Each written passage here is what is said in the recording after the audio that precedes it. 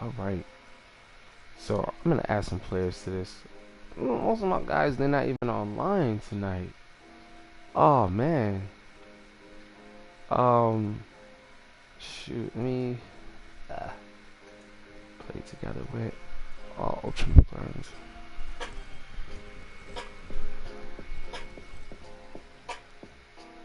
Let's see, friends, customs list, but I know that customs list, but still. What am I doing? Let me check this out. So, oh no. I'm gonna add players.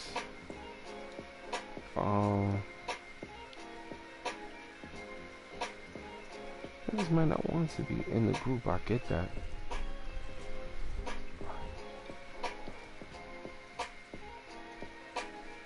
Let's see, who else is playing?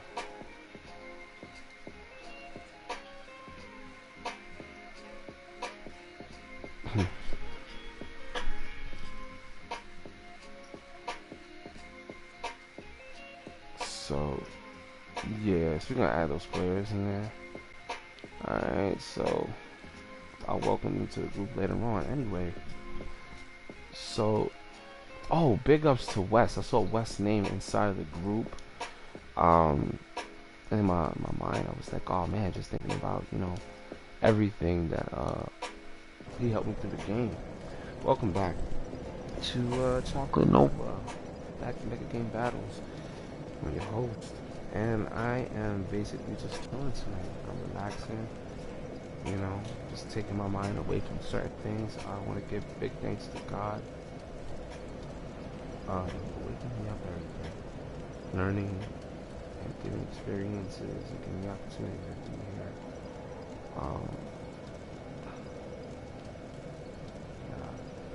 Show my, I want to show how much I really appreciate the experience, you know, and I should start showing it more often rather than when I'm about to actually do podcast recording.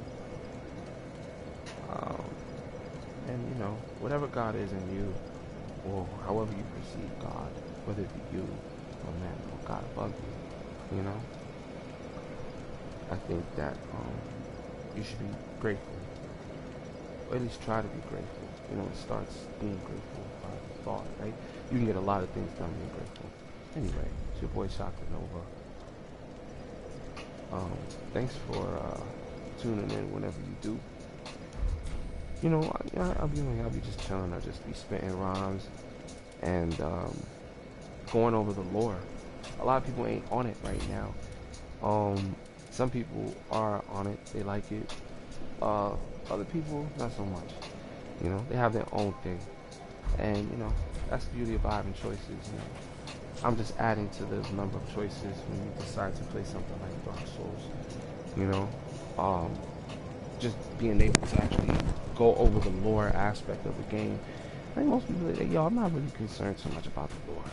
People might feel, they might think, like, yeah, all right, you're not interested in the lore, but you love the game that it wraps around, because this could be any other type of game, such as Bloodborne, or, I don't know, Sekiro, I don't know, whatever game that you're playing, you know.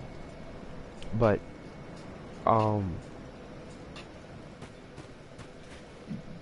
it's still a, you know, to me, some people want to know, hey, what am I playing? Like, what is this game about? You know? What else, you know, like, you don't want to apply this type of concept to life and say, oh man, what if, nah, not like that, right?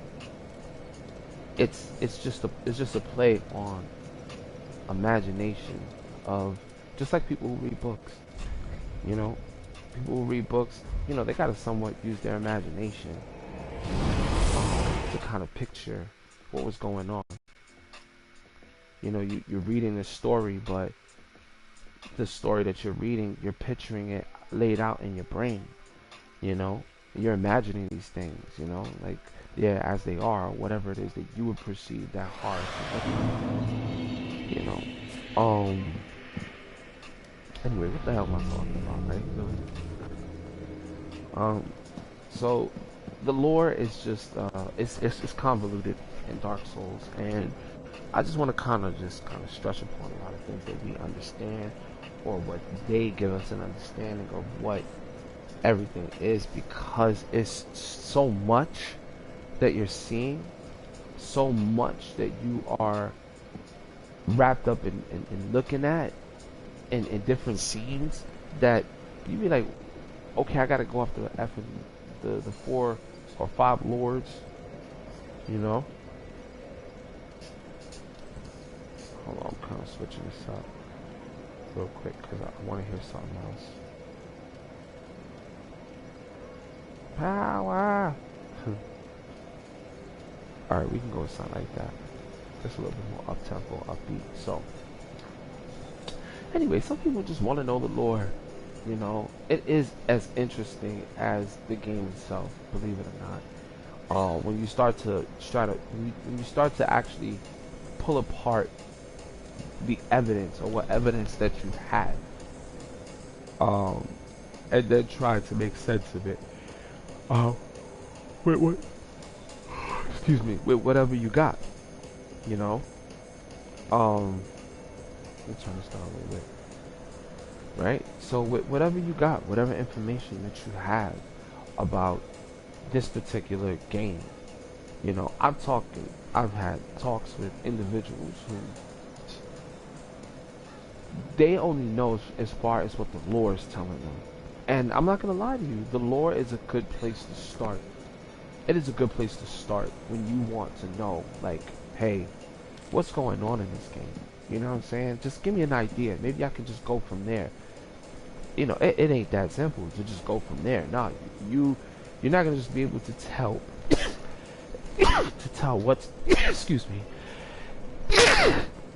to tell what's going on in this game just by going from scene to scene. Oh no. That's with Dark Souls. That's with Dark Souls. You know? You're like, what, you know, you have to listen, well, you have to read the item info. You have to pay attention to where you picked up that particular thing at. You have to question almost everything. Any little thing that you could possibly come across, question it. And be like, why is this here? And what is its purpose here? Then the investigation goes even further, you know, because then you're like, okay, so why is this over here, and why is this significant? And then that brings you down a whole other rabbit hole. And you're gonna learn as you know what I'm saying, as you continue to watch me play this game, and you continue to just listen to what I gotta say, because I guarantee you what I have to tell you, and how I'm putting things together, it helps to paint a picture. And I'm not doing, you know, enormous homework on this type of thing. It's alright, so they were nice enough to say hi. Yeah, so that's cool. So this guy is, let's just switch up the weapon real quick. I do apologize. I have to jump right in, and then I'm gonna continue to talk about the lore. But right now, as you can see, we need a good look at the squad and see how they fend against one of my favorite enemies of the game so far. It's a great.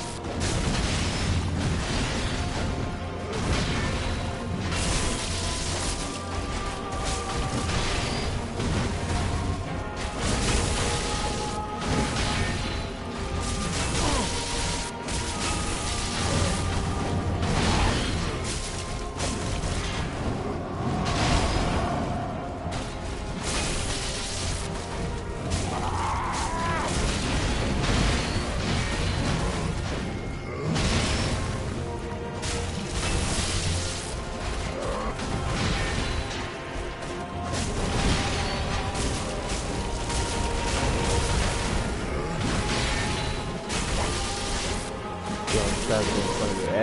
Every chance he gets, he tries to get in front of it.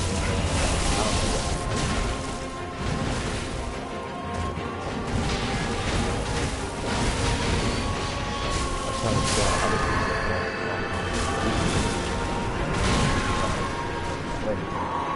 Other people energy goes taken away from you since he's all up in my front. That's why it's not always good to jump right in the middle of the stuff. You end up getting popped. Damn. What do I do? I just got hurt.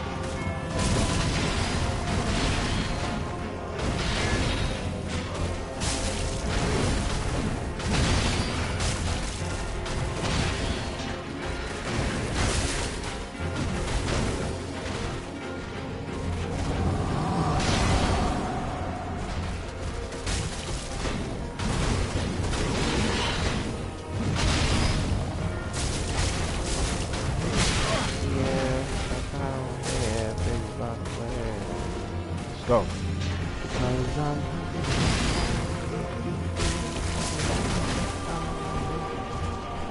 gotta be happy.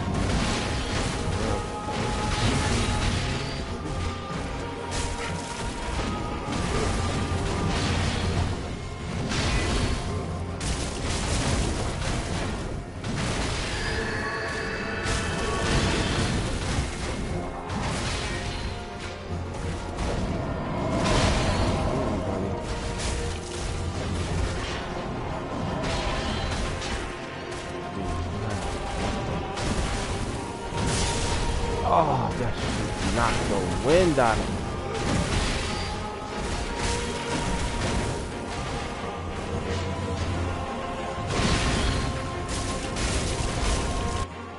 Doing that shit with no energy. If you feel like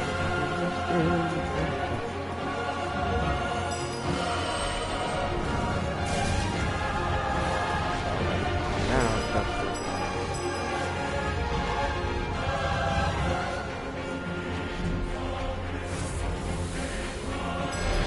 probably wondering, why did you do that? Oh yeah, I am. Right? I'm gonna get in the way now. Let's go.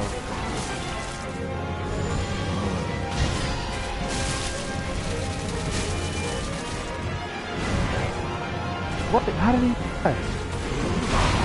Oh my god, you can't leave these motherfuckers alone for 1 second. It's like babies. Oh, he died because I let him fend for himself for a little bit. Like, man, I was dealing with that with no energy, but that's not to show off that we're still trying to learn how to defeat Gale properly. But one thing for sure I do know when it comes down to fighting Gale, I've joined in on a band and it was just 4 of us, and we kind of just was pounding him out, jumping in and jumping out. But it depends on the rhythm and the flow of what's going on, because a lot of cats, they have different methods in how they tend to fight this individual.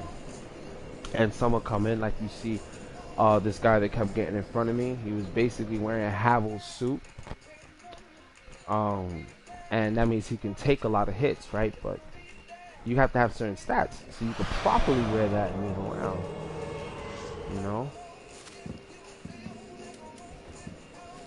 So,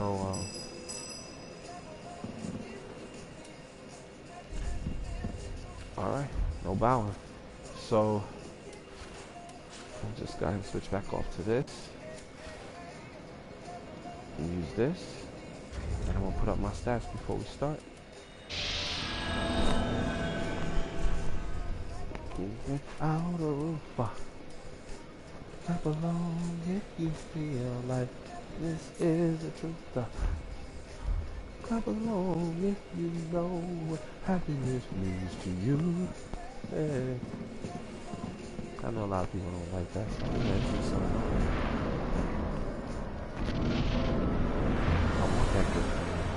I think the Lakers are out for the feeling sometimes. Shout out to Daft Punk. Like that.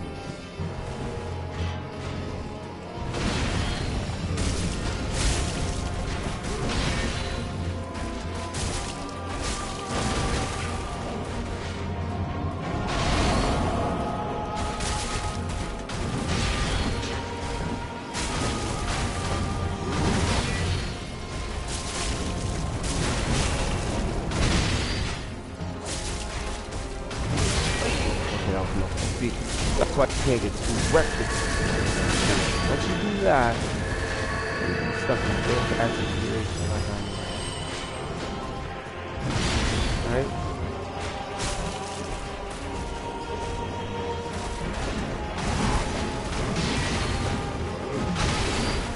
You went right in front of me, this guy, man. What the hell's wrong with him, bro? There was no need for that.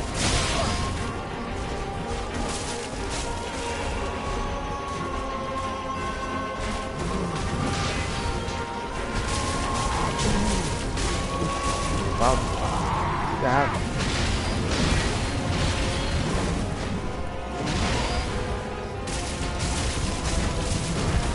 Please.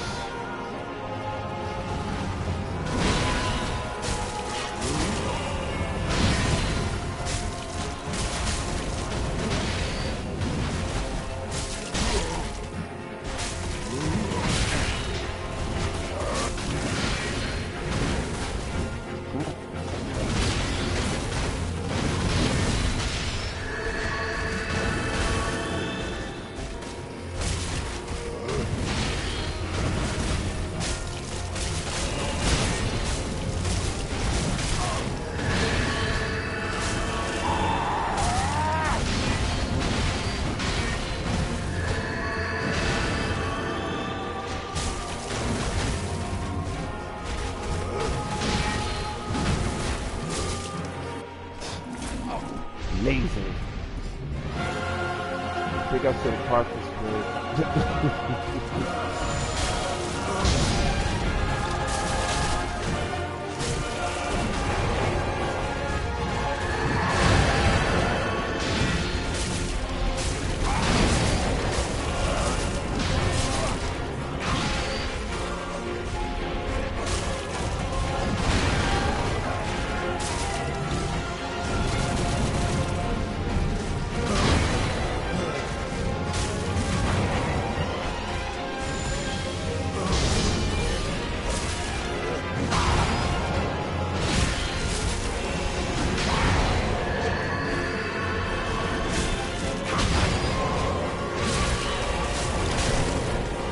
Let's go.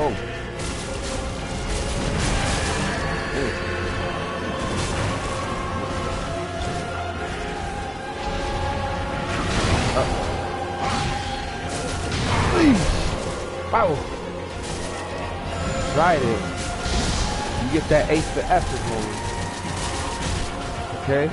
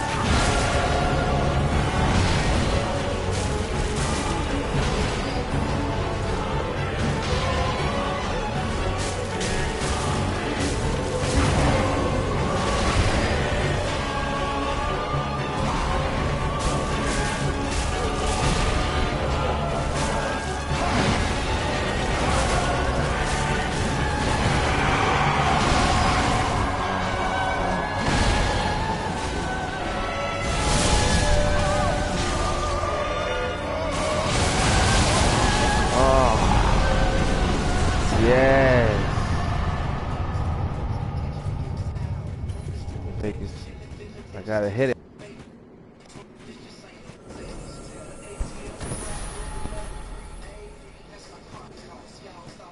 Fall off. You have a ball off. No.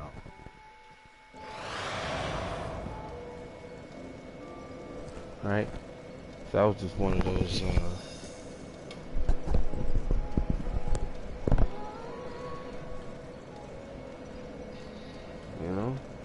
I'm like, what the fuck is this? I don't care about guns.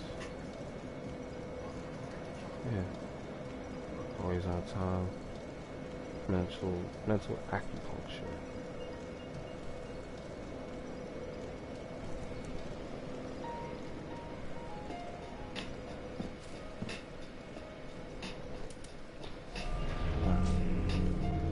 Stop things like that. I always have those types of...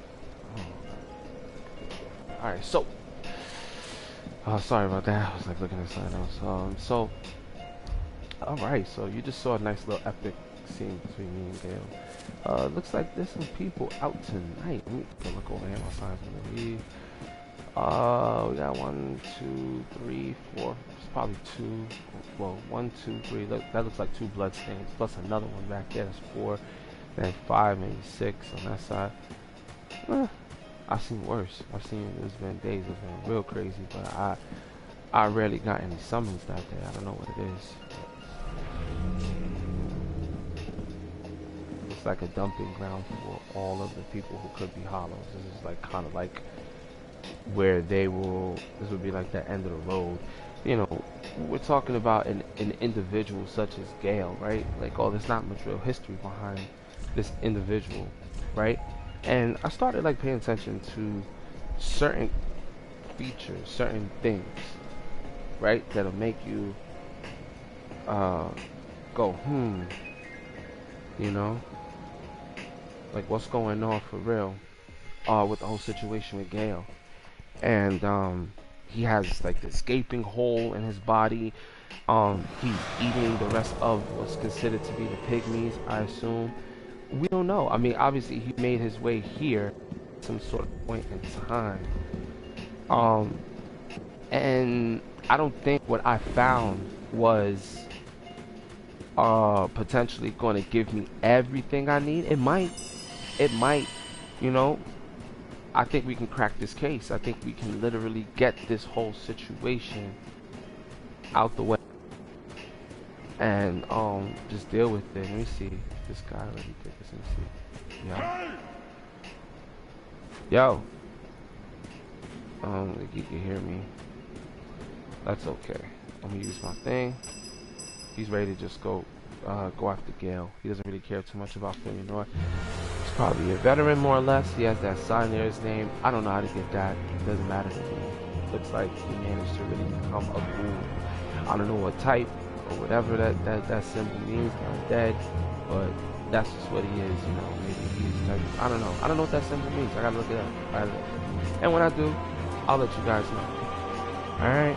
So let's enjoy another fight, and then I'm gonna explain to you. Well, I'm gonna start to talk to you about the whole situation with Gale, and not the whole situation, but we're gonna touch on it because we need to touch on it. We need to talk about it. We need to figure out, you know what I'm saying, what in the heck is going on, and that only comes when we start to make sense of whatever it is that we're dealing with here, you know. Right.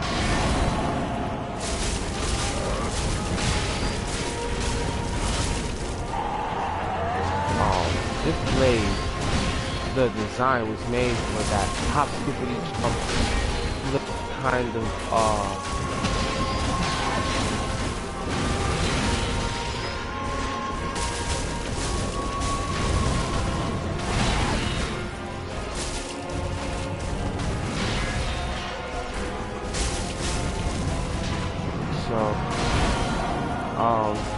it allows you to have that fluidity when you are swinging the blade. Poison. And that thing is conscious. It's really agile.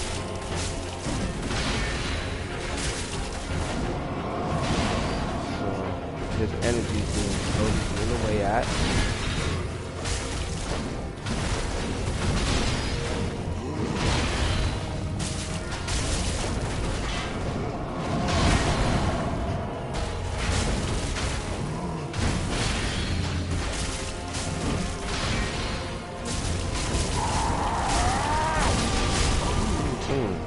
I was gonna do it. I was gonna dance with him, and that's kind of hard to do. When you start swinging that thing, your accuracy needs to be perfect. I'm not trouble. But I wouldn't say that it's not possible to miss those things all in one spot. Got him. So, oh shit! Wait a minute.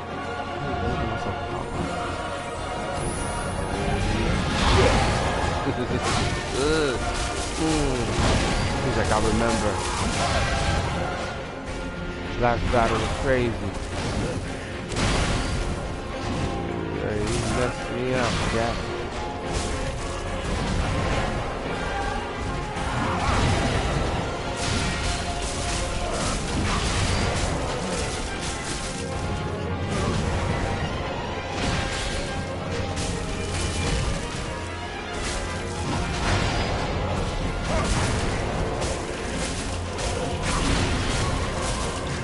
It's easy to do all that swing shit when somebody else is already taking the freaking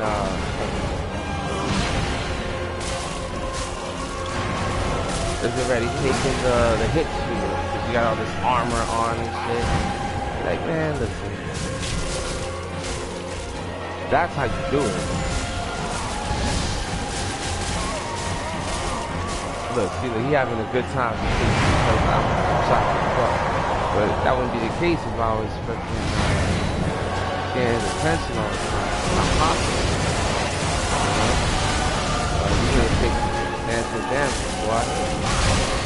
See that? You see that? It's always beneficial to use shield. I tell you, it is a great efficiency to have in fight, and that's all you really care about. Just going head to head, kind of your goal is kind of look hit. That's definitely not a problem. Just hit myself a little bit. And like it didn't last long, see what I'm saying? And he was getting all these extra hits in with these small blades, but I mean, come on, man. We want to get his energy down. You need a stronger weapon than what you're using. I'm sitting here listening to Maxwell because I couldn't change the game. You know, when it's time to heal, you need to know the person that you're fighting with is strong enough to actually take him on as well. And he can't take him on by himself, and I can see that. So, and you know, that's not a problem. We all got to learn the game, right? We all have to learn how the game is played, in a way. So in this case, you know, they're gonna learn. Anyway, so the fight with Gale. All right, let's get into it. Let's talk about it a little bit. Not the fight with Gale. Let's talk about Gale. Oh, I got something. But you know, I want to bring up these little points, which I don't think I'm gonna be able to stretch out on. But it's gonna be basically dealing with the descriptions, and we're gonna take it from there because we're just having fun with the idea. That's what we're doing, and we're trying to see if maybe this leads to something. You know. He says, what? You should say same thing. Alright, see, he just goes right in. It's like, you don't know if I gotta set up for something. Sometimes people die before I even get in. Now, I'm gonna stop worrying about that. You know? I'm gonna just run in and do my thing. Matter of fact, you can just swallow me. See, now that's a move I really want to start getting into. But I don't want to do that because that's a move that you use when, you know, you got ample time to kind of do a completion to it. You know, just doing half rounds of it, you gotta be ready to do that ability when the thing comes. You know what? Maybe we could try it on this master. Let's see where it gets us. We'll practice it a little bit too. Right? So I know I can get like 1, 2, 3 before he really starts to swing, right? He is really swing, right? Ooh, shit! That stuff around and pop me right in my kneecap. I'm not happy right now. But we'll be okay. We'll definitely be okay. This is a truly to use this stuff professional, you know, professional. You know, you want to use hired, you know, and this is a one-hand weapon. It was made to flow like water. It just doesn't.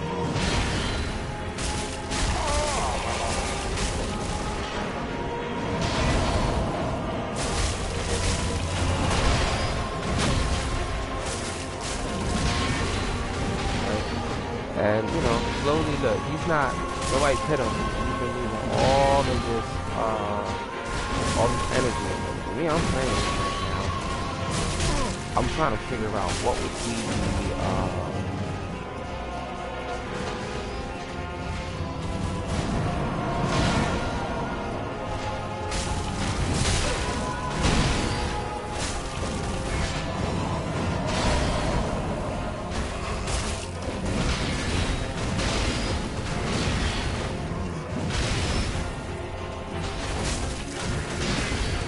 and you see, for that move to be complete, it takes the, you know, but I want to see how it does. Does it hit him multiple times? That means I can get a decent hit on.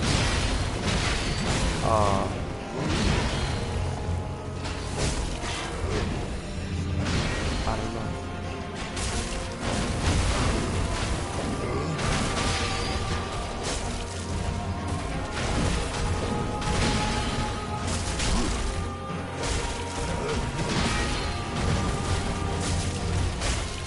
Oof, he was about to off my leg. You know, but yeah. So we good. So now we switch back to the floor. Let's get back to the magic. Put on the magic.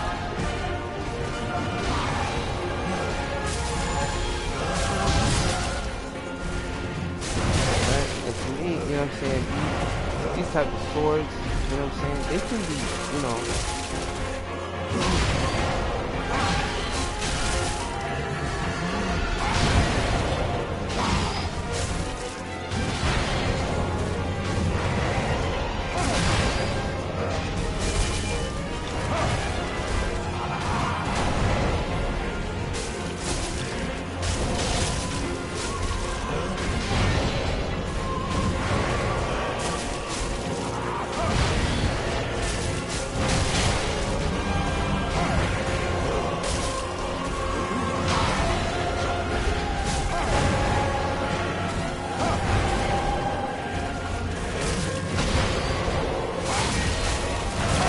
that's how you get them multiple times, my man. Okay.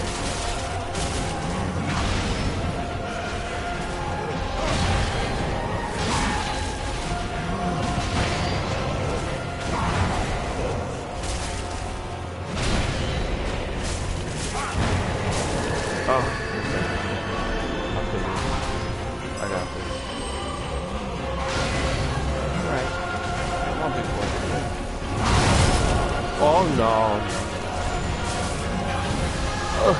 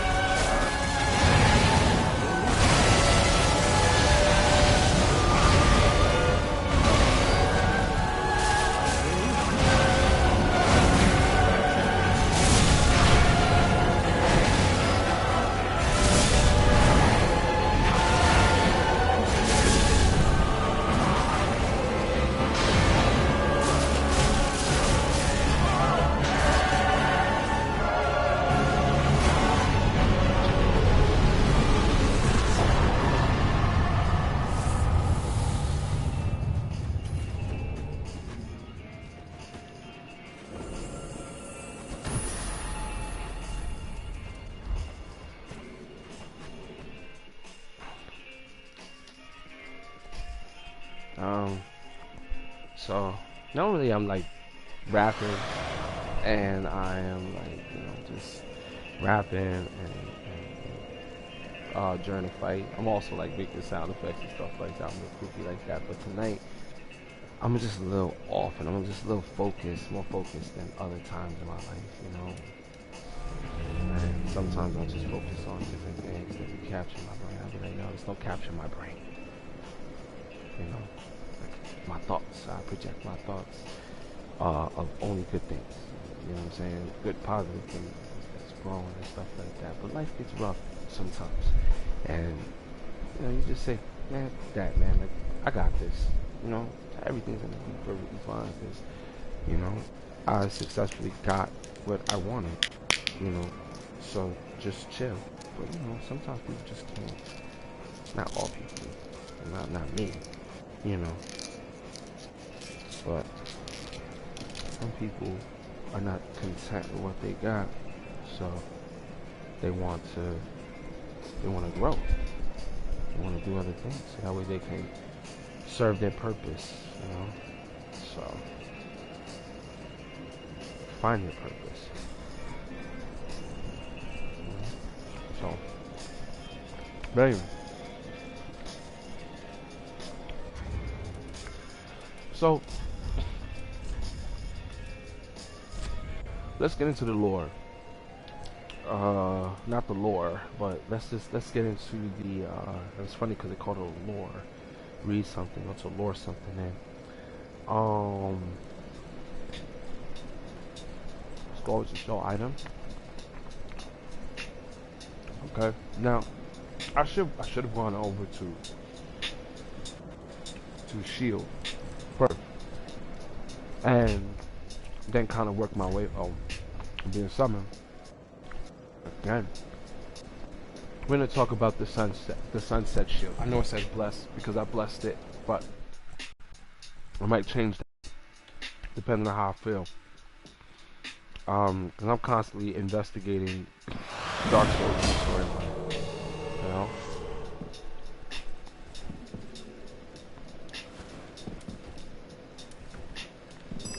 I'm gonna put this bell right in your motherfucking face, nigga.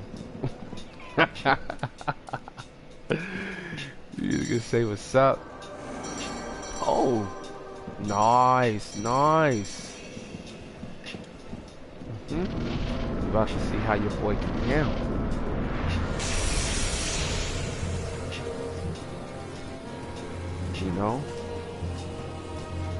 And this sword that I created. Okay, I want to say, all right, I'm only hitting over 270. Okay.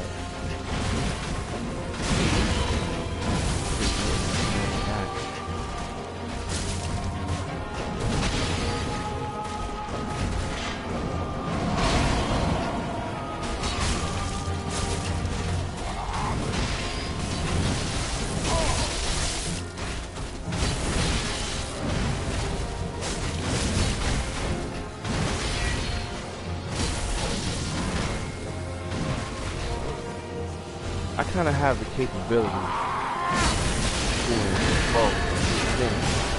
See that? And again, like I was saying earlier, you definitely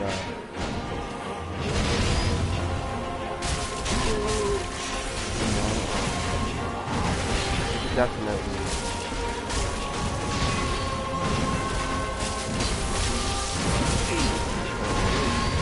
lose track and lose your footing, you got shot.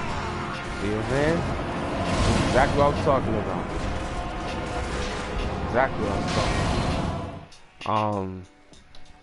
talking about. When he's in that combo and you get caught up,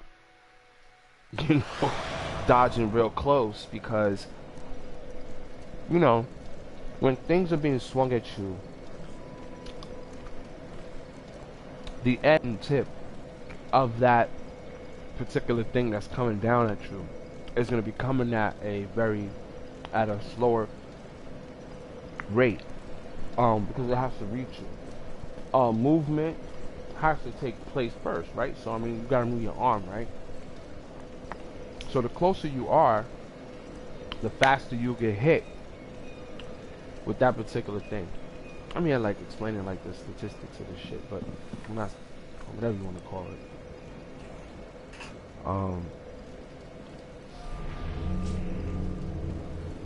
So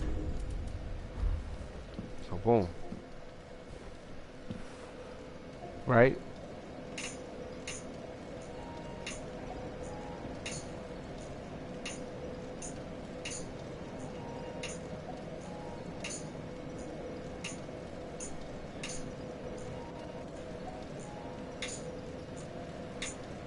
So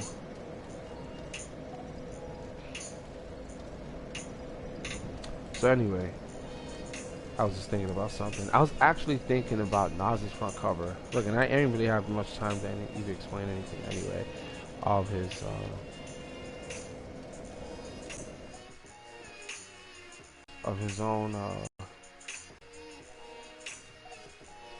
I guess, the divorce situation. So he was on the front cover with that.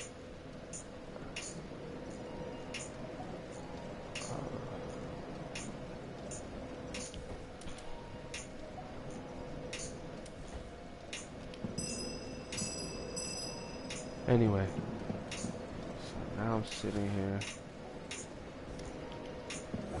I don't know if he's still looking for additional help. Don't really need it, really, to be honest with you. But he's more than welcome to the help if he wants to get it. So,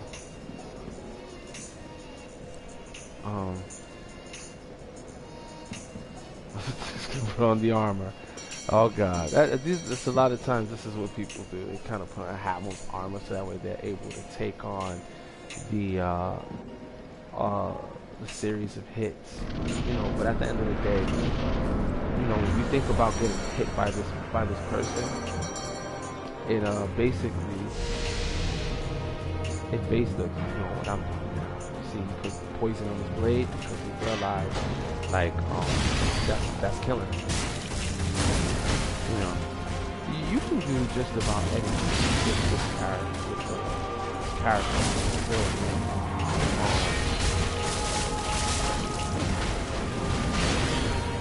You really can. And as you can see now, he has a straight blade. So he noticed that's what I was working with. That's easy.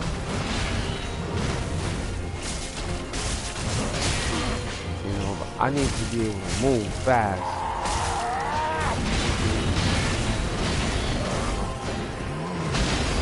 Now, mind you, the only reason why that looked good the way it was is because, again, we're talking about the space arrangement. The furthest away, I am away from him, it's more than likely where I can move. That sucks.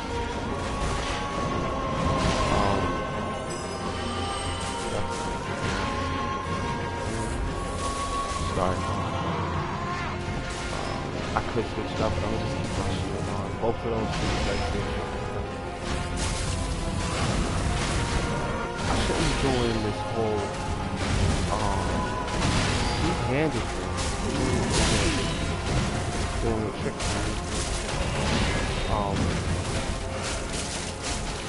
But he still does the same swivel, and it might be better that way in some regards.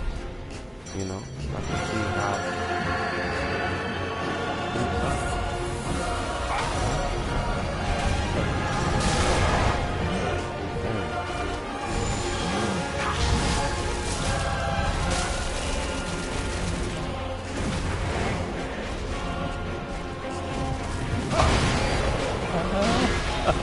Sorry. Oh, I didn't know he got laced in the corner. He was like, and he's like, you got all that armor on. What's going on? It should be protecting you. But I didn't think he was gonna die from the shootout, from all that shit. So it's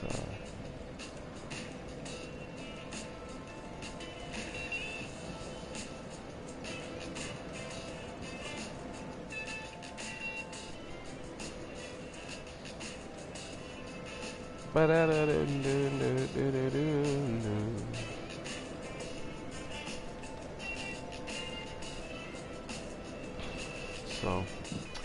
anyway, so before I get summoned again, first I'm gonna change out this stupid ring, cause it's really not doing nothing for me. This definitely helps. I'm not gonna tell you guys a lie. I'll tell you just like it is. It helps in terms when I want to switch out my blade, which I haven't really been doing lately. I've been trying to try out this weapon and see how it feels when I finesse it. When I do more of those turn slashes, because this weapon goes really good with rolling techniques. You know, if you want to, you know, like do quick recovery type of cut. That's what this blade is basically allowing you to do because of how it flows. It allows for dance with the sword. There is a small turn back to it, so it's like, that weapon is, hold on, boost sorceries. No, I'm not doing sorceries. I'm not even doing like, well, I could boost, maybe I could boost miracles and then my weapons are hit harder. Maybe, right? Let's try it. Anyway, so, going back to what I was saying initially, let's go to the head. And then from there,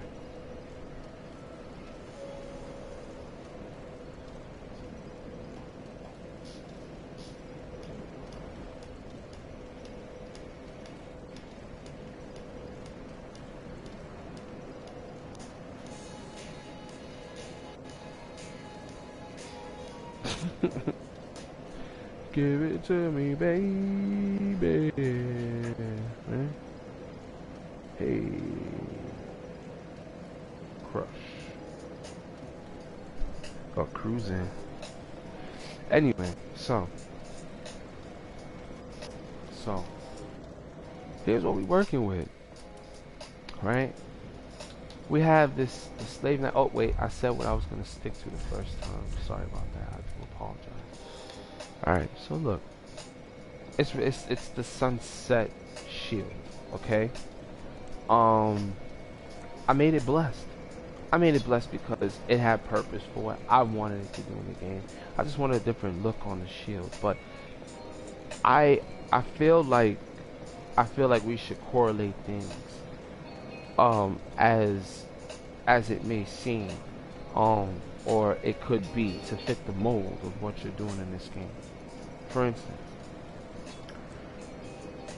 if I was to put Dark Sunset shield or done a dark gem to this thing, not deep, a dark gem, okay?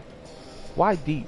I mean, why dark? Because deep doesn't go with it unless you're talking about a feeling or something of that sort that you're trying to get the person to dig deep into it. And it's not really anything to dig deep into the name, to dig the whole background of why this particular object connects to 3 different people in the Dark Souls series. And I want to be able to just kind of expound upon that and just have a talk with you guys and just talk about it, because I'll be writing down notes, you know, and it's like, why take this so serious? I'm not taking it so serious. It's like, I enjoy the game, I play the game, and I like the game, and whenever I do play it, and I'm sitting around waiting for somebody to summon me in like they just did right now because they need help, I might as well. I think this is the time where you want to do the history and figure out the game and then play it over the way you want to play it over, so you can make sense of things in the game, you know, as you go along. You know, like, this is here because of that, this is here for that, and everything just seems to make sense. I'm like, why are we playing games that we why are we playing games that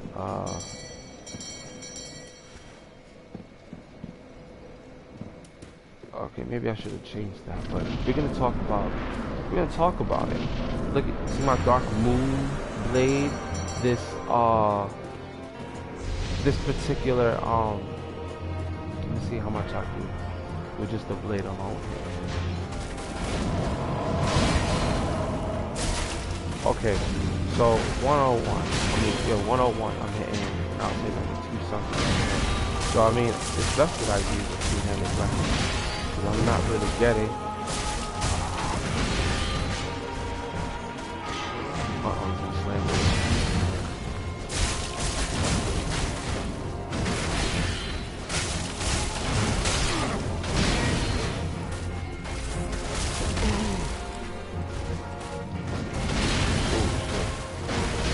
Trying to change the music and stuff.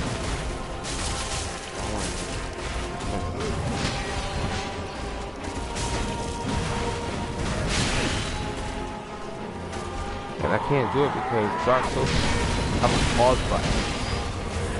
Like one of the kickbacks to playing online. But ain't no pausing. Even when you play by yourself. You know what I'm saying?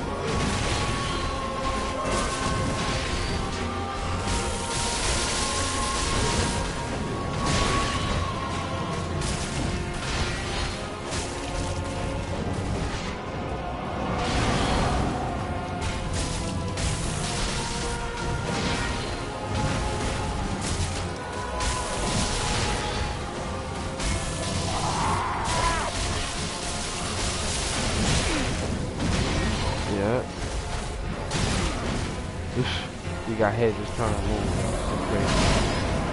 Hold on, man. You're killing me right now, man. I'm trying to fight Gale, damn it. I'm trying to break up a little bit. What the fuck is this?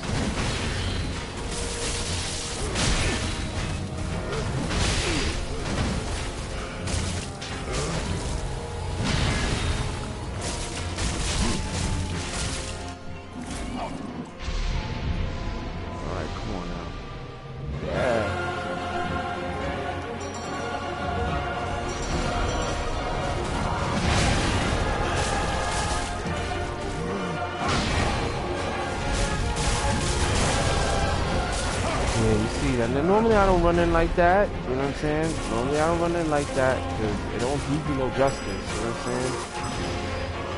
I kill myself.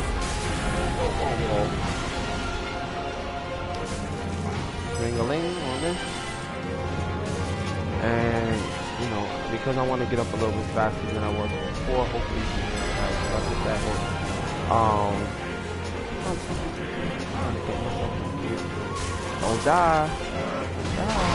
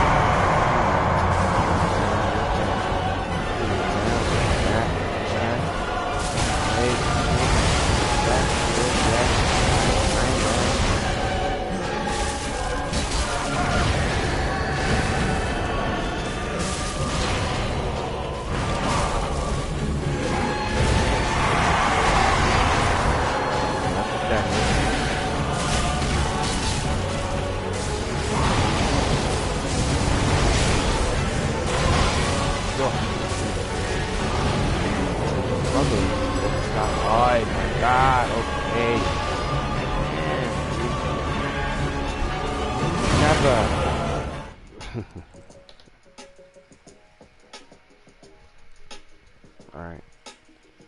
So we're gonna go back and help this poor schmuck. We're gonna deal with some stuff, man. So let me go ahead and put this down. Right. He wrote a message over here in the thing. What'd he say? Try stealth. Whatever. Man, I don't think that was him. Stealth. Right. Anyway, the connection with that shield is to 3 players in the game. And they're not all in the same Dark Souls game, but they are in the Dark Souls series, and it's just 2 other people that are closely related to that shield. and I'm gonna go over that with you guys. Oh, actually, I have a piece of paper, right? The Sunset Shield has its connection to Slave Knight Hood Gale, because you summon him at a particular fight with the demons. You also can summon him in the church. I'm not sure if you can summon him anywhere else per se. Um, I'm basically. Hold on, let me see something. Okay. Wait. Hold on, right then. Go ahead. Do your thing, boy. Got nothing but love for you. Alright. So here he comes.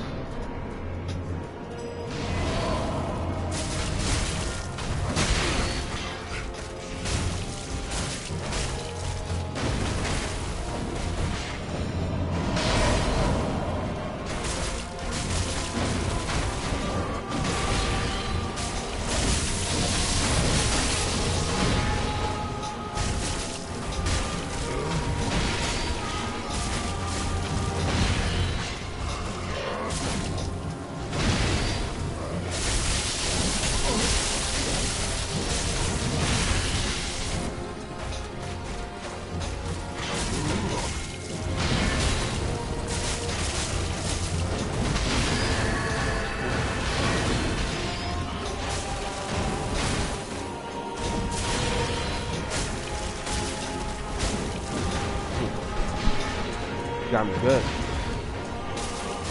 Real good. Real good. All good. And energy back.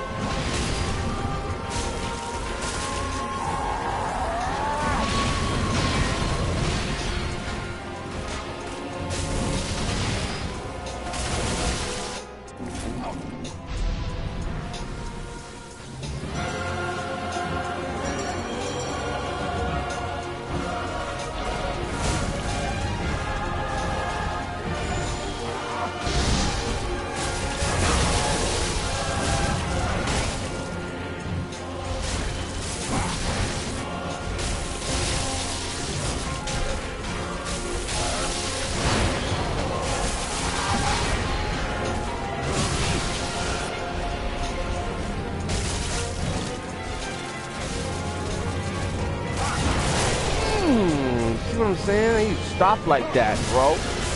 How you stop like that, man? And just, yo, it's like perfect timing. Perfect timing, yo. Oh, disgusting. Get my energy up. I think it's time to go see that. Yep. Time.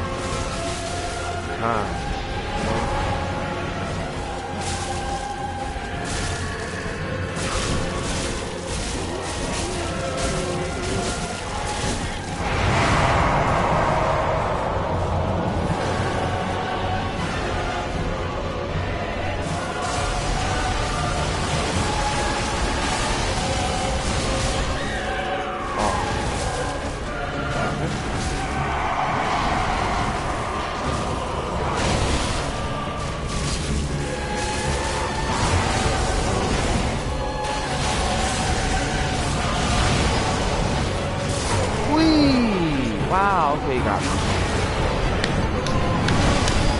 Wow, son. I did not expect him to do that last move right there. Look at that. Now, I got hit with one hit and I was out of the freaking thing. Okay, that one hit. Now, that would have became 2 hits if I would have enabled that thing again. I just didn't think I lost the status. I lost the status and then I ended up dying for real. I should have casted it again and I didn't. I thought I already had it. That would have given me a chance to at least come back, take that one hit, and then heal. So, yeah. Anyway, so let's go back over here to this thing called the Sunset Shield. Okay, so now we're back. Okay, now you say to yourself, well, what's the difference? Like, why is that the case? Like, you know, well, there's 3 different people. There's Lucatiel of Mirror and Holy Knight Hodrick. Um, and these two individuals, you know, have, to me, they have their humble beginnings. Hold on, let me see something real quick. Give me 1 second. And let me fix myself real quick, because I did fuck up. But I got this. I know I got this.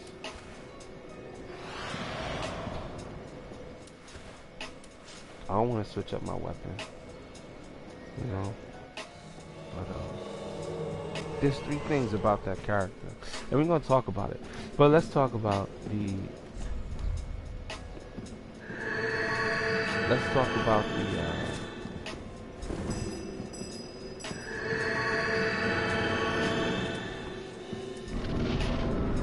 Oh, you ain't blessing nobody? I bet. I thought you were gonna bless the motherfuckers. All right, that's what I'm talking about. Shit, what the fuck is up?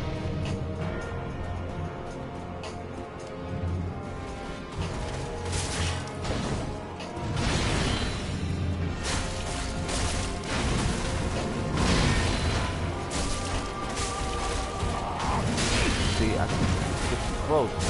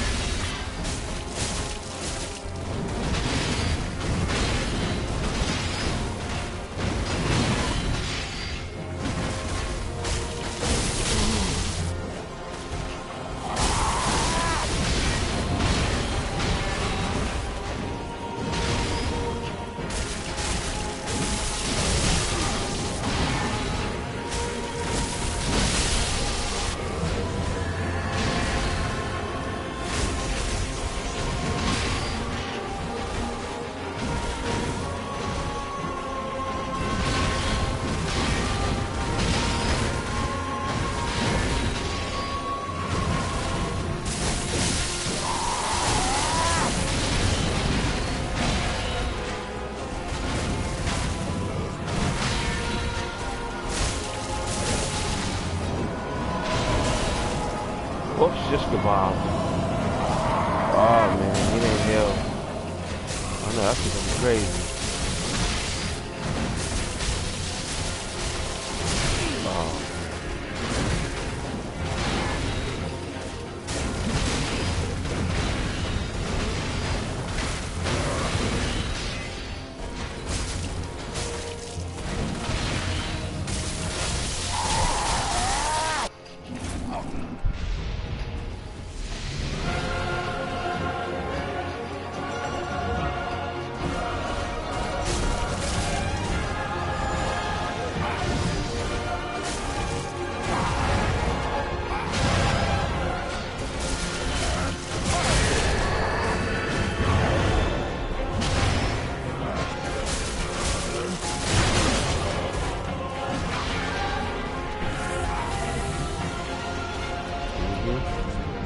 Naturally, I gotta do this, right?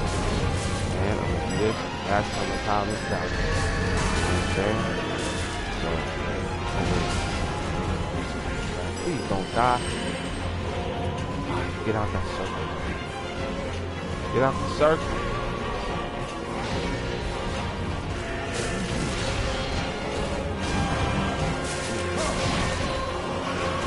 No.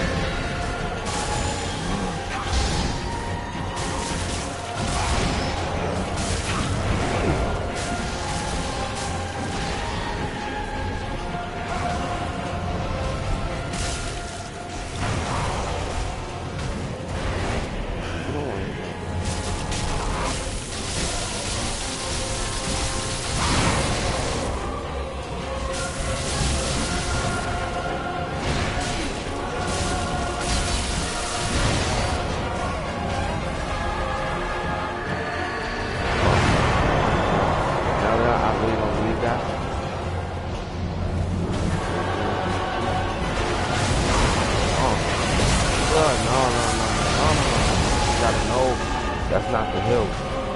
That is not the hill. Not the hill that you want to be on one trip.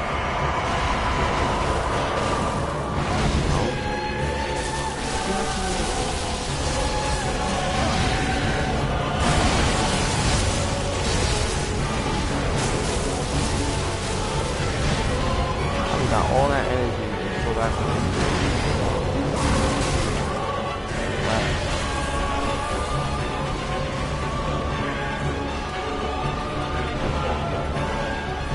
got enough left.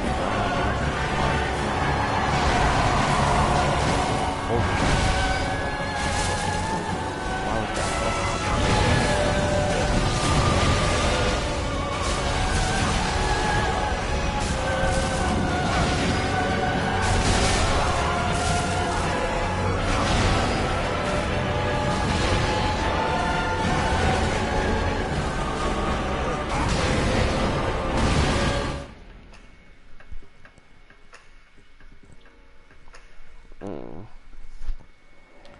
Sometimes when they want to get in, they get hyped in the fight. They're like, yeah, I want to beat him. I want to beat him. Go ahead.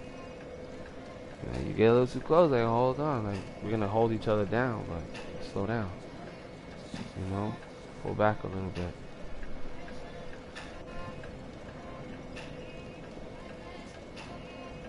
And we still trying to swing at him and go at him and stuff like that. It's like, alright. So, in this case, alright, so let's go back over here for a second. Right? We'll go ahead and change that.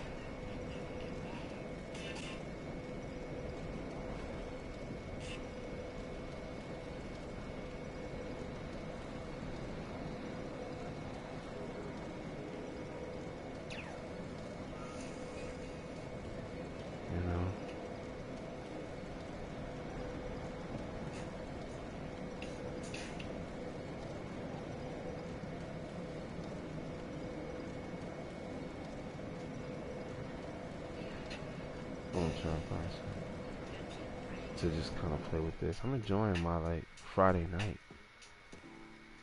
I didn't really get to explain shit. I'm here choosing music and shit. For the moment. So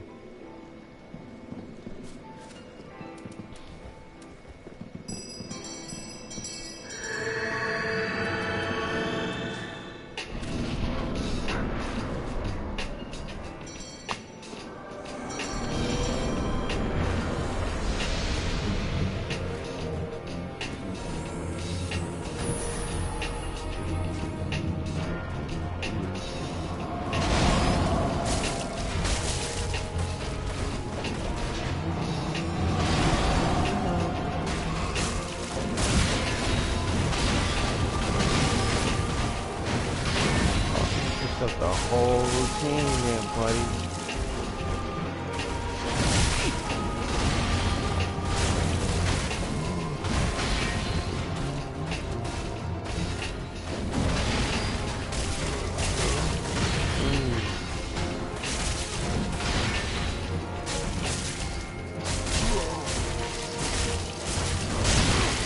Ay.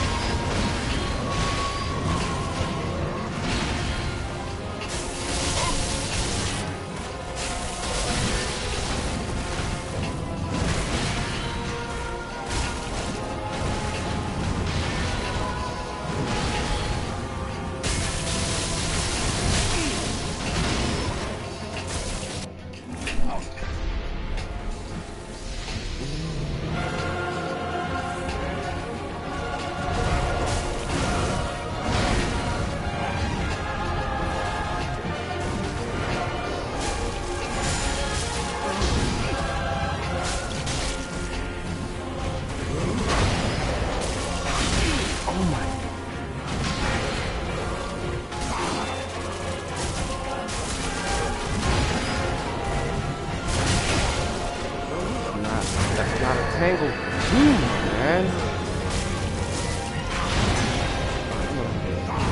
Do you think, man? Oh, I be worried too much about it. It's not getting hit. I'm gonna have to get this whole.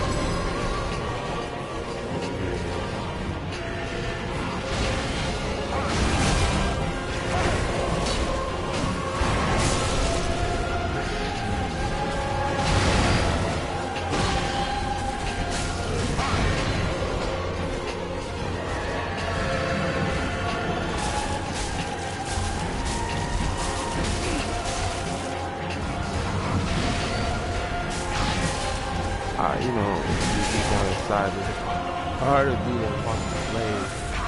This lair. So the reason why I'm dying like this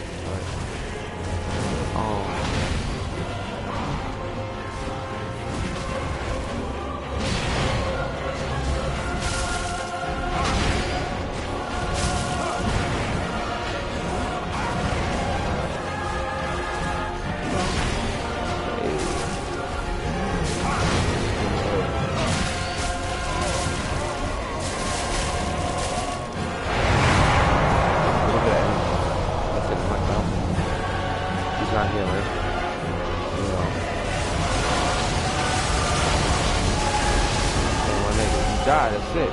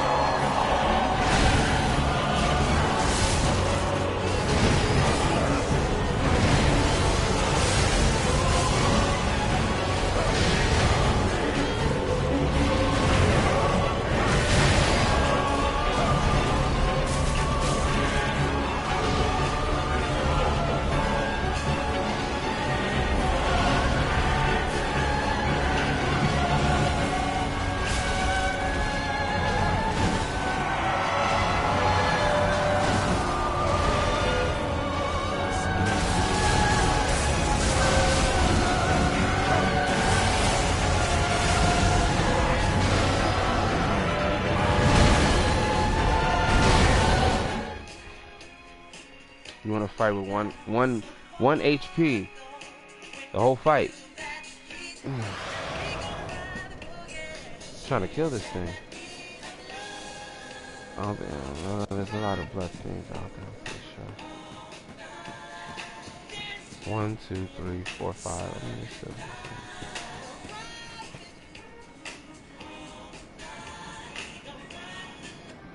here I am listening to freaking. I think that's the music that probably threw me off. I'm looking for any excuse. Not really. No. I like the way that beat is though. I don't know if I'll play it.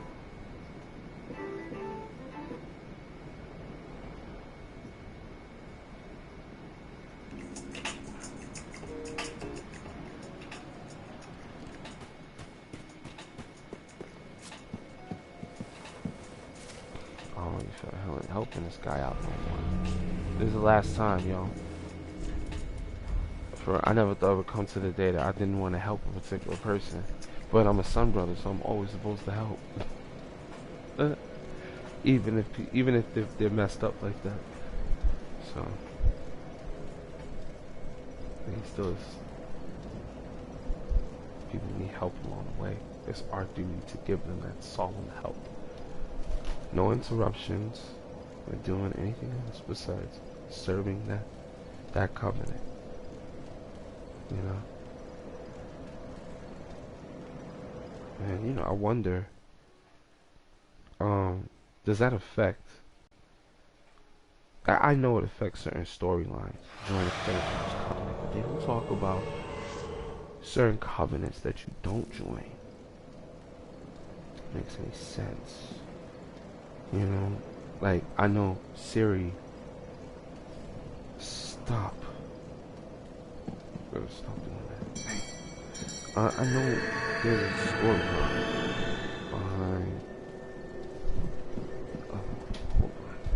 I think I got something. I was trying to freaking. Oh, there we go.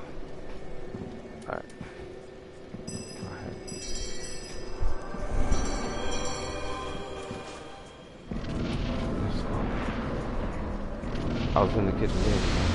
Eat. You know, just when we go down and buy Oreos in the house, like, I don't really want Oreos. That shit is damaging.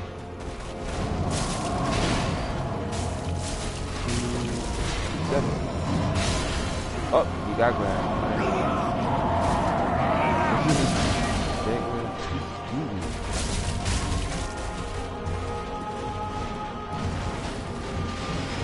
Man, I'm trying to do it.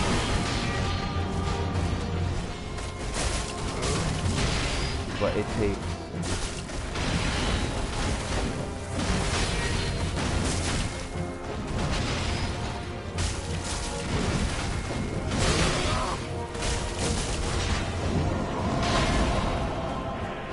wow.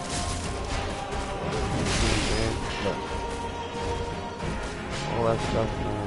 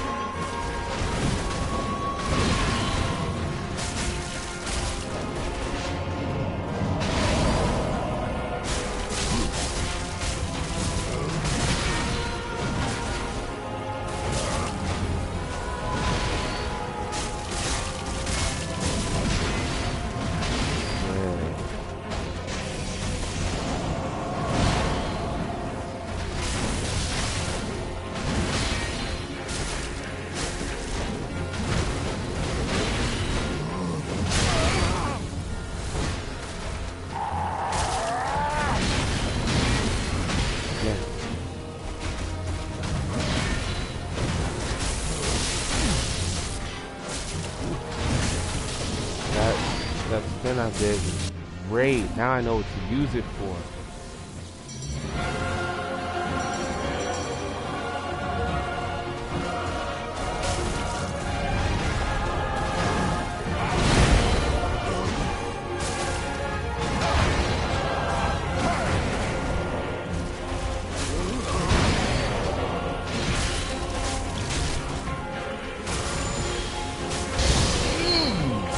That was my fault. Oh, that was my fault. Real bad, real bad, real bad. I think that this guy kind of came in the fight. I don't know why he came out fine. I think it just threw off my whole vibe. My whole vibe. I ended up getting hit. As soon as he came in, I had a good vibe going. Oh, man. Wow. That's not mattering. Look, and then here's a dime.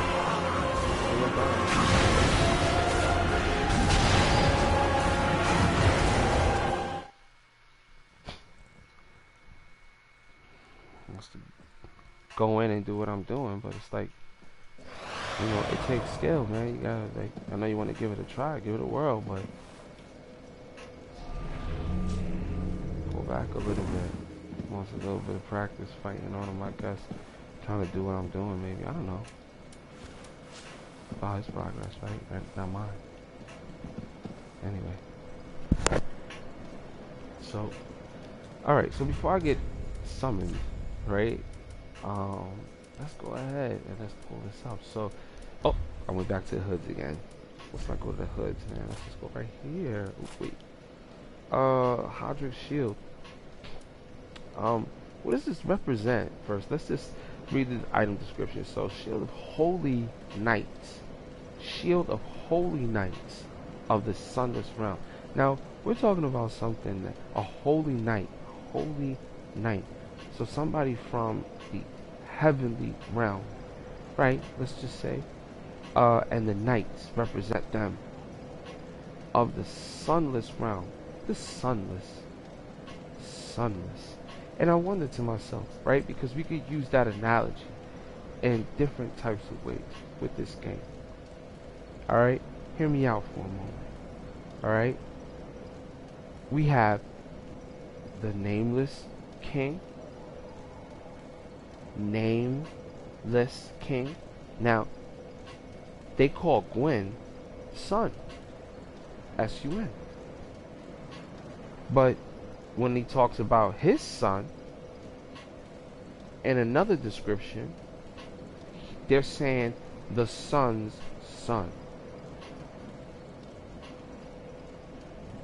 What do I mean? Right? Because that sounds like stupid, right? Like, what am I trying to say? You know, so maybe just before we can actually go, let's see if we can pull it up. Miracles are chosen by the Sunlight Covenant. We're going to get back into it right now. So it's kind of hard whenever I am actually being summoned to actually jump into fights, but at least you guys get to see it, an epic fight go down in Dark Souls, you know. And this kind of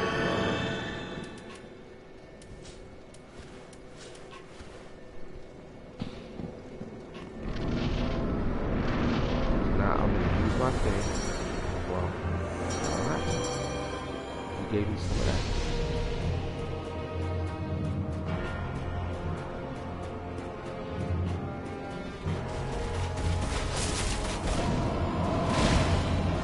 Right. Even though I hit him, he's still for some reason aggravated to the original player, which is fair, you know. You know, the good part is that, you know, you swing this sword almost like it's a freaking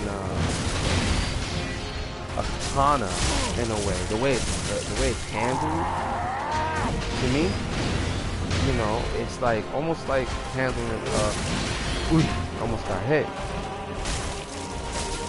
And it's like, you know,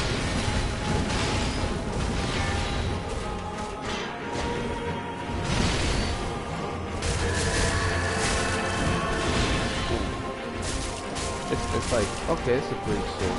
It is. They just have to become. Well,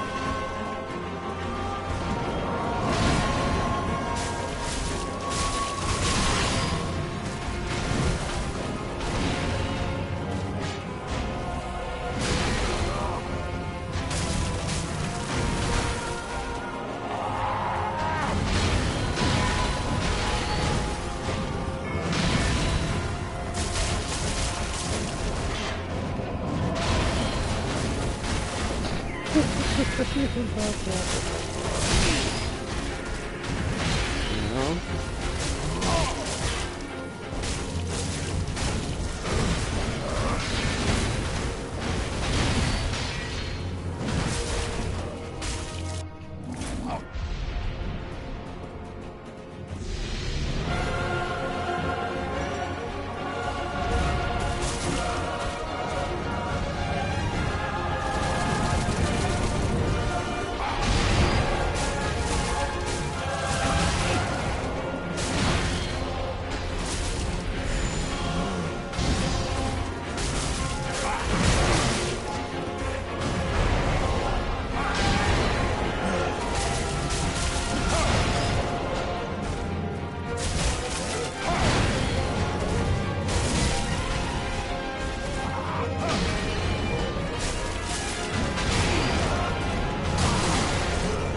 With him?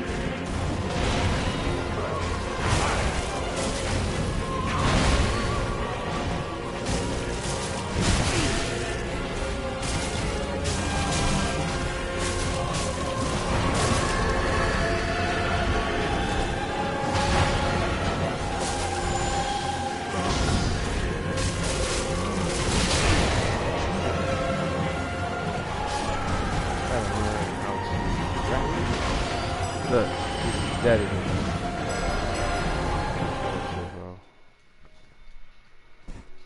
I don't really want to be locked into constantly trying to help some. This I feel like a bot. Just dying at these parts. Like, come on now. I don't know. Anywho, like, what else can I use? Now I'm already using one particular type of weapon. It boosts my strength, and it also boosts my attack damage, and it also allows you to heal at the same time. This is great if you can cast it on 3 different things. Uh, it's gonna get you.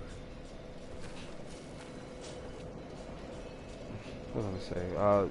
Anyway, if you're casting that on your weapon, it's good to cast it alone for yourself, because for some reason or another, even though you bless the weapon, it doesn't show that you are now being blessed.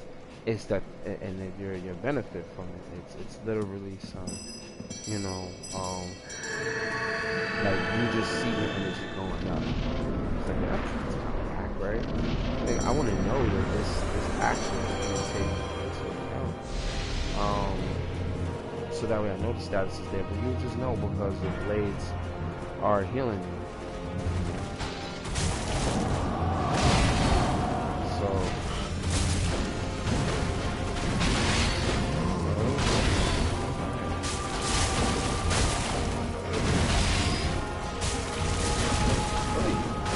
I'm trying to hit him hard now. Let's see if the hard one. That's that instead. See what we got.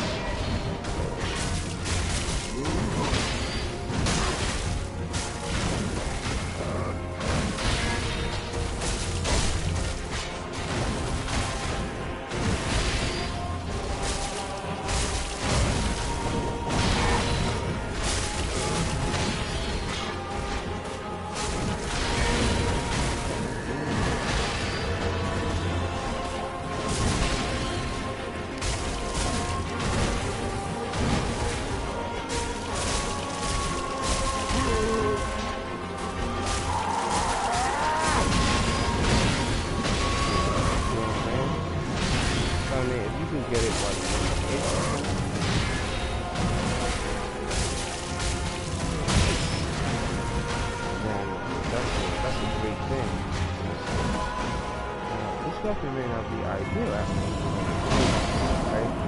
So what you want to do? You want to do something magic damage, or do you want to start doing double? I think that's kind of double. I know that's great for the damage.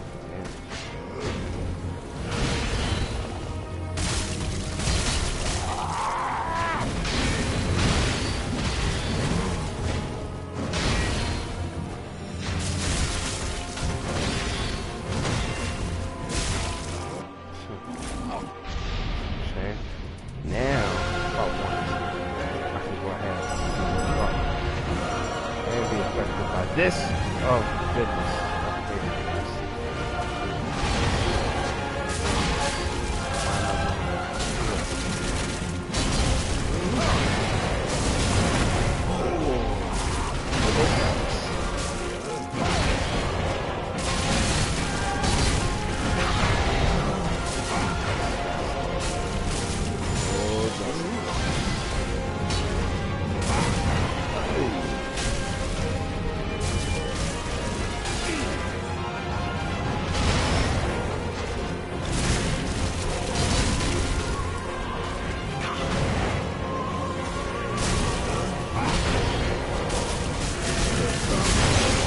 Now, if I would have rolled and not hit the attack, I would have been in a much better place right now.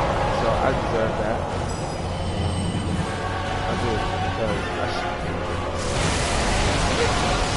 you know, I got my weapon over early about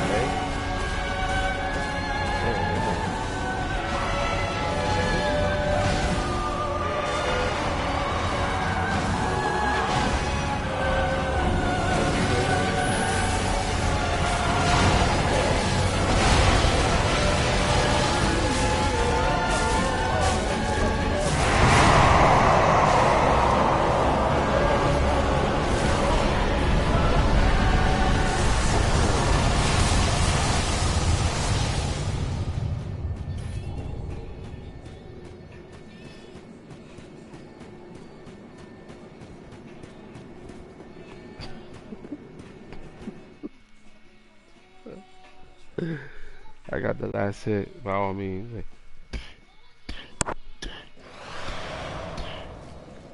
grab that motherfucker. That mother lover. Oh my god. This fucking thing is crazy.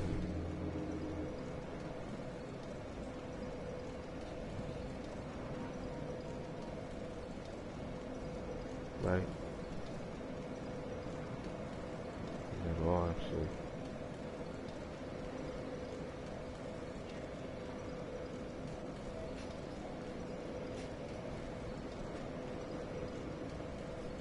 I don't know. This looks like it's a good song. I'm not familiar with it. No, we're not definitely making it clap.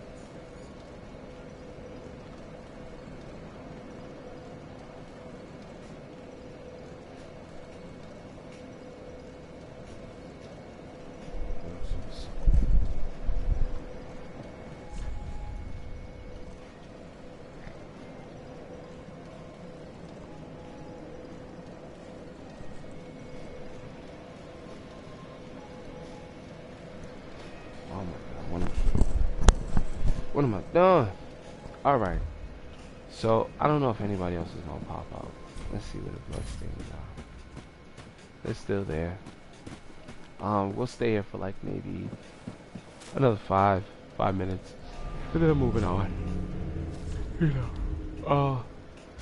So we're getting into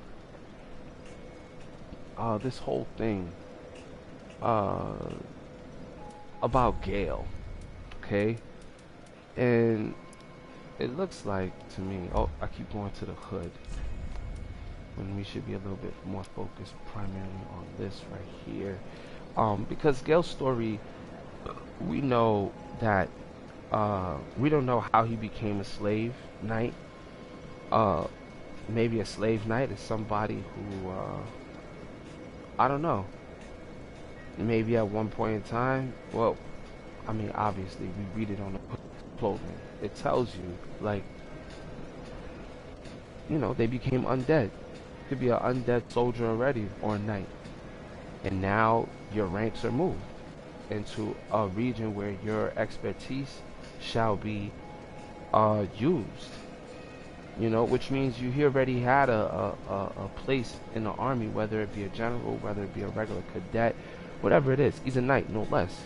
He's a soldier, no less. So the first soldier duties of a person,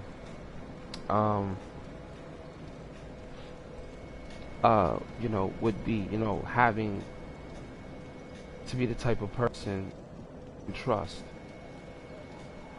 You can, you know, they keep things locked down in their family, you know, in their ways. There's no secrets, there's no this, no this, no that. Um,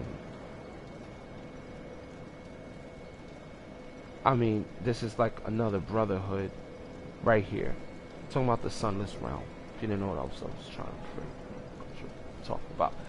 But these holy knights are from the from the sunless realms. I'm like, what's the sunless realms? Of the sunless realms. Now that's a covenant. I mean, obviously it says it.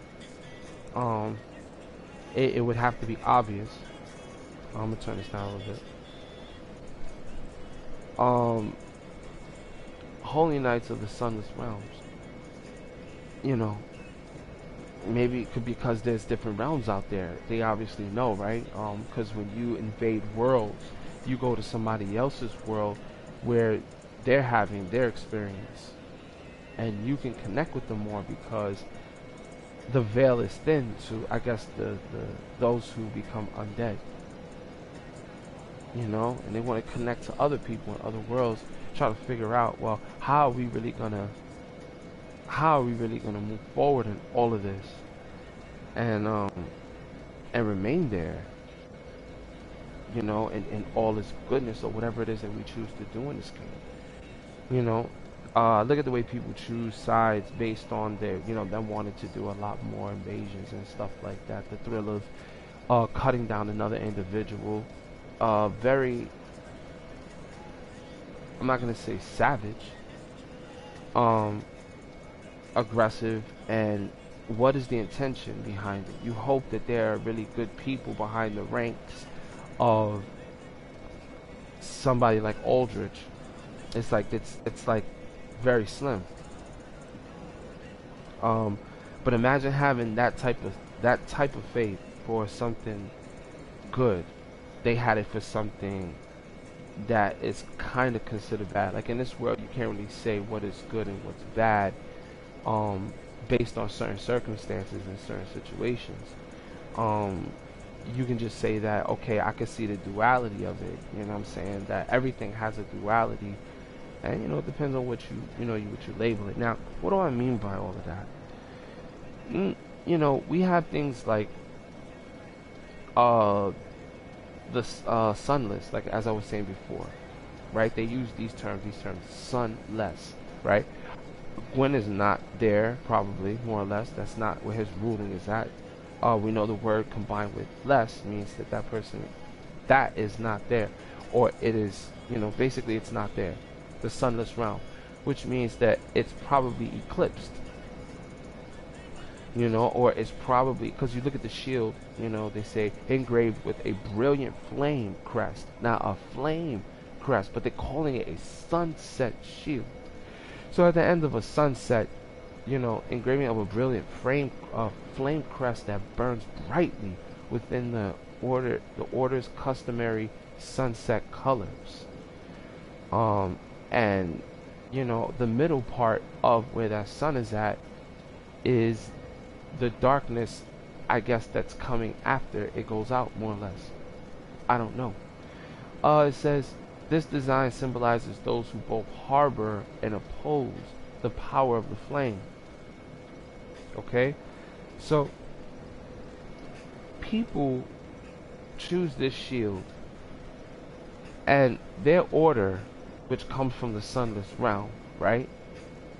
This design symbolizes those who both harbor and oppose the power of the flame. Let's stretch that out a little bit, because we can stretch that out. We can definitely stretch that out. What do they mean by that? Respecting the flame or not respecting the flame. The flame being the one thing that actually caused the problem to go on. See, defeating the dragons was one thing, right? Oh, you defeated the dragons, that's great, right? Okay, what is the counter effect to that? You guys are trying to extend the age of fire. Maybe the dragons were against you guys doing that, because like how did everything pop off in the first place? They make it sound like Gwen just conscious went over there and just decided he's gonna make war with them, with the dragons, when it looks like everybody was kind of living in peace prior to this whole war breaking out, that they were learning to live in peace. The dragons were already up in heaven, or up in the skies, living already. And then here comes Anne Orlando being built on the highest mountain that is close to where the dragons are, and where they do worship in their temple. And they don't like it that these things are there. There's the opposition of magic and sorcerers and clerics. There's a war. Why? Why do I say that? Or was a war back then? When it comes down to this particular thing. Okay, so we're looking at the shield. We're going off the shield situation. Let me see if I can find it. Here it is, right here, I believe. It says. All right, let's see if I can. Is this the one? Yes, here it is. With the birth of the chaos flame, and we're talking about the birth of the chaos flame. And the chaos flame is being lightly spread about, if you will, to prove certain ideals about the storyline of Dark Souls. Okay? Listen, okay? What came first? The chicken or the egg? Right? It had to be the egg. I mean, it had to be the chicken first, because that's the way the egg got created. So, it makes you wonder, though, like, how did this happen like this? And it's like, well, it had to have something that had to have had created first, so that it can actually create more of its own, and then was constructed to do reprocreate in that manner. It didn't make itself, it came into existence through something of a higher power, maybe nature, maybe something else, you know.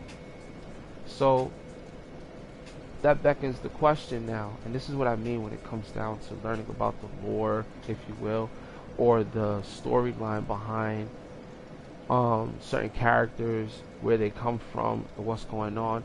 We have to stretch our arms far back to the history aspect of it and pull it to the forefront to really show the roots on top and go, look, this is what was festering, or this is where it began, you know, and able to say, okay, is this worth rooting out, or if this is worth keeping and letting it water and plant, or maybe I'm nobody to judge anything, you know. Um, the dragons didn't start the war, obviously, right? So that says itself right there that when the Age of Fire came along, maybe something struck in them and made them feel like these humans are getting out of control. Eventually, they're gonna come for us because they have fire. You know, they can exist, they can live longer, they can see us, and so forth and so on. You know, um, wanted to take the dragon off the mountain and defeat that dragon. You know, there was already a holy war that was probably already going on with the people based on their faith in certain people, and it might just had been over godly shit that they were worth, the war popped out on too, because at the end of the day, when you go to the temple, there were dragon worship. There was people who turned themselves into dragons, and you know how they did it because you actually do it in the game yourself. And became worshippers of these dragons, and the dragons gave them the ability where they can transform themselves into what's considered a partial dragon and live like that. It's just funny. These individuals just be like, "Yo, we're willing to do anything. We're just not going to go along with those traditions." This must have been a cult or a religion or a way of life, or maybe the beginning way of life of things. And it's like they should not have to transform into a dragon to have abilities of dragons. But it's like, if you start to look at ancient culture, habitual traits that you want to study, that is being studied in these constitutions, it's about not having attachments, such as like the Buddhists, right? And they have dragons and things like that all over the temple, because they're always fighting against temptation, fighting against certain things of the world. It makes them, very focused individuals, where they can actually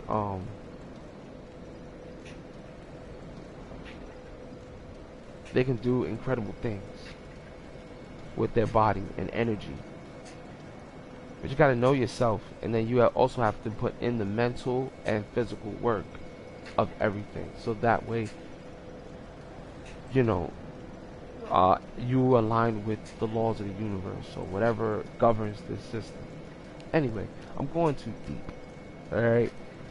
So let's pull it back a little bit. Let's go into the whole idea about the chaos flame just being the first thing that comes about. Could that have been, let's say, Gwen's sister, which is what they call Izalith, and Nito, his brother? Where did she get daughters from? Who did she make daughters with?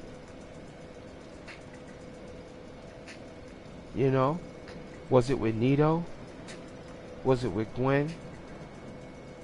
When we go to the story of the Greeks and stuff like that, I always tend to think about, like, well, what's going on? What's the real story?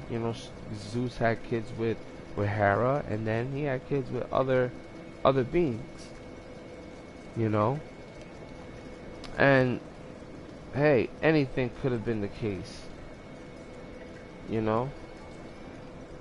Drangleic was messing around with different types of stuff in part two, you know, trying to recreate things and things and whatnot, and that's just the result of having to use alchemy and magic or whatever that's being used to actually execute these type of things. I don't know, I gotta play that game to figure out how they were going about doing it. Maybe it gets that deep, maybe it don't. Maybe it's just as convoluted as part 3. However, fire, let's just say fire being the thing that sparked up that ability where now after Nito takes on the soul flame of death or whatever, and then the sister takes on the other flame, which is the chaos flame, and then the other brother comes and takes on his flame, and his flame is the flame of light. You know, maybe that was just an inert thing, and just being around fire and finding that power within, you just go, yo, you know what, I'm gonna take on these dragons. Or maybe they're trying to snuff out the fire, because when you look at the picture, you know, it could have been that Gwen came to their front door and did it, or the dragons were coming to them and they just responded in kind and took them out, because they knew that they you know, Gwen had initially found out about the whole thing with, you know, their weakness through their traitor, you know what I'm saying, or what could be considered a traitor, which is Seth. You know, we don't know what Seth is. We don't know if Seth is a girl. We don't know if Seth is a boy. What we do know for sure is that this being wasn't your ordinary dragon, and they mistreated Seth. They shouldn't have did that. They should have embraced him in his difference. And they should have just brought him in and said, you know, like, you're still a dragon. Regardless, we're going to treat you, you know, with the proper respect, you know, that you deserve. And, you know, he didn't, I don't think he had the, you know, because I don't know anybody that would literally steer away from their family unless they had a conflict there. And they're like, I don't want to deal with that because I always have to deal with that. And, you know, it just doesn't feel good to your being, you know. People will move away or get away. Some people can't stand their family, you know what I'm saying? So they'll still love them, but it's like, you know, they can't stand them. And it's a bad thing now. I mean, some people vibe like that, some people don't. And I would like to think about this situation where this flame came next after Nito's death. And now this you know, and now she gets the flame of chaos, right? Don't know what that is. I mean, it's probably just to control life or warmth, I guess.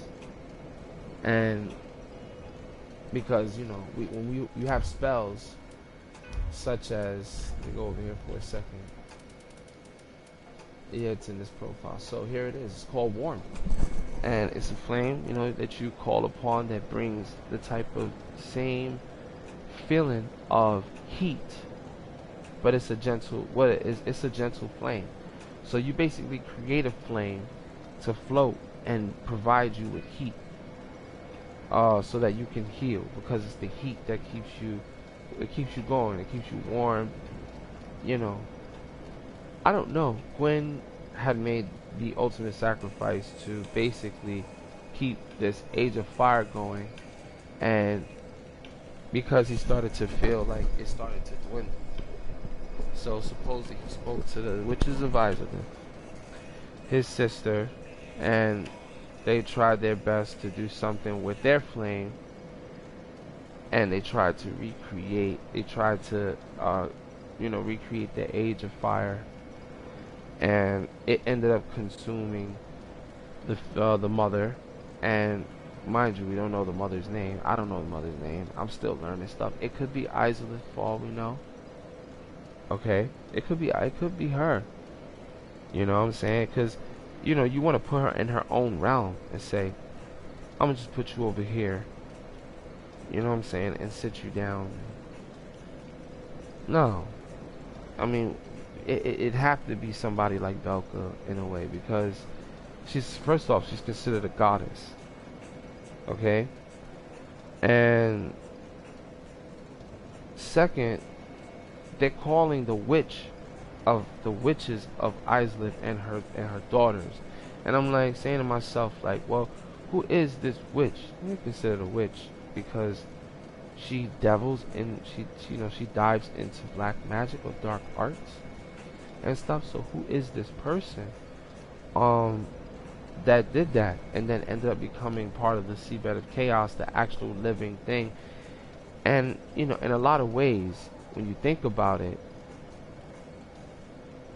she ended up sacrificing herself in a way to her spirit and flame, or talent, that is, to what she learned to play with. And they said that it consumed her soul, or consumed her, because when you get too close to fire, you will get burned.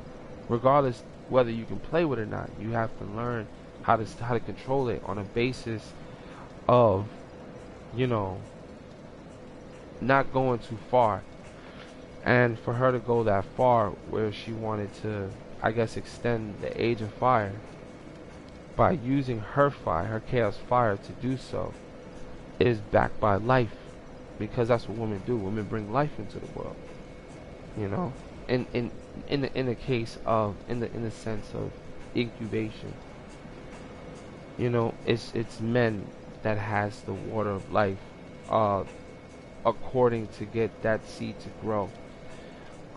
It's kind of crazy to be talking about that in that light, but metaphorically, we have to make sense of what we got. How did she get 7 daughters? Was it Nito's kids, or was it Zeus's kids?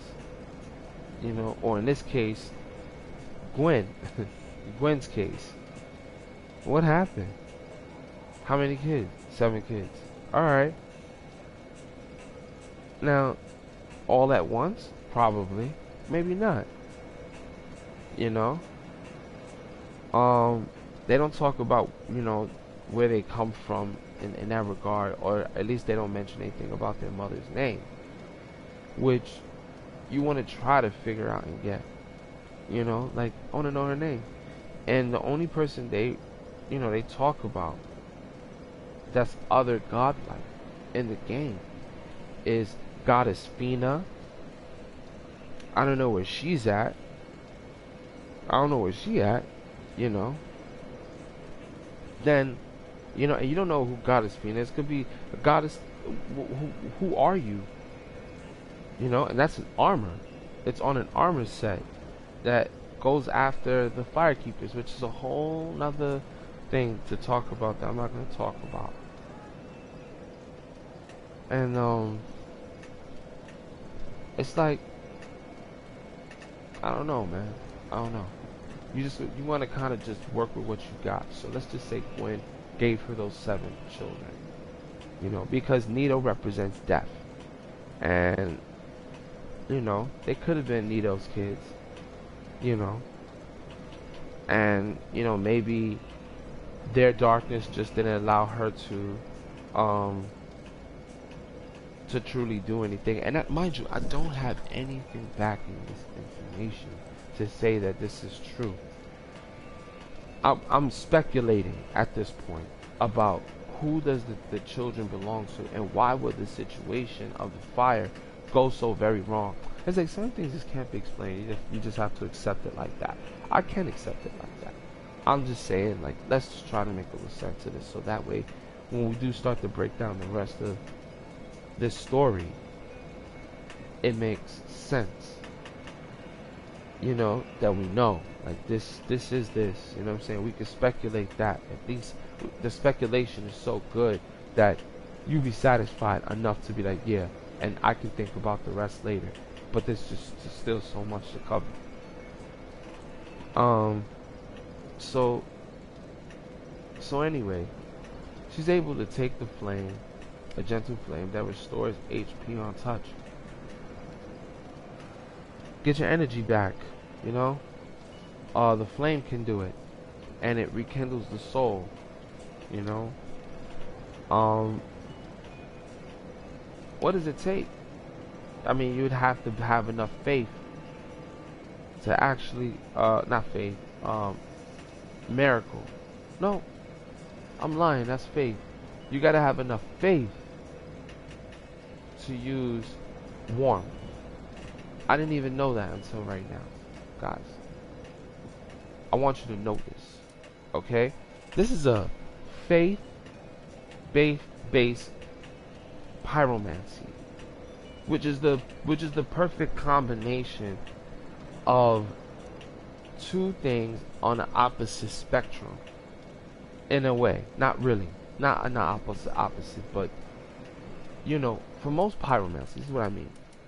For most pyromancies, look, faith, intelligence, faith, intelligence, faith, intelligence. Look, this one is scaled a little bit differently. You don't need that much faith, but you need a whole lot of intelligence to be able to do bursting fireball. So it's like the more smarter you are, and you believe in this thing, this is what's gonna be the result of it. All right, it'll be broken up, you know. And look, that's even more than the fire orb. It's like a whole bunch of these balls just being thrown out, and that's exactly what it is, you know. And it's like 6. So you say, this would be something crazy to use, because I believe that would be all 3 of those numbers put together, 6, 6, and 6. So that's this thrown in like in multiples, bursting. So here you got a little bit of faith, but you got a lot of intelligence, you know. So this one doesn't require either, which means that you can handle this with just the basic hand, no scaling. Why is that? I don't know, but the Great Chaos Fire Orb, let's take a look at it. Maybe because it's closely related to the Witch of Isolet's humble beginnings of just having the Great Chaos Orb. I don't know. Let's take a look. Art of the Flame of Chaos, okay, from ancient Isolet, hurls a great chaos fire orb. Says chaos flame melts even great boulders. Now this is something I have not tested out yet. I do intend to test it out, and I will. Because sometimes certain things in here give you a, you know, they give you like hints to certain things, I believe. To certain things. I'm gonna test it out. I am. Matter of fact, I might go try that out right now. Chaos flame melts even great boulders. And creates a brief surge of a molten lava on impact. It says the Witch of Isolet and her daughters birthed the flame of chaos. Here's history for you, right? Birthed the flame of chaos, but the great fire orb, it says, but it devoured them along with their homes, which means that the great chaos fire orb is probably the first, more or less. Let me see. Use pyromancy equipped with flame. That's all they tell you. Common hurls a giant orb. The blazing orb explodes on compact, dealing whatever damage. They say that once a pyromancer learns this spell, their understanding of flame deepens, together with a yearning for it. So look, you get tempted, right? Because now you realize that you can control flame in such a manner. You know, you just want to do it more. Just it resonates with the soul. I said this before to people that I've played with in this game, that we're looking at a soul like this because it's whizzing by, it has this long tail like a sperm, right? And using that, you know, as a, you know, it's just, and that is gonna hurt you real bad, just as much as this. But this one's like hurting your soul type of stuff, hurting your body real bad, I guess. I don't know. But anyway, and that's just intelligence though, because that's sorcery, you know. So you need certain. Let me switch this up because I know kids listen to this, right? So um so some things are scaled with intelligence over faith. Some of them are equal, some of them are not. This one's just intelligence, whereas this one needs intelligence and it needs faith. But this one you just need intelligence. Why is that? I don't know. Maybe the description will tell you. Pyromancer is great, whatever. Mystic constant stream, whatever. Foreigners is a venerable pyromancer of an older mold, said to have restored a number of spells lost to the past, among which this is the most well known. Okay. So he restored that. Okay, so you got all different types of stuff. He's Quaylag's daughter. She sleeps with the fire whipping on the floor. So spellcaster manipulates the flame at will, making this an extremely difficult spell to use. Yeah, you're absolutely right. So making this an extremely difficult to use. Pyromancy is at once the knowledge of controlling flame and the knowledge that control is impossible. And the knowledge that wait, it says, oh, let's see, it's the knowledge is the knowledge of controlling flame and the knowledge that control is impossible. I mean, I don't even know how to even put that together. And the knowledge that control is impossible. And the knowledge that control is impossible. And the knowledge that control.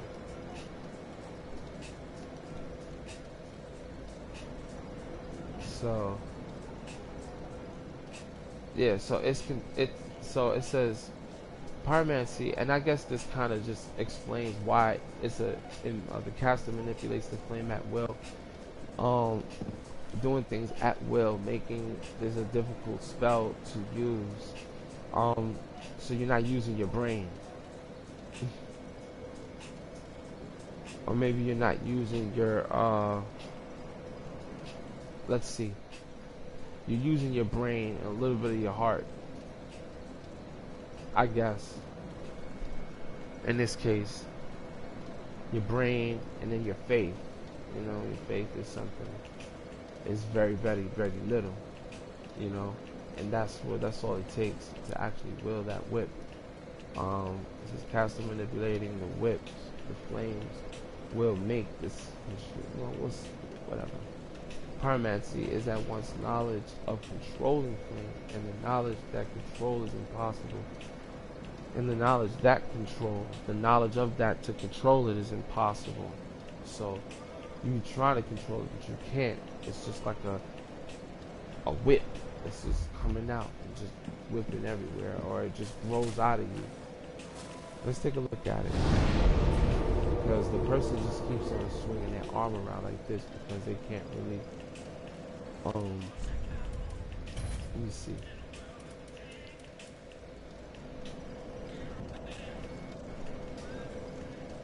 Alright, so let's see.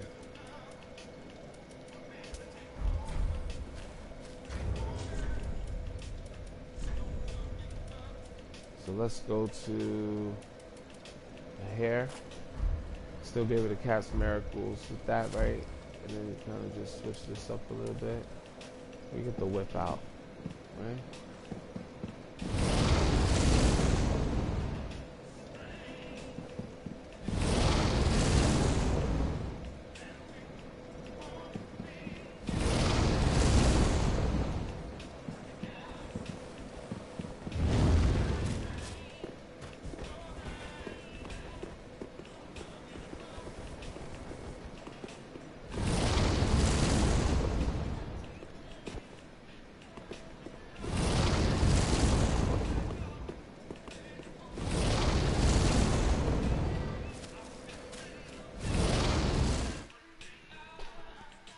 It's really not anything to really use. It's really not a whip per se.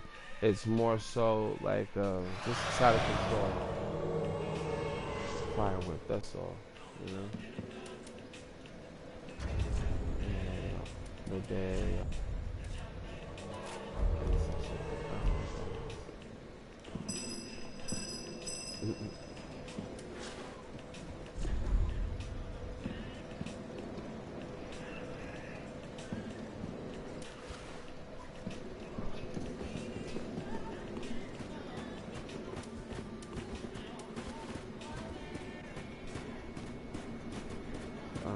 switch this up a little bit. So, I didn't really get to talk too much about the other ordeal that I was actually explaining in the first place.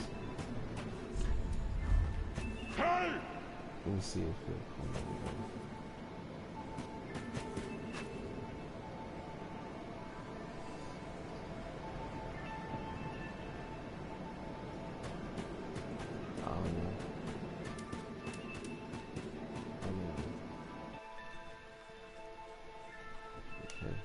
Come on. Don't tell me you're gonna watch this, man. If you beat it, you ain't got no reason to watch this already. I'm trying to get him to go over to the side. He'll feel, you know. He might just like the cutscene, you know. Okay? So, there is a connection between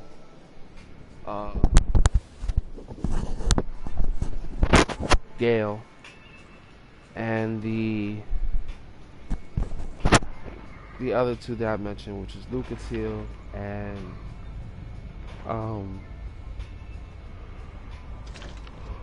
Hardrick. Do I know exactly still what it is? here?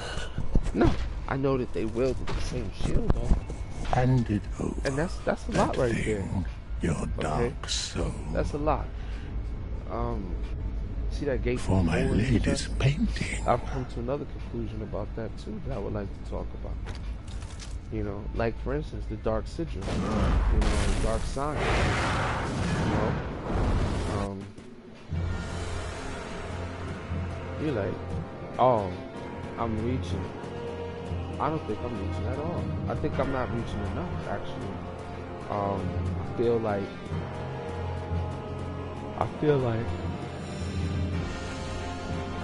excuse me, like yawning out here. I feel like we haven't talked about it.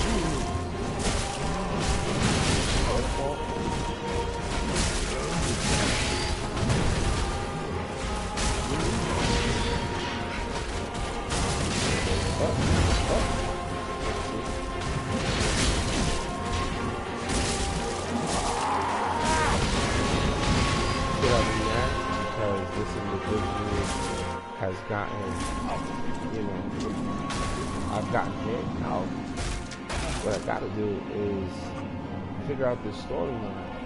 So here he is leaping. Blood dripping out the sword. Starting to realize it's the blood of the dark soul. Is this the blood? You know, is he starting to live now that he's actually sucking the blood of the out dark of soul? Individuals.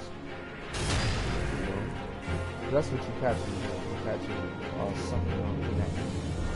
Eating one of these figures is the same single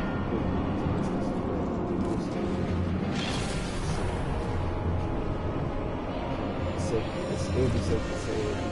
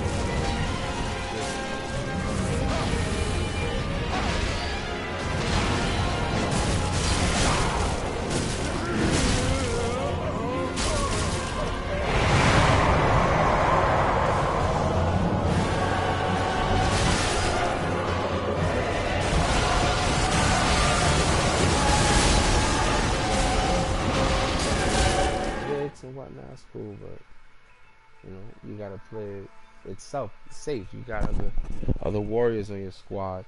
People start to get a taste and they start running and do their thing. Like, warm up to him, you know? He's an exciting person to battle, you know? So I get it. You know, let me change my like the fire to me. You know, you should at least be able to control that flame. You know, well, obviously it says you can't control some uncontrolled flame. Obviously, right?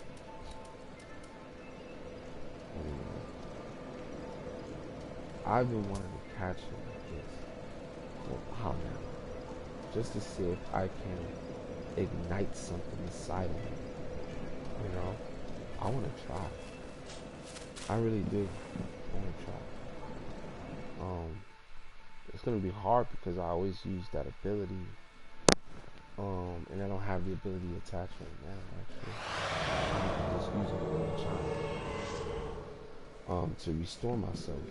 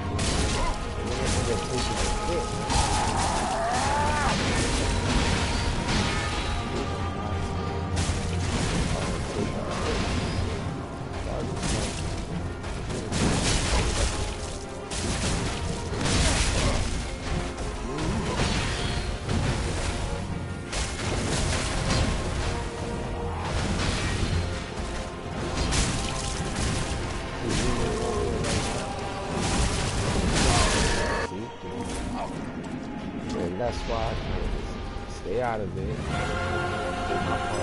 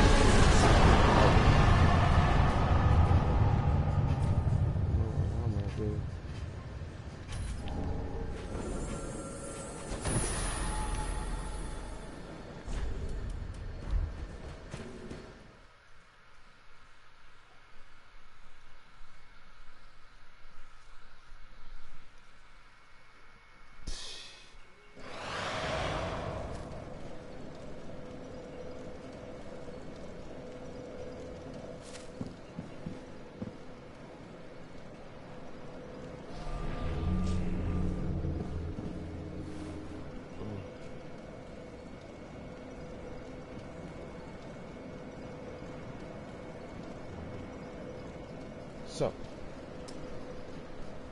well, that was a good battle. It was pretty good. A little annoying, but it was still fun nonetheless, right? So, anyways, let's go back over here for a second. Alright? So, alright, so we were at the shield. And, you know, just jumping around through different weapons because they explain a story that's important. Right? So, here it says, with the birth of the chaos flame. Now, I get it. It don't say, it doesn't say exactly what this magic's title is. It doesn't say Great Chaos, or it just says the two words that are important in the chaos, fire. Now, this is a great chaos fire orb. They don't call these chaos orbs. They call them fireballs and fire orbs. Then it goes to bursting to a certain level of the manifestation of a great chaos fireball. Is hotter, denser, you know, and it portrays the very fabric of just throwing a normal amount of fire into something, but you manifest its form hot, which would be lava-like, onto things that'll burn things. So, you know, again, this is not just playing with the regular elements. This is adding faith onto these type of things. Now, mind you, it doesn't take anything to will this. No attribute requirements such as faith or intelligence. You can simply will this weapon if you already have the glove, which is a plus, right, later on, because then it kind of makes you want to get the pyromancy aspect and do that. But it's like, it's the temptation to wanting to have a build such as fire, because the average person that would come into the game and not do pyromancy throughout the game, but all they got to do is go purchase the hand, and their stats don't lean too much towards intelligence, which is the build that you want for your firebenders, if you will, which is basically your just kind of switching things real quick. You want to have your intelligence up when it comes down to dealing with fire, because it'll probably scale more towards that. I don't know what this is scaled towards. It's just an elemental fire thing, and if you're, you know, whatever your intelligence or your faith is probably whatever the number is, I guess. I don't know how they calculate how that is going to be stronger than throwing a normal ball. They only really talk about the attributes of it, which is basically being hit with a fireball, but also left with the effect of hot magma that'll be still left on the ground where the person stood. If so, they decide to stand in the same spot, the person can come back and be also hit by that lava, as well as the person standing there or anyone next to them, as it melts through the floor. I mean, obviously it fades after a while, you know what I'm saying? That would be a much more deadlier spell if it was thrown by the user and it kind of sat there for a while, because then they could just make like pits of fire in a lot of different areas and people will have a hard time getting to them. So let me just switch this up a little bit, put this on a little chill, you know what I'm saying? So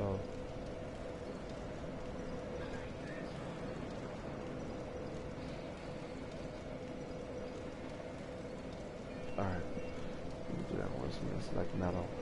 So as you can see here, for something like Chaos Bed Vestiges, now obviously there's only a small link between these two, which is the Chaos and the Chaos, right? This, you know, seems to be the stuff that created the Chaos Bed that burnt up the whole field or whatever. So, you know, this is like almost like an explosion. like a real bomb, if you will. And when they say bed, you know, it tends to me, when I think of bed, I think of something flat. I think of like surface burning, because it's the chaos and vestiges I gotta look for. Traces of the tremendous seabed, okay, that birthed the beginning known as demons.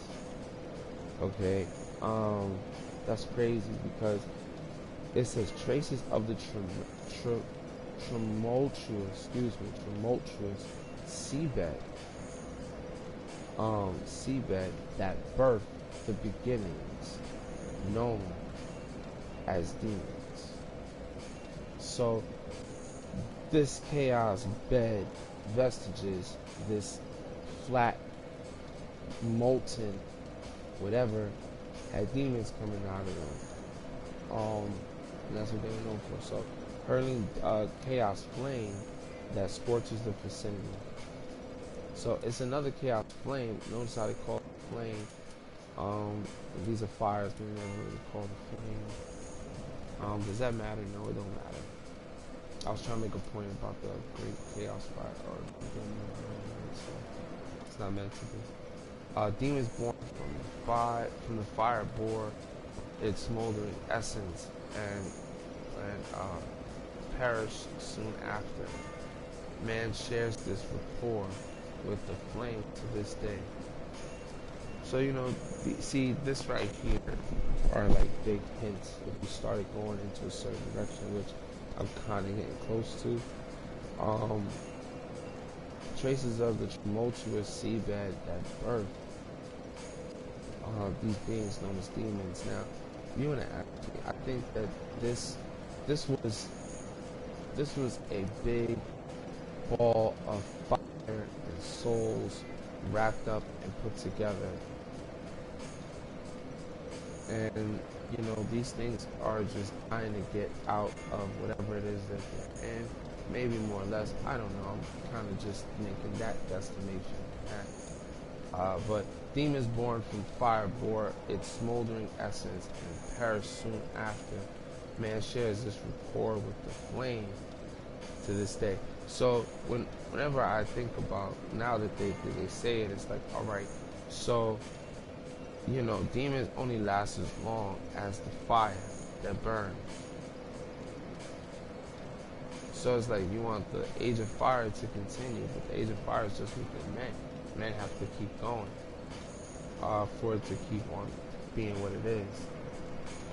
Constantly just rooting out invaders and things like that to get out of this loop of keeping light in a real serious place, so that dark can't triumph at all. You know, that's the great sacrifice that Gwen made. There was a lot of deception done to get it done in the end, and you know, I mean, these people, they learned to kind of live with the idea that that was the case, maybe more or less, because they've seen dark days probably, and they know that they're real. So, you know, it's like demons born from a fire, smoldering essence, punished soon, perish soon after.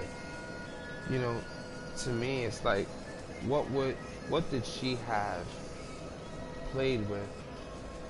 And she must have been pregnant already with the next child, and she gave birth to ceaseless discharge, right? And he's discharging all of the fire and everything. And I don't think it was just the bed itself. What I think is what's considered the bed of vestiges, if we start to put it into perspective, okay? And then we're talking about ceaseless discharge, who's in part one, which was a baby, and they gave the baby something to ease its pain. You see, the queen of Islip has probably been consumed in fire, and you see these roots that are under the ground. Islip, supposedly that's what she had created, and I'm trying to correlate What does the roots of that tree have anything to do with ceaseless coming out like that? Then you start to wonder. Again, what came first? The chicken or the egg? Right? It's like, alright, so what is it? Is it fire that he came from exactly? Or was it that Islip gave birth to him, you know, while she got consumed by the fire? Was she able to give birth?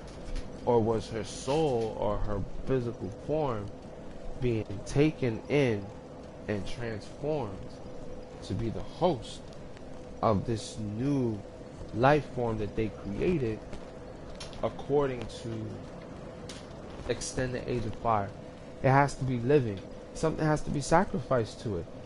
Ever since we started playing Dark Souls, we've been sacrificing the souls that we collect to the Firekeeper, and she transforms it in the darkness and gives it back onto the person, and then that person takes on the flame to carry it on for the next age. And I said, okay, carrying on to the next age now. How is this interesting?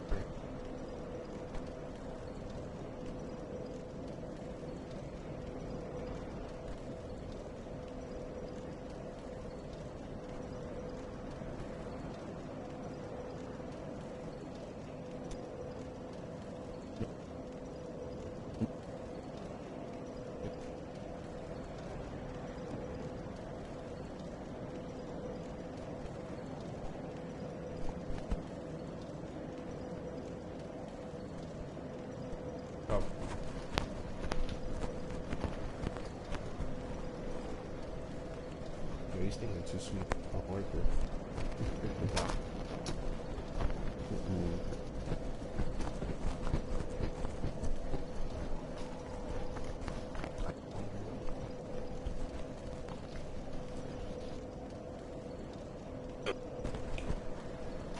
Anyway,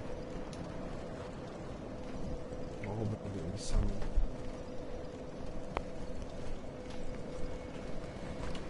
Oh, my sign's still down. It's still okay. So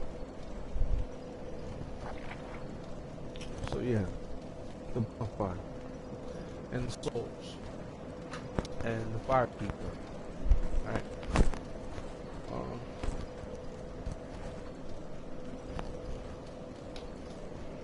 So she's not, I guess the person who's taking all the souls with them beats up the guy that's up there tending the fire this time, who has more souls than him, and take these lords or whatever. It could be the last generation of Godkind. Well, we don't know that. They have many kids in different places. Nobody knew about the nameless king until part 3. You know, he was nowhere to be found. The only person that you learn about this nameless king character is in part 3. And you'd be like, oh, that's weird, because they should have hinted that in part 1. Then it would make a little bit more sense that he does exist, but the covenant still belonged to Gwendolyn and these individuals that I'm trying to get around to make sense of when it comes down to the sunless realm. I'm on the wrong item description. I apologize for that.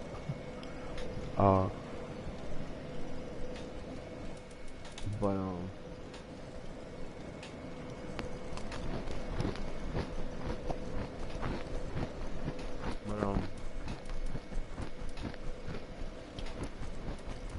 the point is, you can find another item,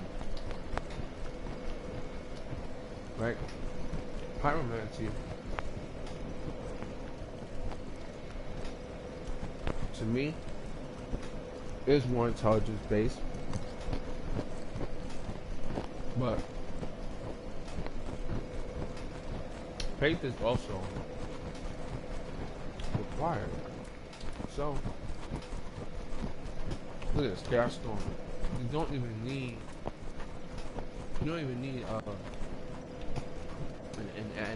a requirement to use it. It's great. You know, this right here will entice people to want to use pyromancy if you can use it correctly as you play along in the game. Because I don't use these. I don't use them like that. I just haven't found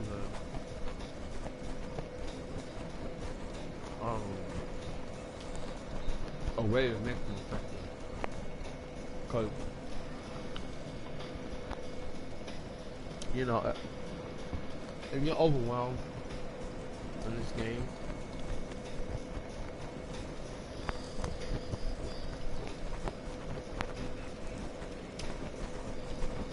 you know, if you're overwhelmed in this game,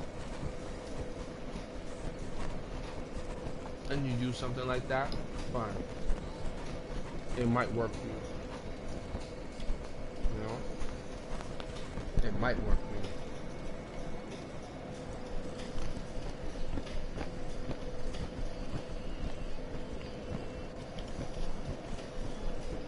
No. Sorry. You know, like smacking in my ear. Like, that's so rude.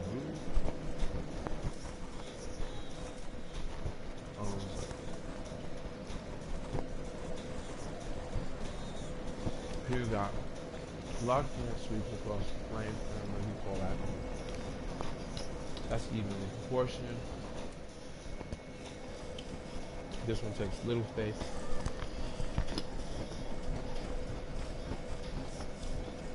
Little intelligence.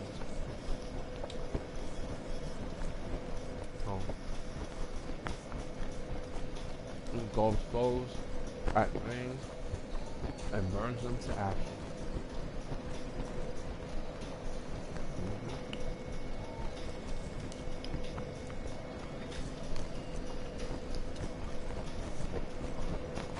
I feel like these now.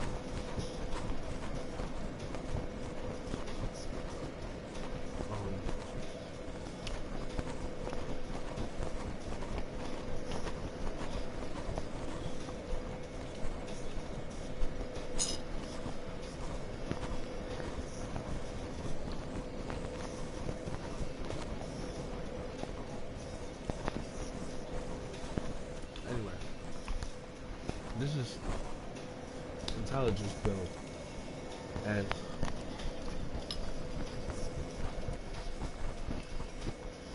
here you got, which I find funny, unique pyromancy crafted by Indy, a heretic. There's that word again. Inhabiting a great swamp long ago creates a poisonous mist.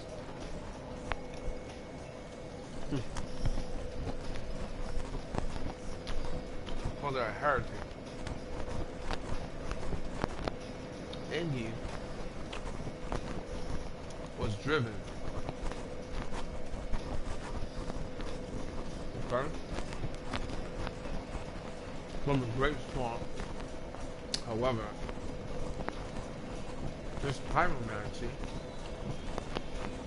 continues to exceed him. Which means he made a great discovery. And you know what? That's the way I see it.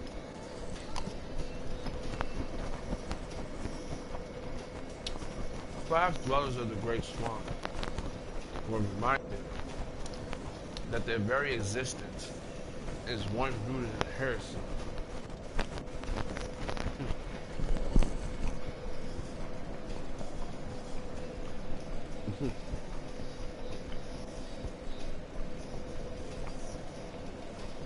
It's like he happened to create something that wasn't good,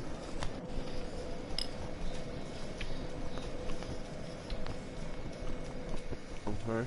I remind you, this is a faith build. This is a great discovery here. And you need faith according to do this pyromancy. This is a faith-filled pyromancy. It ain't the type of thing that burns you with physical flames.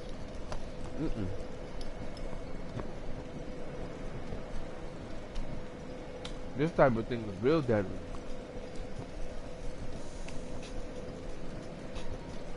This is the type of stuff that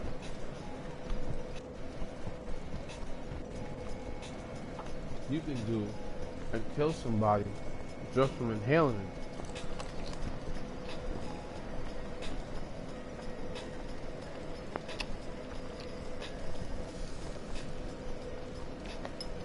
And it burns a person up inside. Their organs, intestines, they die. Human poison.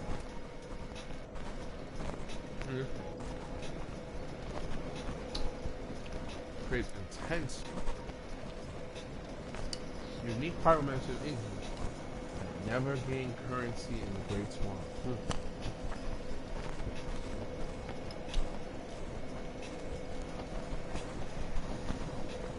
Sounds like somebody who has great faith, but little intelligence, and was able to manifest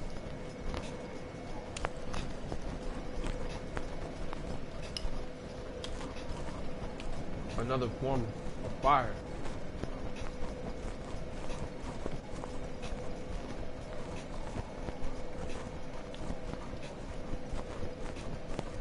Transforming himself, probably. Maybe somebody like a cleric.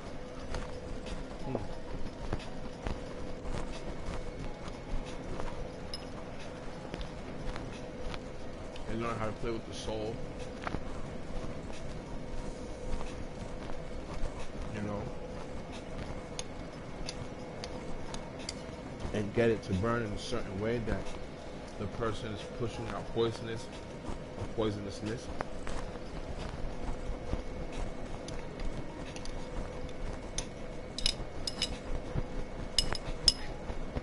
But there is no intelligence involved in doing that.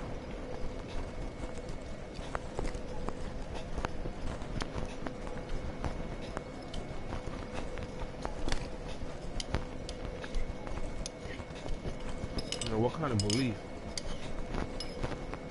do you need to have according to do that type of pyromancy?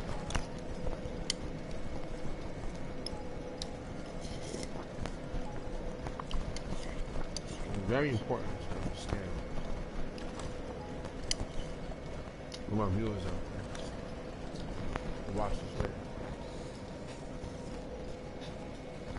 Okay. So, driven from the Great Swamp, they drove him out. They say that at the end of his journey, Indy happened upon a virulent poison and a young lady. So I would have to play part 1 to learn of it, or go back and figure out when I first received these pyromancies and what corpse I got them off of. But this young lady that he was next to, we have to figure out who was the young lady that he met in the Great Swamp area, you know. And that could have been this chick from part 1, and I will bring her up to you guys right after this battle, because those are the only ladies that you're gonna meet down there in the Great Swamp area, you know. So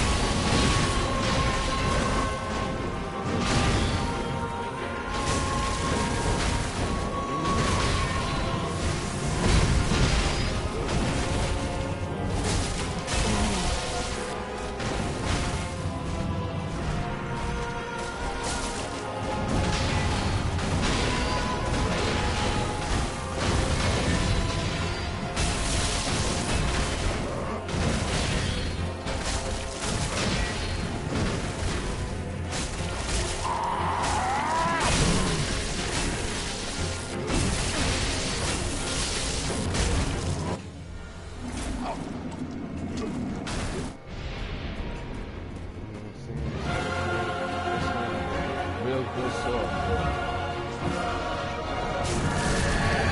Oh no, he's punching me.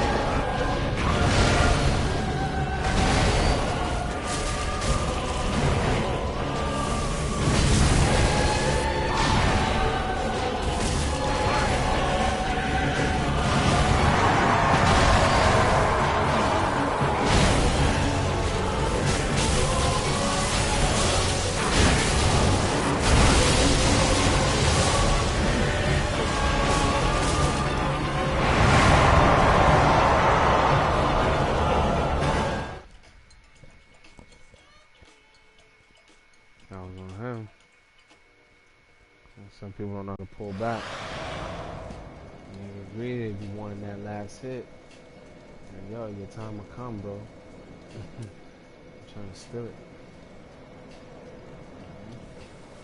And so, what was I don't even use it like that. It's like an option. When it comes down to the spells and stuff like that. I want to use this on this particular master. It looked like with that big hole that he has down here, it just looks so cool. If I just kind of just reached it in my character and just lit that sacred flame and did that to him. And I want to do it. But I have to change my magic. Right? Instead of having the heal aid, I switch it to this. Right? Switch this off now.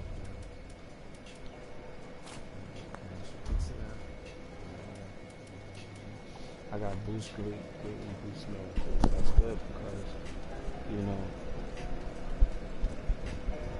if I was just to put it towards faith, and I don't know. I don't think this is a faith build. Let me see. Not faith build. I don't think this is a faith-based thing. Hold on. What the?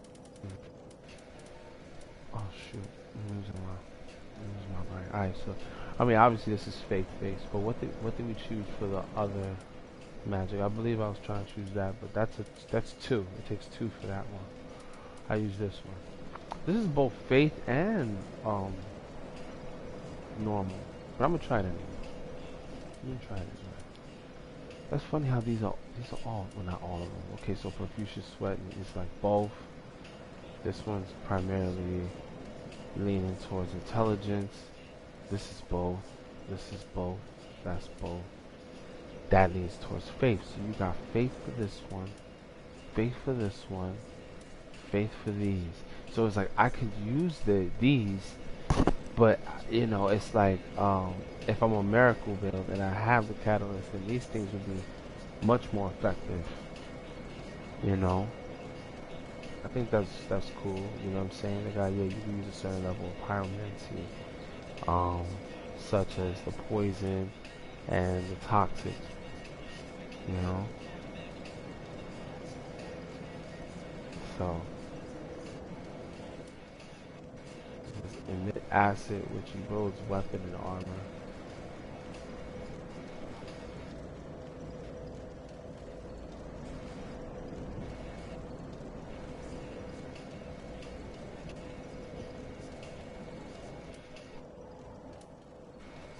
So the acid. Let me see something. Let's take a look at this. Okay, pyromancy of Carthus of sand. Now, when we think about sand, we think about desert areas, right? We're talking about females.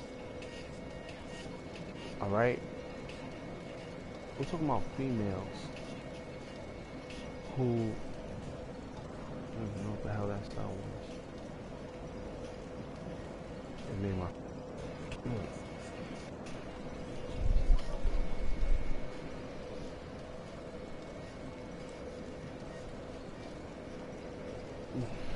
I ain't going nowhere.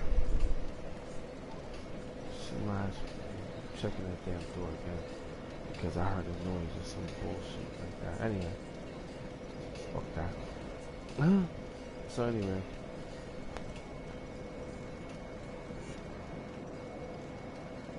all right. So sorry about the rap thing. So pyromancy of the Carthage sand. Now we know we got different types of builds, and I just feel like the women probably were the ones that also got kicked out, you know, of the Carthage area. Mainly. That's what, you know, they say the pyromancy of Carthage of the sand, which emits acid, erodes weapons and armors. And I think if you're going up against PvP individuals, this would definitely be one of those type of things that would break their stuff, and then they would have no choice but to use something else. So, emits an acid which erodes weapons and armors. Carthage swordsmen attach a great value to a victory, and would not shun the use of such pyromancy, for where's the honor in death and scored bones. Carthage swordsmen attach great value to see, it says swordsman. Well, a woman can be a swordsman, a swordswoman, but attach great value to victory. It says, and would not shun the use of such pyromancy. So they're not shunning this pyromancy, even though it's a faith build, though. And in their world, using this, as long as you get a victory, that's all that matters. But here you got toxic and poisonous. This one is not shunned upon because it's like, well, you're not killing anybody with this. What you're doing with this is destroying weapons and armor, you know, of the individual. So, you know, that makes people defenseless, you know. So I could see why they don't shun away from using these type of pyromancies due to the fact that they kind of still do, they want great value in the fight. I'm saying it's not going to be even, I don't know, Carthage attach great value to victory. And I mean, maybe they're willing to take off your armor and your sword, destroy it, so that way they can have their victory, you know. But it says, for what is the honor in death? And in scored bones. And I don't know what that means. Maybe that's something for people to think about, you know. When people see their stuff eroding, you know, for where's the honor in death and scored bones? So it's like, you know, I don't know, maybe to make people think twice, and maybe that's what they would think about when their stuff is eroding. There's no honor for them because they're already done, they're dead. There's no honor in death and scorched bones. You know, you're living for the fight. I don't know. You can interpret that differently. I'm talking from different perspectives, that is. It is a faith build. And you could do something like this and stop wars. If it's just to, you know, erode weapons and armor, and not let more or less the person and their bones. So, with that being said, you know, also they give us an idea of what was going on in the sands. You know, there were women that were pyromancers. We get that by certain clothes attire. So that acid into part off, which was a person as well. Um, Ingi never used a unique pyromancy that never gave currency in the Great Swamp. He was forced out of the swamp. Lord knows where he went. Lord knows where he was driven from the Great Swamp that they say ended his journey, and he happened upon a which was poison and a young lady. So, you know, what we do know is that they say that at the end of his journey, he happened upon a virulent poison, which is this toxic mix probably in a young lady.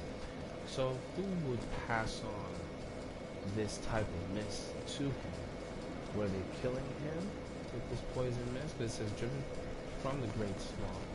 They say that at the end of his journey, he happened upon a virulent poison and a young lady. When they talk about Ingi, they talk about Ingi being a female. Oh, and his journey. So his journey. So over here it says the heretic.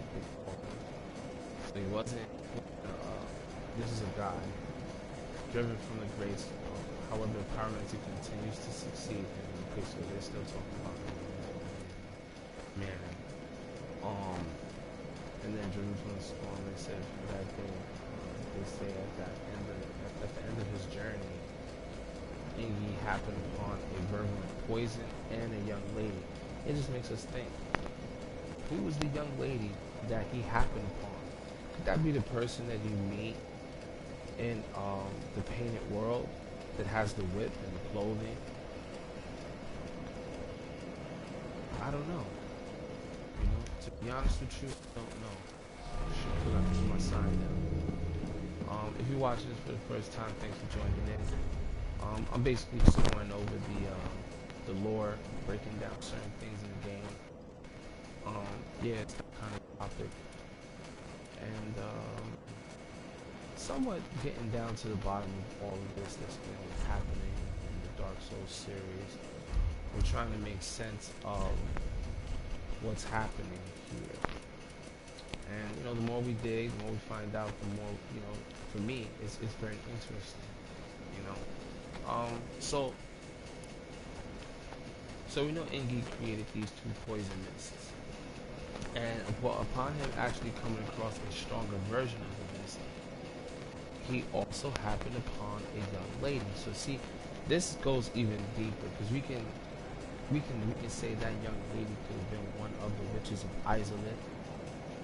You know, it could be the one that you see in part 3 with the whip, like I was saying before, in the painted world.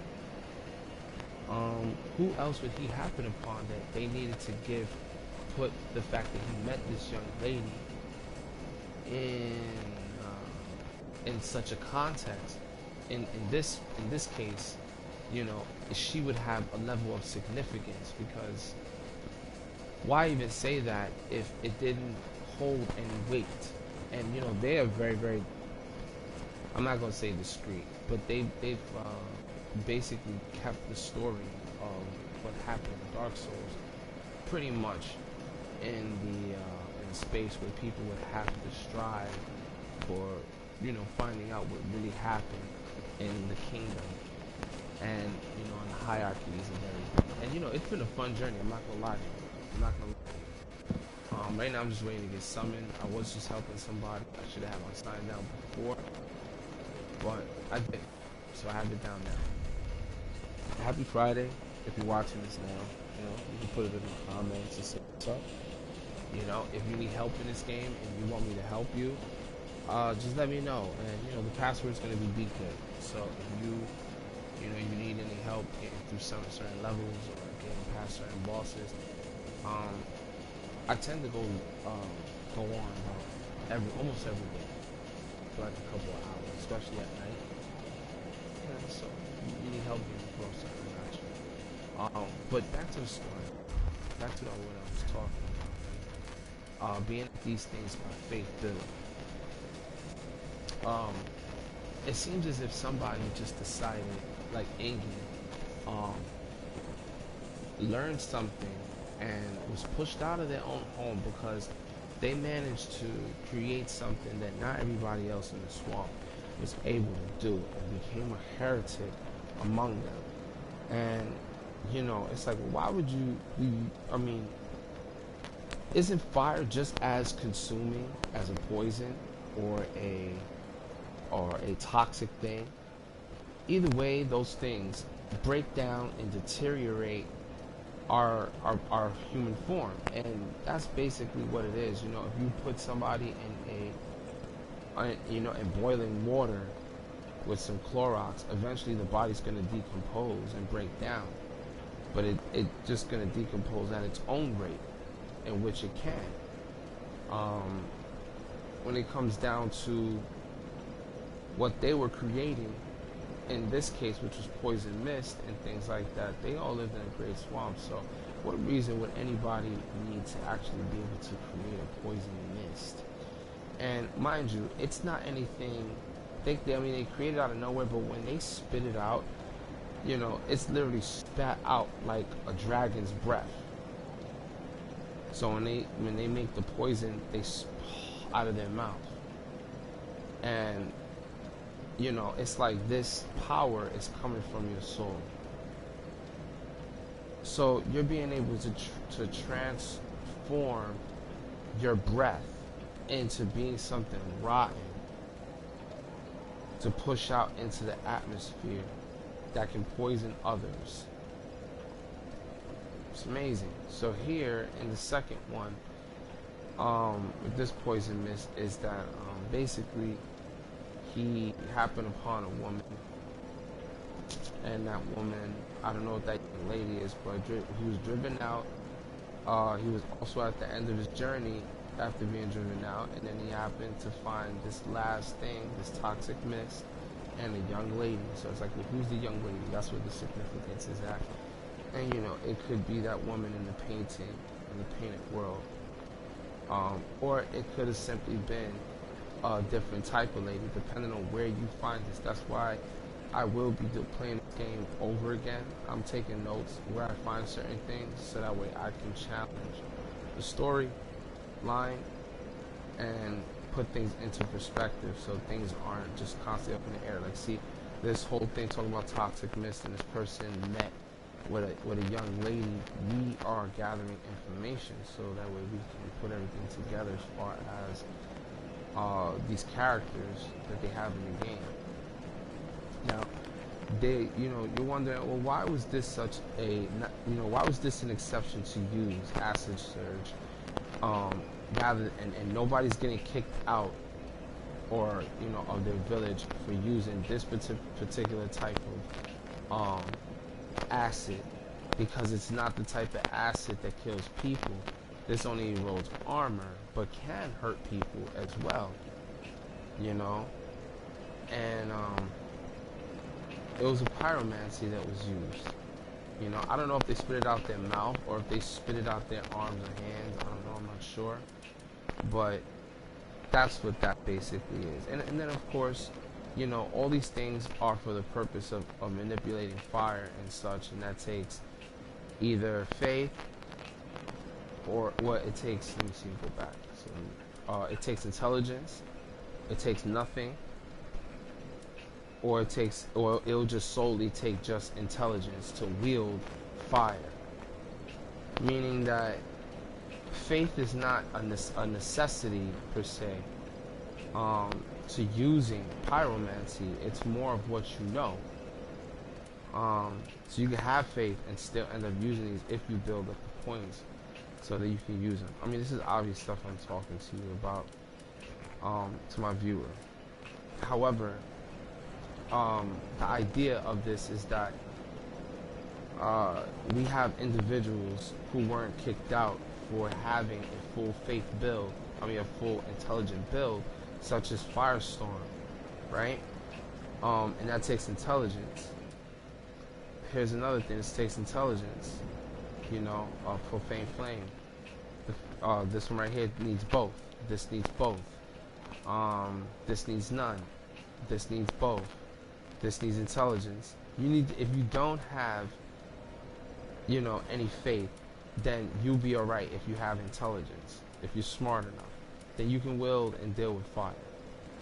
You know,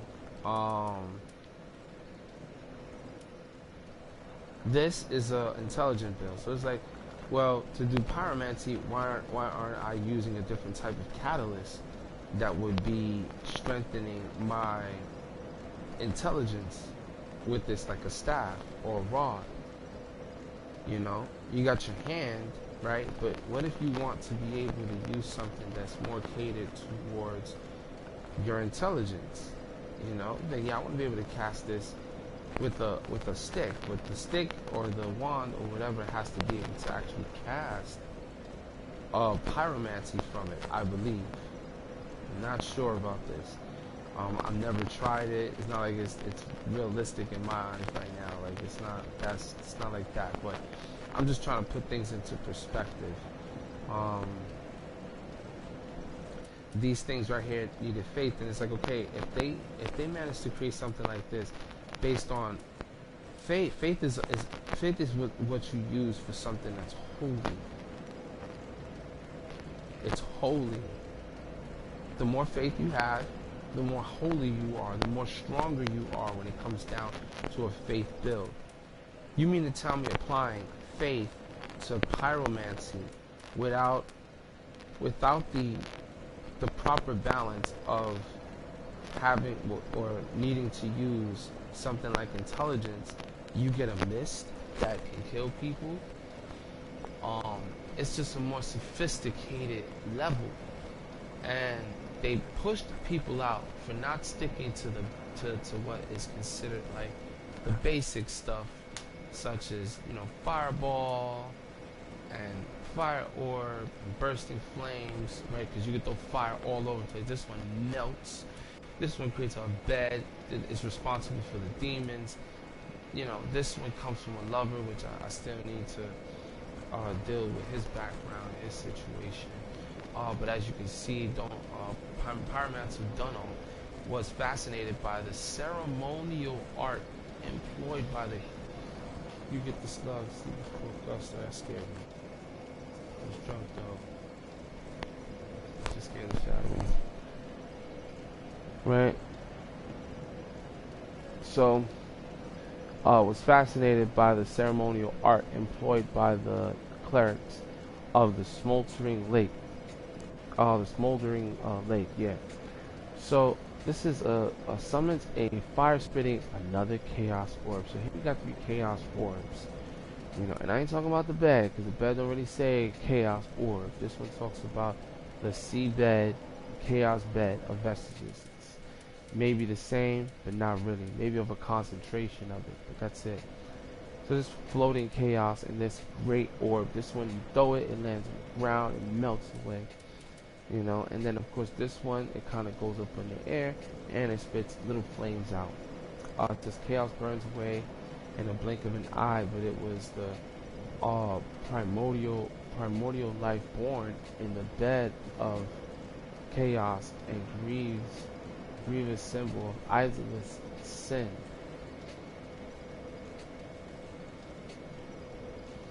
Was the primordial life born. Okay, it says chaos burns away in the blink of an eye, was born, but was the primordial life born in the bed of chaos.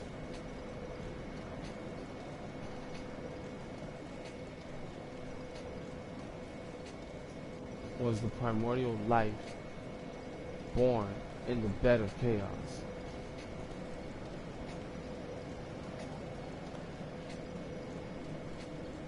Was the primordial life born, the life born in the bed of chaos?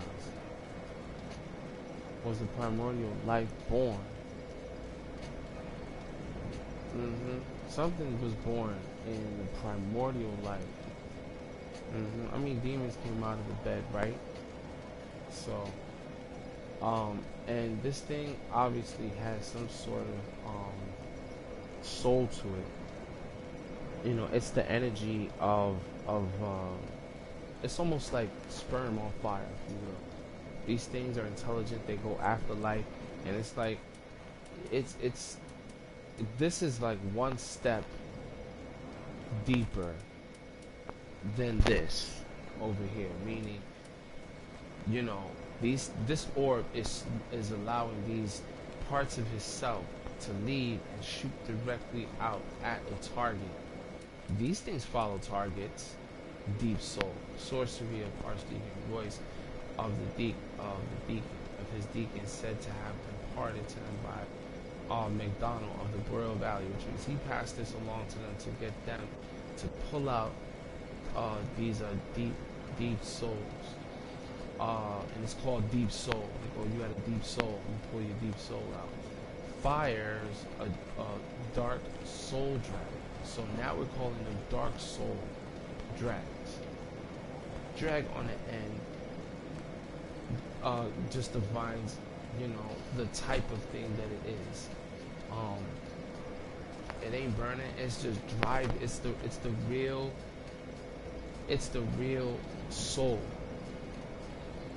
of the life source. And, you know, the dark soul drag. So this thing, it drives itself towards life. Our souls which swell in the deep pursue their targets, draw towards life. What does this do right here? Okay, this thing fires out little things. It says chaos burns away in the blink for eyeballs, primordial life hit, whatever. It was born in the chaos bed and a grievous symbol of Izalith's sin. So, symbol Izalith's sin. Now, Izalith in this case could be, they could be talking about the town's sin, right? But it wasn't the town. We know it was the mother who did it, right? Could the mother have been named after the place as well? That's another big possibility that, you know, when we talk about the home of Izalith, you know, the woman that is holding them down is also Izalith. You know, it's Izalith's town, it's her name, she's Izalith, and that's how she ruled. A lot of people get hurt because of it. I don't know, I'm just saying. Anyway, these things shoot out and they go right towards you like heat-sinking missiles. So are these. These deep souls, that's what they do. You know, you shoot them out, they draw towards life, hitting the person or because they know that they're human like or whatever. So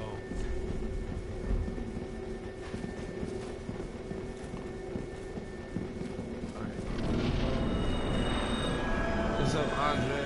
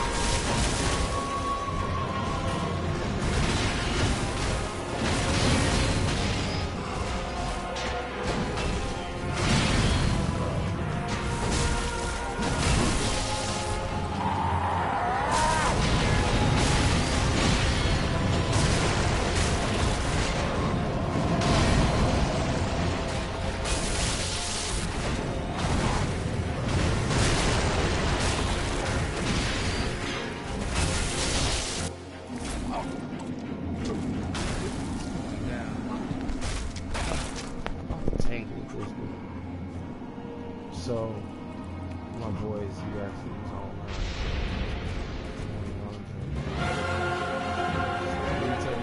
Hi.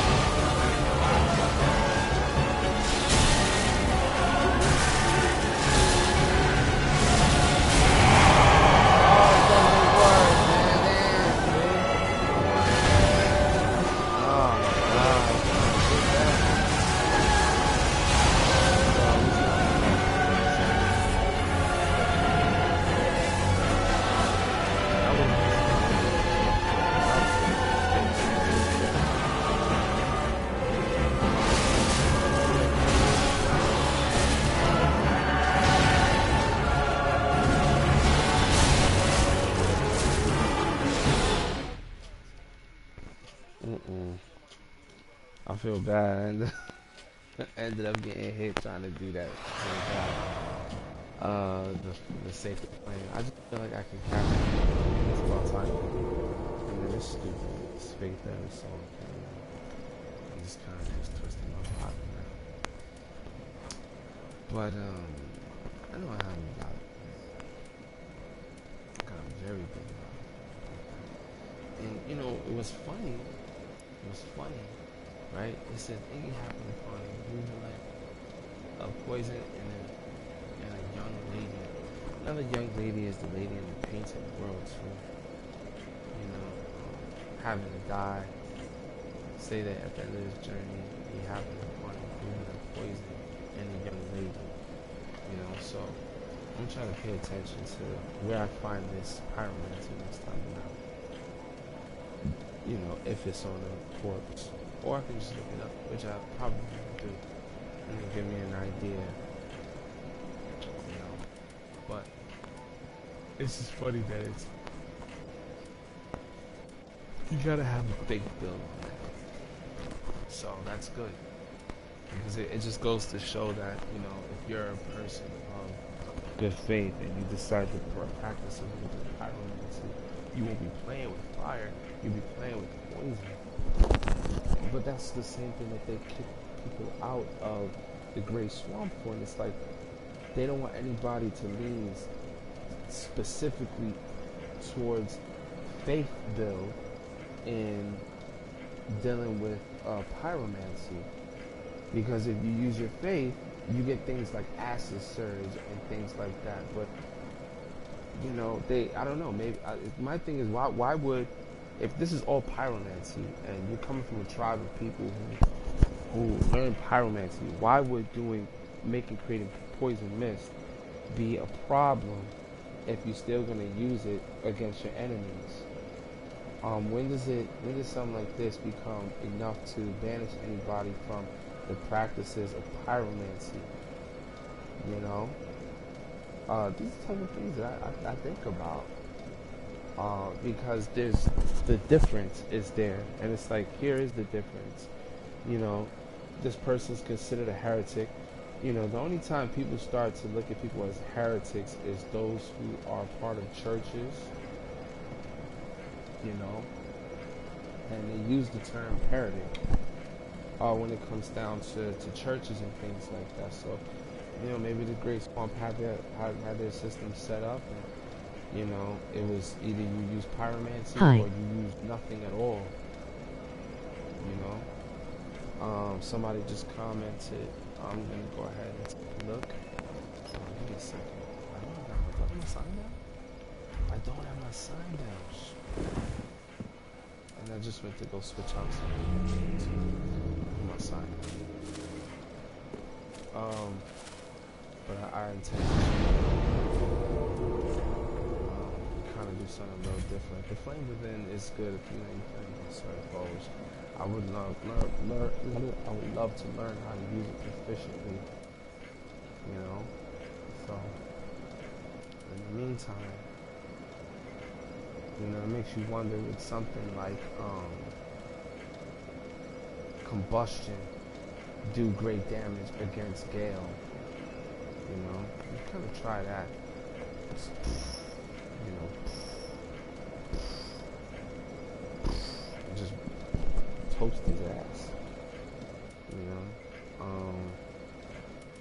I'm gonna try different things because I know this was extremely effective.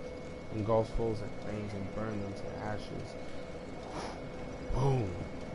And then it's over for them because it's like, you know, I can't get close to you, but I can still do range and do some sort of damage to you, you know. So I think this is a better replacement from the fighting him. You can get a distance from him and still use something that's gonna really hurt them. And this right here solely depends upon your intelligence. So no faith on that, right? And you would want to have things that are more equipped to a faith. So I'm looking at it and I'm saying, these are the things that I would want to look into, and its significance to being exiled from your clan due to the fact that you are studying. How are you doing? And you're doing something that doesn't necessarily go along with the whole system that they already have set up as far as doing pyromancy is concerned. So I'm trying to exit the screen. There we go. I didn't hear you. Let me run my channel real quick.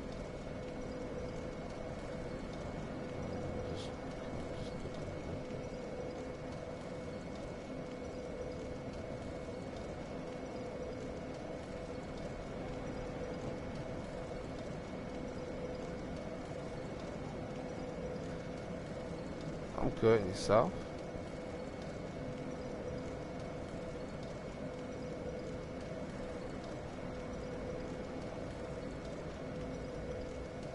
Oh wow, wait a minute.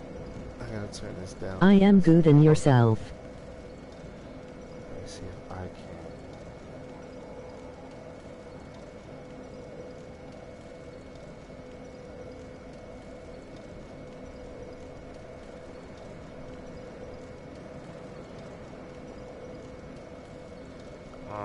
Yeah. I am good. Do you want to play?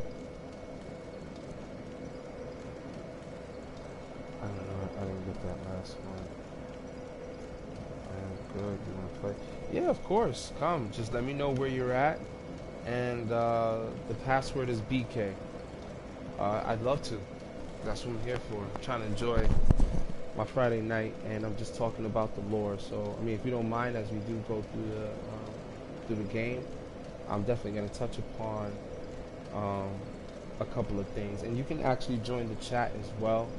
You can send your username and I'll friend you, and then we can be inside the same chat on the live if you want to join. That's completely up to you. But just let me know where you're at and what bonfire, and I'll go there and I'll help you out through the game. But for now, let me just kind of get. Sure, please. Let me see. Cool. All right. I think it's a small delay too with the video and the response time to when you actually text here on YouTube. So just keep. Can I add you?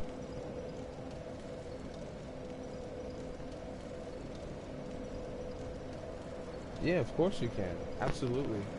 My name's Chocolatenova. I'm not sure if I'm able to kind of get out of the screen, but it's Chocolate and Nova put together. You can find me on the PSN network, or PS network, and I'll accept your request here on my phone. Speaking of which, let me get my phone out. Can you write it I chat, please?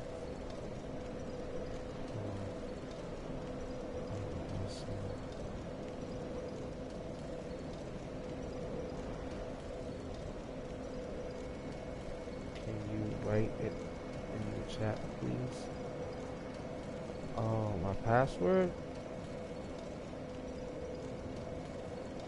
is BK. User PWBK. Oh, you want me, my username? Sorry about that, buddy.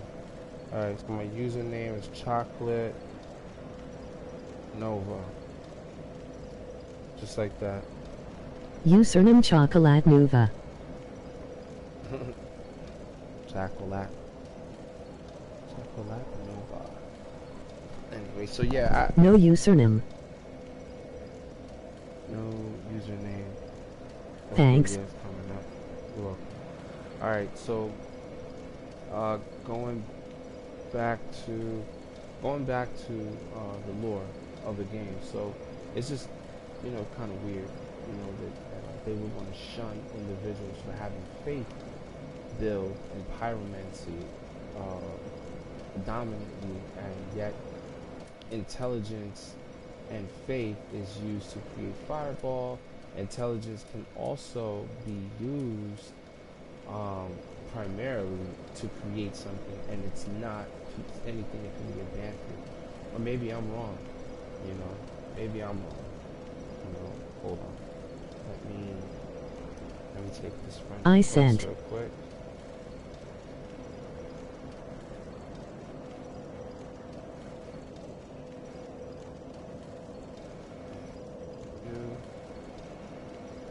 Alright, buddy.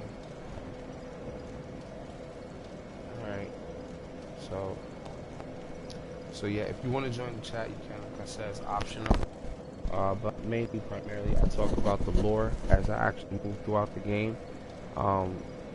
Still trying to figure out a lot of things,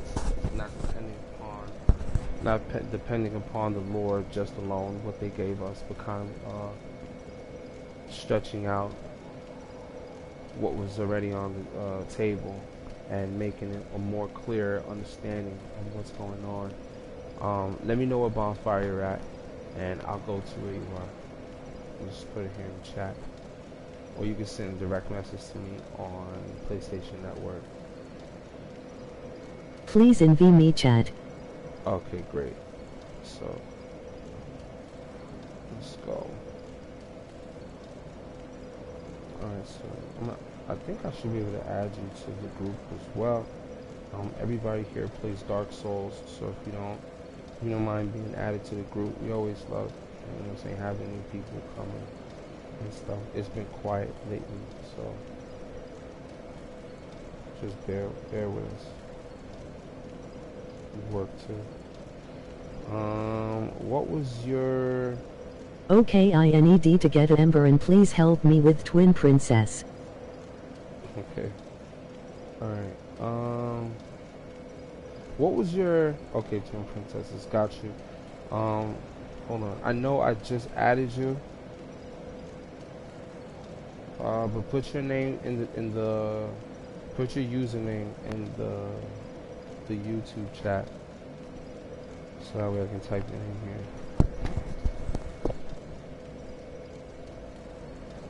Okay, ISS. Ishanon 60. Gotcha.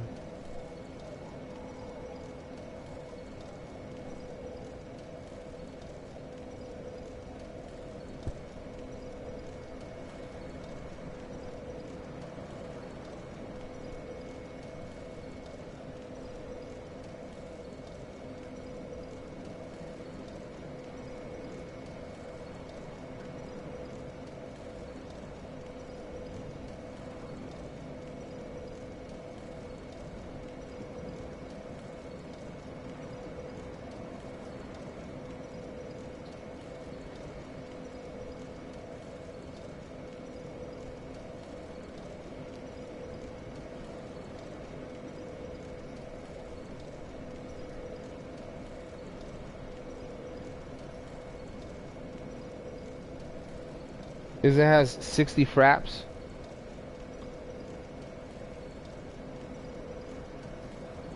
Shit, I have to look myself.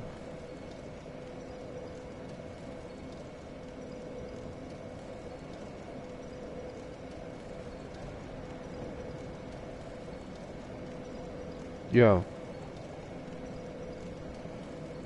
Alright, so that's you? Alright, bet. So I got you the right one, alright. Alright. Twin Princesses. Alright, let's go. You want me to give you a number?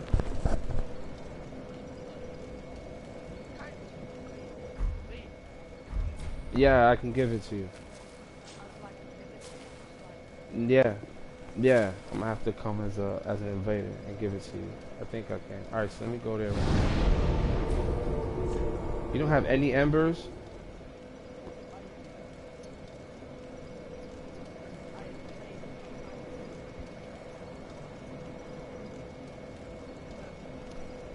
Look, you're getting a welcome from Andre in the group. Anyway, sorry about that. So yeah, so go ahead, you were saying.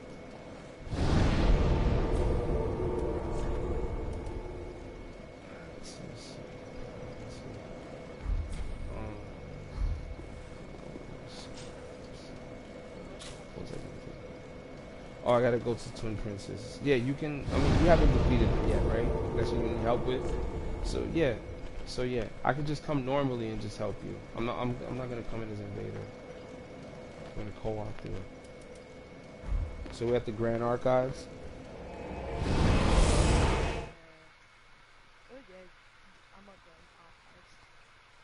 Yeah. All right. So password is BK.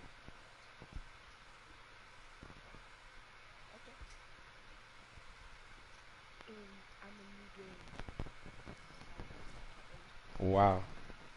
All right.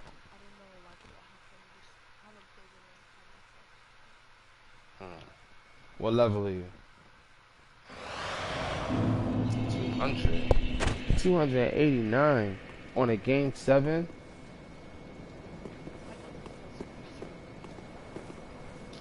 No, man.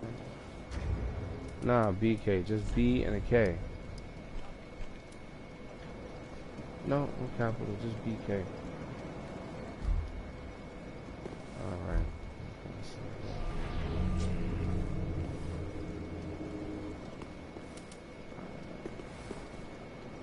Let's see my sign down. Anyways, I'm gonna go back to the chat quick. Let me say what's up to Andre real quick. He's not inside the chat. He's from Fred. So let's go. No.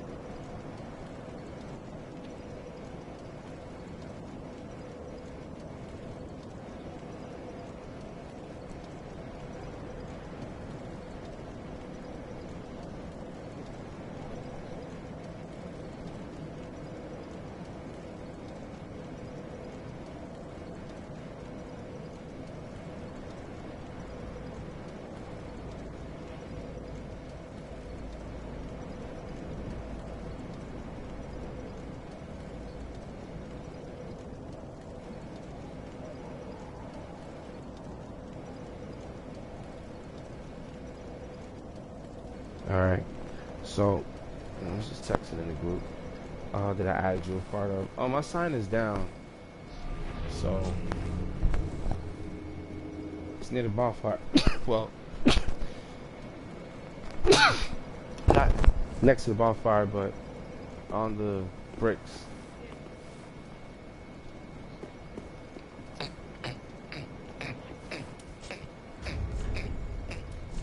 gotta change my weapon.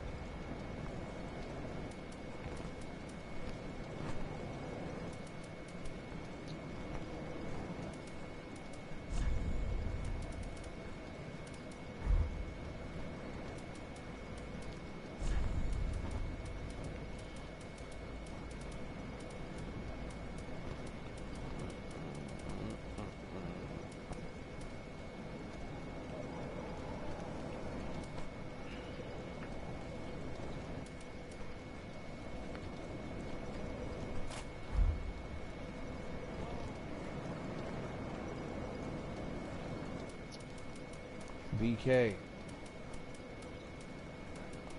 It's BK.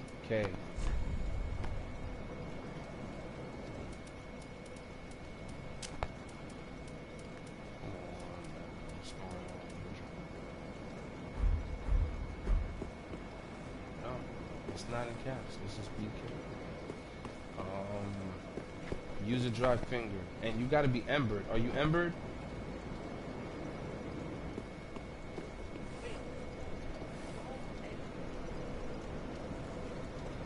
You need embers, yeah, if you want to be able to bring embers or bring us into your world.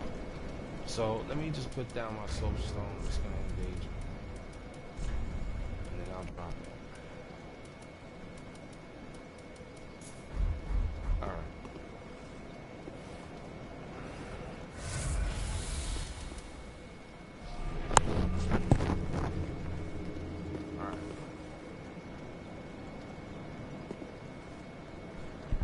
Yeah. Somebody that can come into your world. I think I'm gonna go back and then I'm gonna just kinda help you through the dream by becoming a different type of helper. I don't wanna be like this. This isn't good. This isn't good. I'm gonna invade your world as a son, bro. I'd rather invade your world as an invader. I'm gonna use soapstone.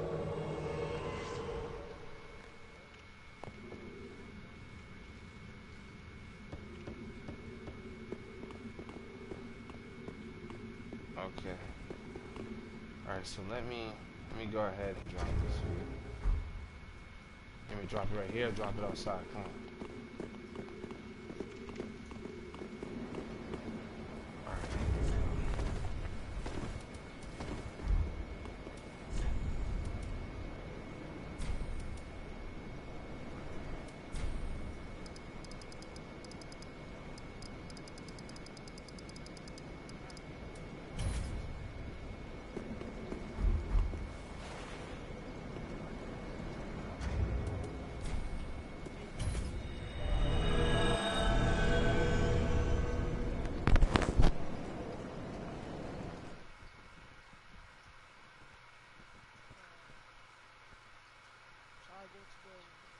Use it, and now I'm gonna put my sign down. You should be able to bring me in.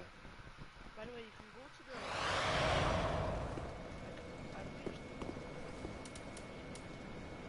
the. Oh, we can run up there together. It doesn't matter. That's my insurance. You know, just kill something. I get some souls along the way.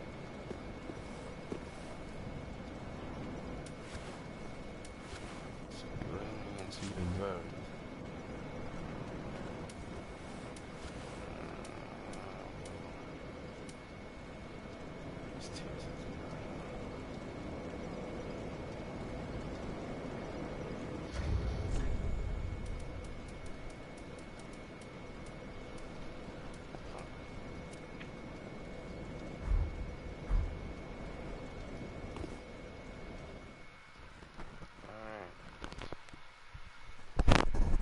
So I gotta talk about the lore. So how much of this game do you understand as far as the story? I play a lot.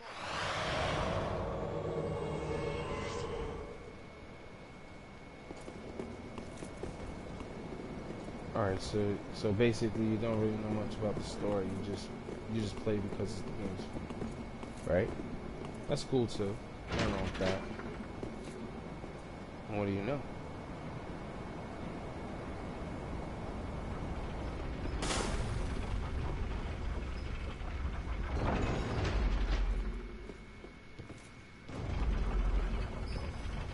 Yeah, it's alright. Don't worry about it. It's cool. You know what I'm saying? So, right now I'm just recording now.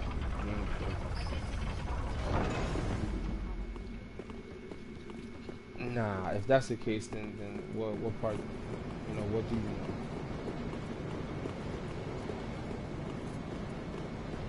No. No. Talking about like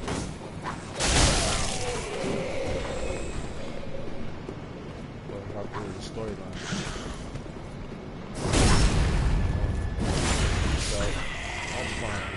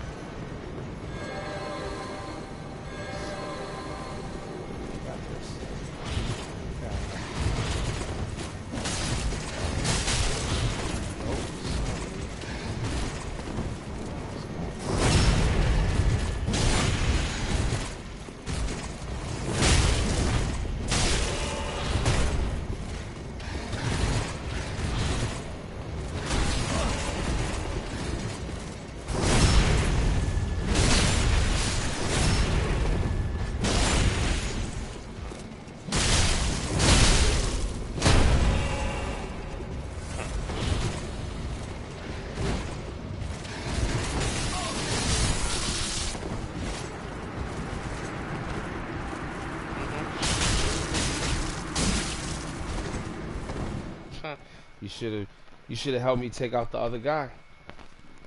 You was just running around. Should have, you know what I'm saying? You just ran to the other dude and stuff like that.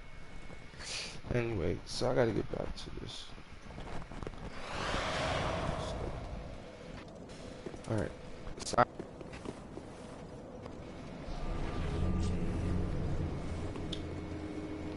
and you know what I'm saying? If you don't see my sign down, just wait for it, you know what I'm saying? If you die.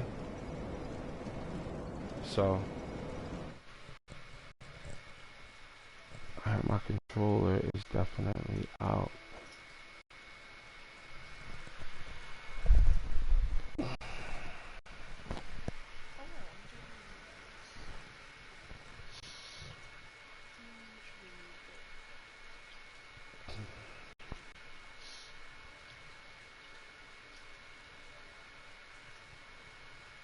Alright, so now I'm being brought back.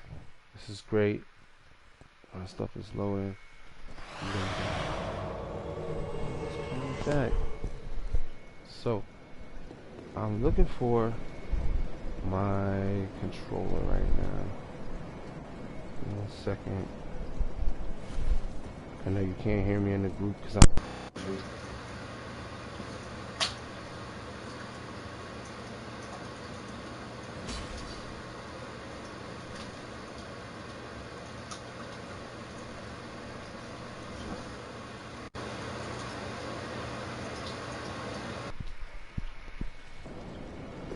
Alright, so, alright, now we're good to go. Alright, so we're back online again, and, so now, I guess we're gonna go up here, right?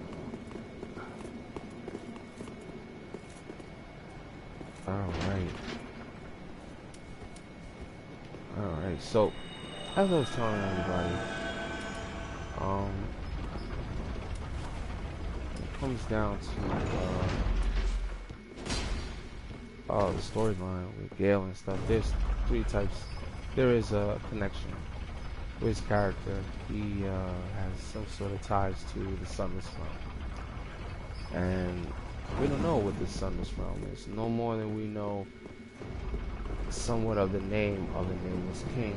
We make that assumption based off the armor sets, which don't really tell you that that particular thing is that particular type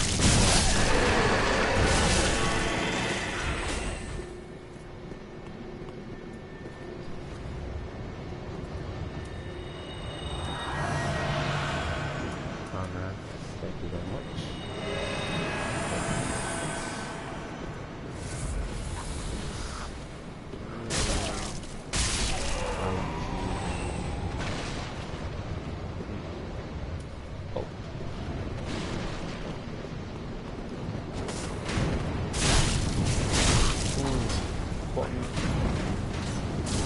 Why? Because I gotta handle it all by myself.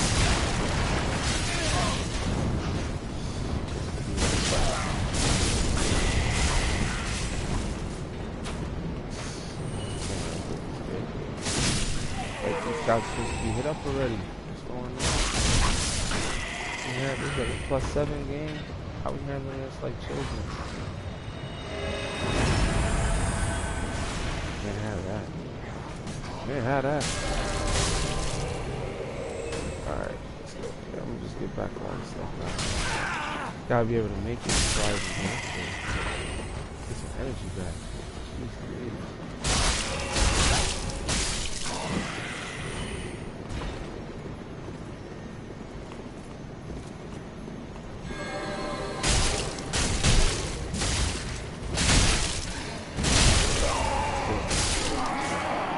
I don't know if there's much more I can take of this. I really don't. It's torturous. It's torturous. Oh man. We can really just run past all of these guards. I'm gonna show him how to do it, because, you know, just trying to fight your way up the stairs and stuff like that. If you don't really know how to really do your own thing, then you kind of get messed up, and especially at this level. He's at plus game 7. I'm only on plus game like 2 or 3, more or less, guys. And the only reason why is that because I wanted to know what was going on with the game, what was going on with the story and stuff. So, you know, I kind of put those ideas beside me a little bit, just wanted to play the game. As you can see, you know, some people just like to play, and there's nothing wrong with that. For me, it's just a little different.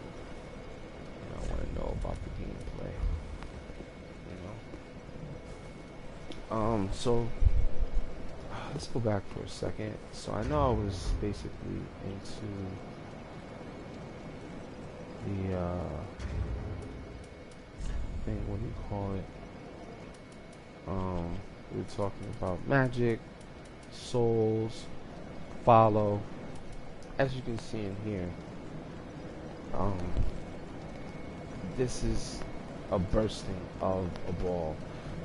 Probably the equivalent to what this would be, maybe, more or less. I don't know, because here you got a big orb, and then now this is like more next level of this orb, because now you have molten floor burning, you know, kind of hotness, and it's more thicker, it's more concentrated.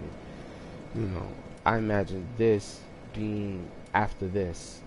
You know, they create this, but it doesn't hold its form. It breaks up into a bunch of different pieces, and you know, that's really it. There's not really much to say about it. Look, signature flame, manipulating spell common to pyromancers, hurls a giant fire orb. The blazing fire orb explodes on impact, dealing fire damage to the surrounding areas. See, so surrounding areas too. So people who are next to it can also be hit with its impact. And of course, if it's a little more concentrated, such as this, it's going to leave a hot, melted floor. They say that once a pyromancer learns a spell, their understanding of it deepens, and then, you know, things get a little more complex or easier for them to do certain things. So they're tempted to do a lot. And you know, Cornix, he basically explains to everybody, like, be careful, you know, using pyromancy. And he reminds you that the same pyromancy that you use and you sought to control so well is the same flame that burned Izalith up. And it's supposed to be something that's held to that standard. I don't know what Cornix's life is like, but I could tell that I don't know if that person that you play with in the Demon Ruins is him. I feel like it's him. He might have changed his identity to hide himself. Because, you know, why would you be away from home unless there was some sort of war that was going on? You know, once living in the Great Swamp, you become what's considered a master. Did you get exiled for something? And, you know, I believe some of them actually show, you know, that whole ordeal.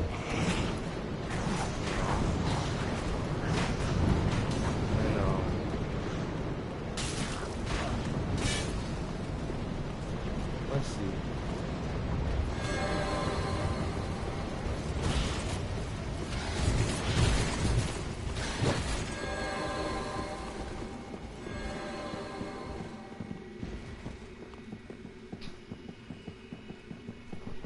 Oh, she woke up.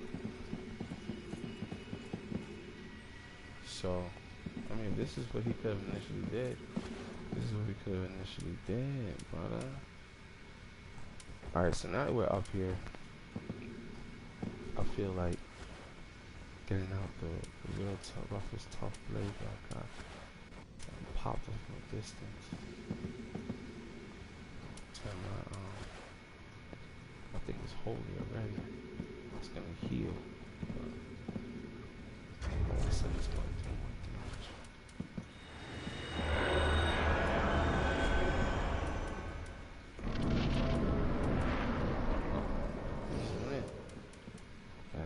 Sucker.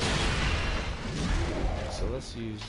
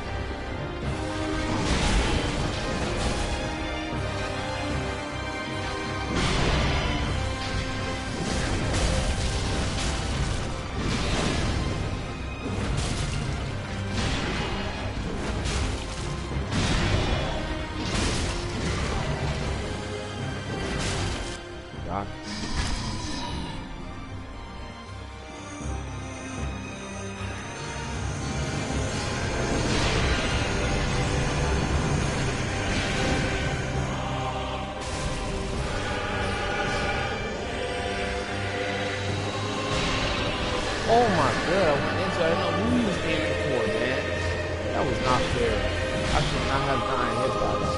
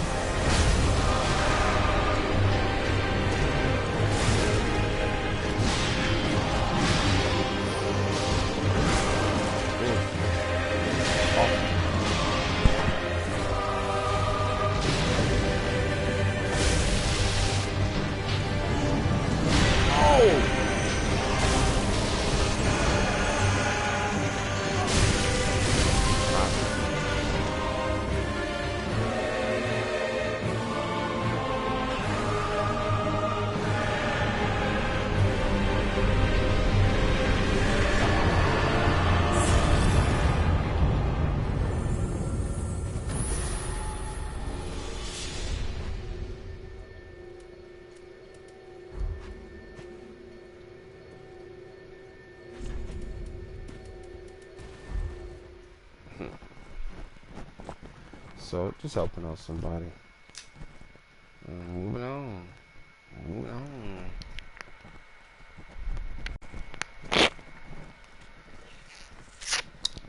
Hey, buddy. So I can't really hear you if you're saying anything. If you want to go to the next place, just put it inside of the group chat that's in Facebook. I mean, that's on PlayStation, and the group that I added you to.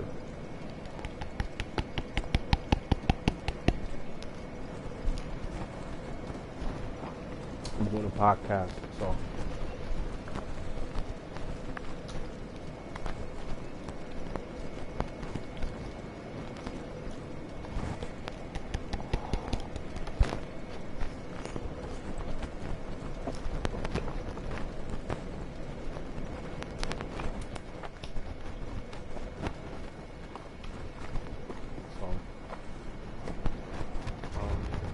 If you don't have anywhere else to go or do,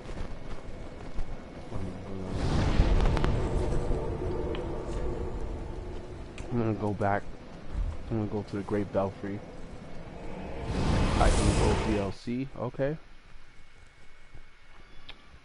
If you want to go to the DLC, where the DLC do you want to go?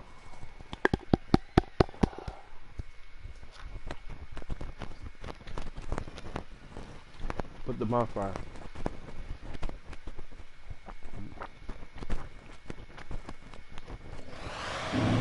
And a wall city. Oh boy. Oh boy. Yeah. Oh boy. So if you're looking to do just PvP down the ring inner city walls, let me know. I don't want to waste my time doing PvP there. If you need to get through the stage, I'll do, I'll go through the process with you. But if you just wanna encounter invaders and run around in the abyss, that's cool. Just let me know. Just know I want to kill all bosses. Okay, cool. All right. And if you want to go pick up items and stuff like that, I'll follow you. It's perfectly cool. So. I just like the transparency. Alright, so let me get I don't think I need this pyromancy, but then again, what area do you need help with? Dre, I don't have anything I need help with, bro. I'm helping everybody else, actually. Need help. Whoa, what was that message? What was that message I just got? Guys, if you hear my daughter screaming in the background or crying, basically just, she's trying to fight sleep, and we're getting her trained to sleep. It's early in the morning, actually. She's doing everything in her power to wake up her mother because it's, I do believe it's like 7 in the morning. It is, and she is complaining.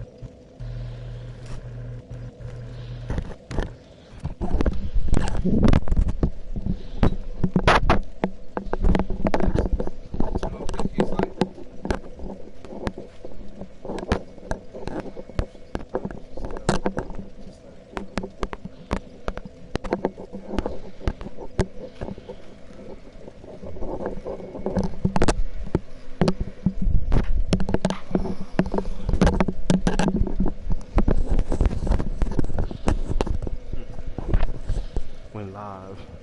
My baby girl, my little baby, and they're crying up a storm. You guys gotta pardon me for that one. Gotta take care of the baby, right? So, give me 1 second. Give me 1 second. I'm just gotta make the transfer real quick. Oops.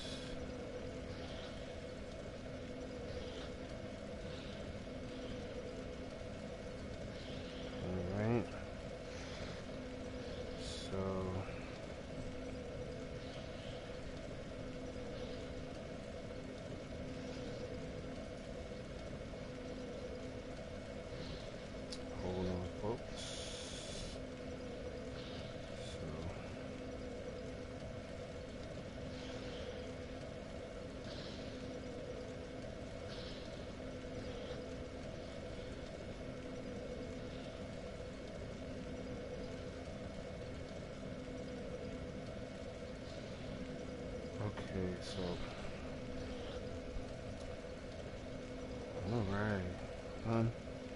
Okay, so back to business. Back to business, folks. So basically, let me get back in here. I'm in Ring City, but I didn't put my sign down yet. Hold on, put my sign down. I wanted to choose one of my magics. I think I got rid of one of them just now. Yeah, I did. Let's click on the button. So, alright, so I think I got what I want.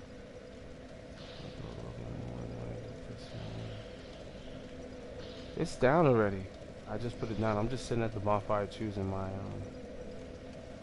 did you take off the password? What's it saying? Anyway, so going back to hope you can see that on the YouTube screen. My sign is down. Okay. Same password. Let me just go over here so you can see it. Alright. So where was I? So I mean I was talking about I was actually talking about a couple of things, and one of those things pertains to Gale. That was what I was talking about earlier on. And his ties and connections to the Sunless Realm. He has a shield. Him, and him, or her, excuse me, Lucatiel. It looks like a guy's face. That does not like a woman's face. I don't know Lucatiel's problem, but apparently it was the person that was a female that was going hollow and wore a mask because her eye was beginning to decay, according to legend.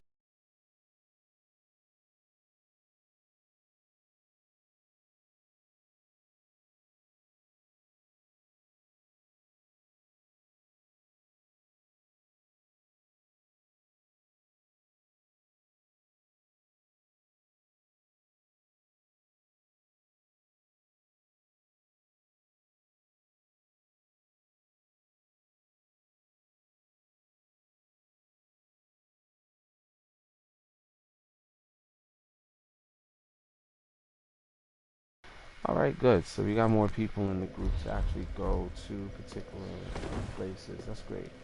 So I'm going to. I'm gonna be honest with you. I really don't like doing this board, but I'll do it because I gotta get used to it.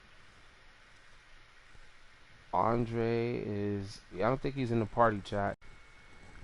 If he doesn't really talk. He's from England, or no, he's from France or French or something like that. So he speaks certain language. His English is not that good.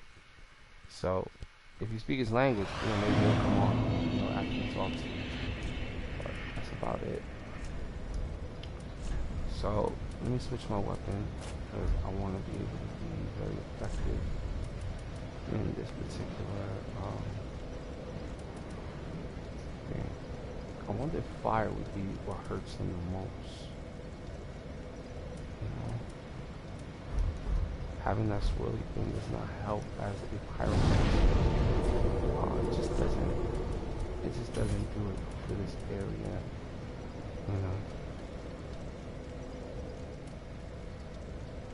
Have something that's actually gonna burn these trees. Put them fire. Forgive me, but I don't speak English. I use Google Translate. It's all good, Andre. And I like your efforts, bro. So that's all that matters.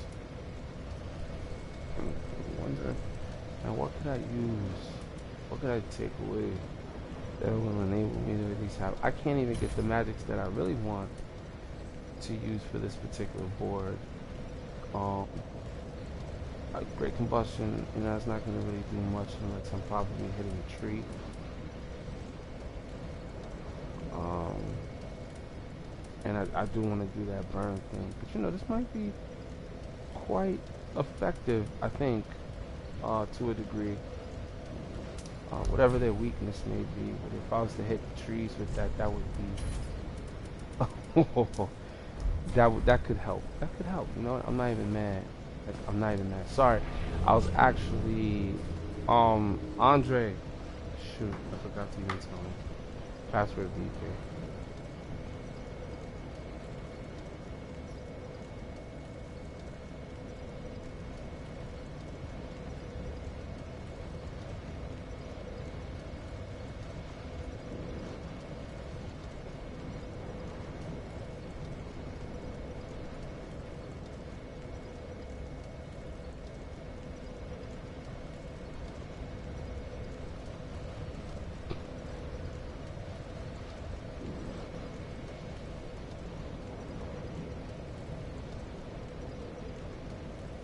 Oh, this camera's horrible. Oh, it's horrible. It's focusing way too much on the blue and it's giving me red. I'm not getting that clarity that I want out of the picture. But I'm gonna take it anyway. And I'm gonna send it. Picture is too blue.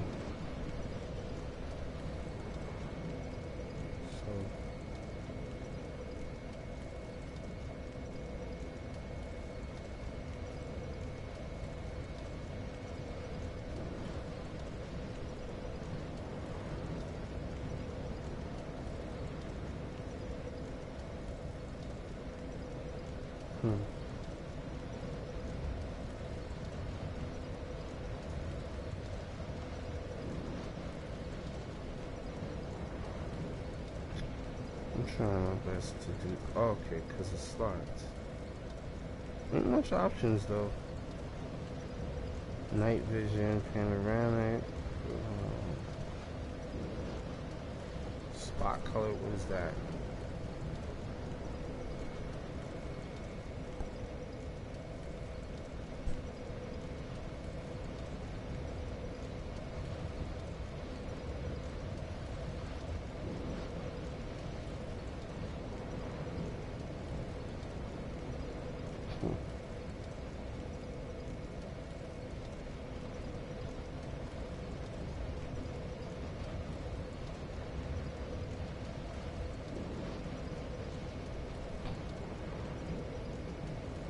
Man, I'm hearing the settings in my phone. Trying to learn certain things. There's a lot of different settings here for a lot of different stuff. Show animation, external preview.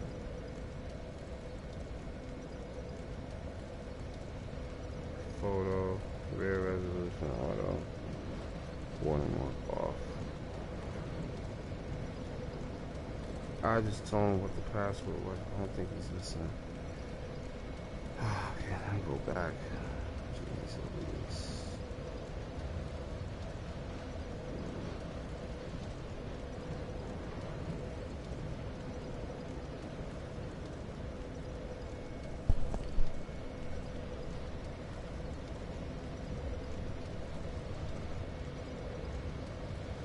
I just told him. But anyway, so back to what I was talking about. The shield, right? The connection between these three individuals and the sunless realm. Holy Knight of the sunless realm. The engraving of a brilliant flame crest that burns brightly within the order's customary sunset colors. I don't know exactly what order that would be when it comes to a sunset. It's kind of just moving from off the horizon and going down. The shield is round, you know, and it's like, well, Is it the burning that is around the earth that shows the sun going away? Or is it the outer ring that's supposed to display the fire that burns on the horizon while seeing the sun? I'm not sure about that, but you don't need to get hung up in the details. In this case, even though they say all the devil's in the details, with Dark Souls, you don't really get a lot of details. You get, different types of the details that you have to put together to make sense. So, it's crazy. I'm sitting here making some breakfast. I'm gonna make some egos. Mind you, I had already, earlier, and I'm just kind of at this point, like a little button.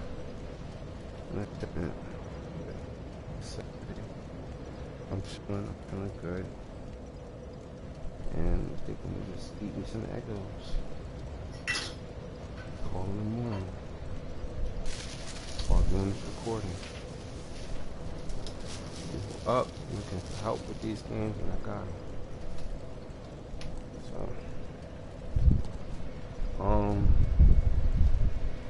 So anyway, so let's continue to go over the lore. Okay, so Holy Knights of the Sunless Realm, and it's like, well, where's this realm come from? This Sunless Realm, just another type of order here, and your boy Gale is involved. Lucatiel is involved,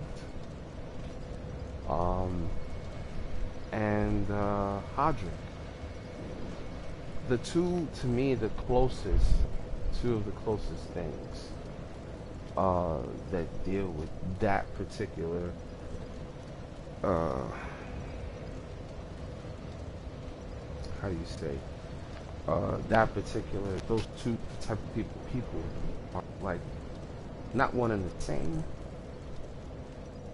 but they seem to have maybe something common. I tried my best to think about the connection that the two would have, such as Hodrick and Gale, right? And the only one that I had that kind of even was the shield. And from the shield, I started looking at the way they dress. How do they dress? Is it similar? Do they have similar type of clothing? And look, I got summoned. Good. So could leave it in there a little longer.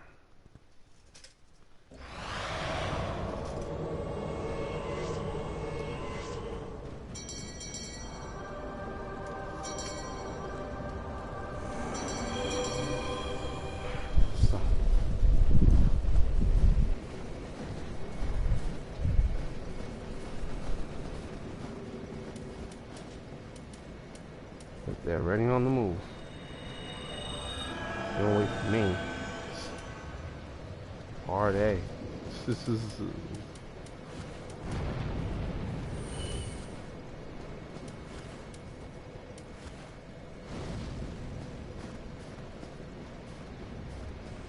yeah, I don't know what that means, bro. That is true French.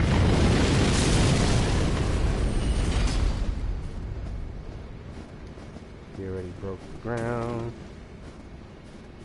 We already broke the ground. We want to go now. Bow chicka wow wow wow.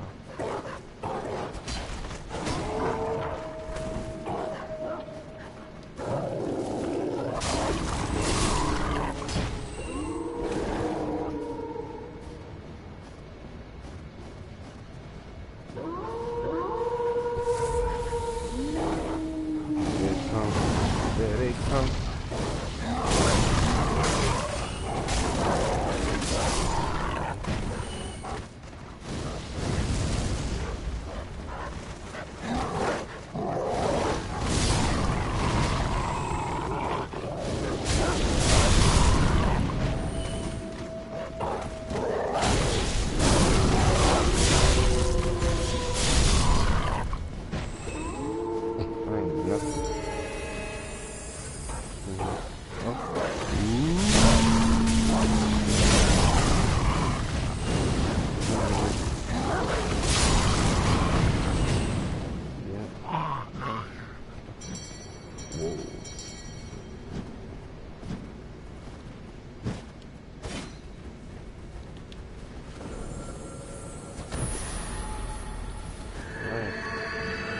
go. I don't think that was necessary, bro. Come on, where we going, bro? Come on. Trying to get something out of that.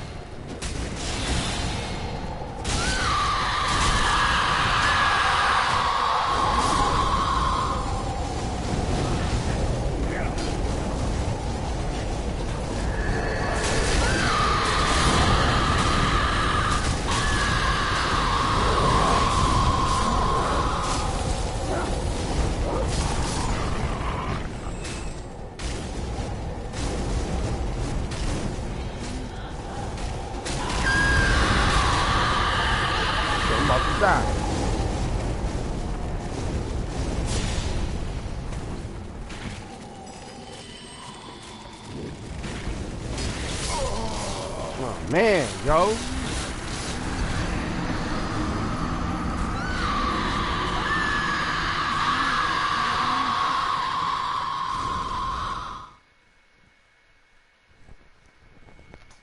I don't like this board at all, man. You're doing this kid a favor. I don't like it. You have to go through it in a certain way. We're just running up there, killing off those things. But we're not in unison. I don't know. It's every man for himself on the field. I don't know. I don't know. Maybe I was expecting too much. But let me go back to the screen of this. And I'm going to go back to talking about these knights who bore the shield and both harbor and oppose the power of flame.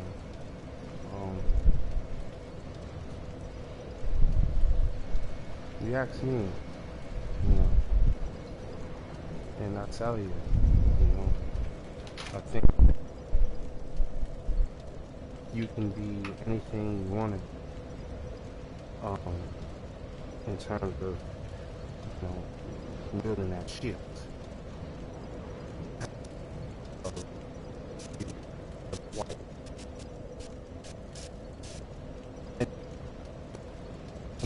It seems major things that these video creators are not really focusing on.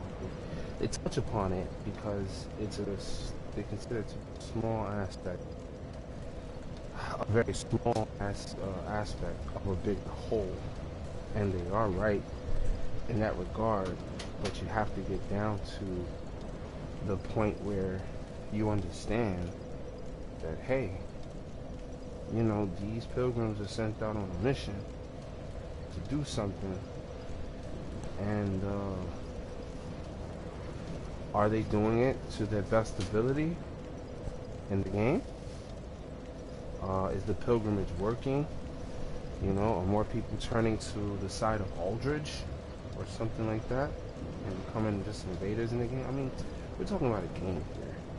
We're talking about the personalities of people who come onto the game and go, after playing for a long period of time, person says, I like this game, but I'm not just going to do run-throughs no more. I already did all the run-throughs. I already seen all the storylines, and I'm not satisfied, but I still want to play. And get into the whole PvP thing. Maybe I'm talking from my perspective of what I would probably end up doing, right? Because most of the time when I talk to individuals who are into the game,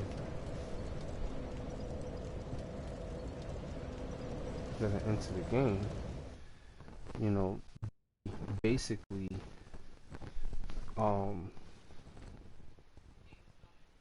I know, I'm going back over there now. So, I need a baby wipe, I can't use it. So,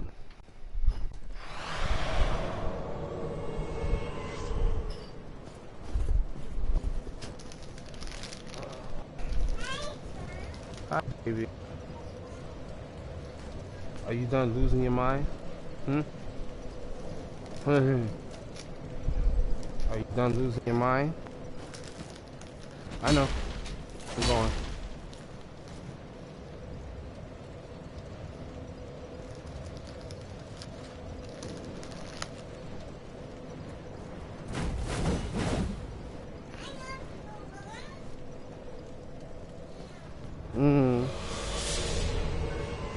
gonna learn.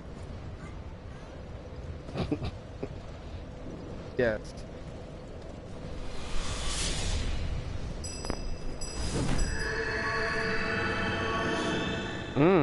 What you mean, Okay.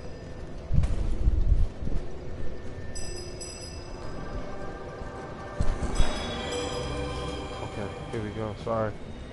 Sorry about that, gentleman.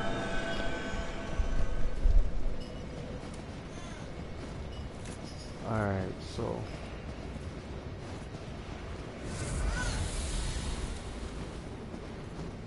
Of course, my daughter's like, wow. Oh, shoot, you died?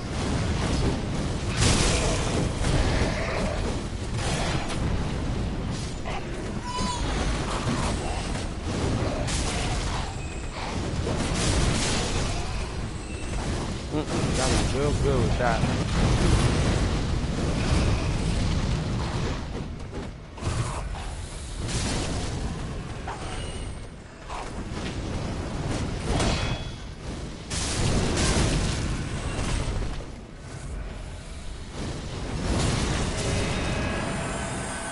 Right?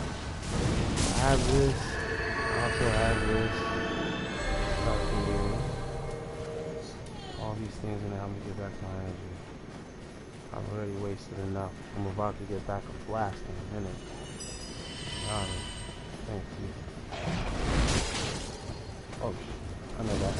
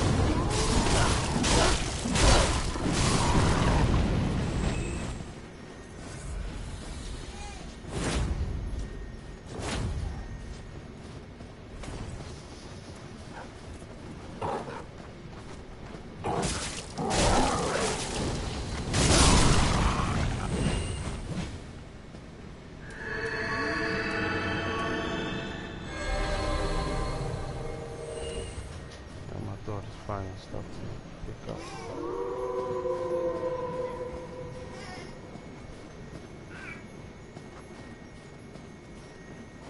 Going up. Let's go up.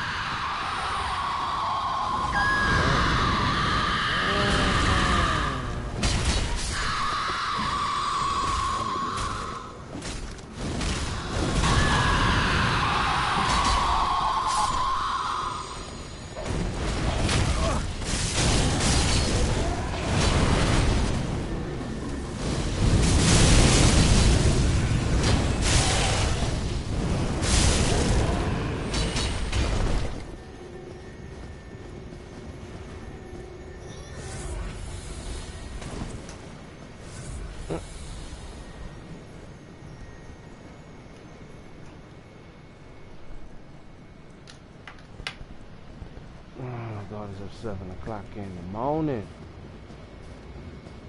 Ready for a whole new day to run around and do what she wants to do. And she ain't listening to none of you.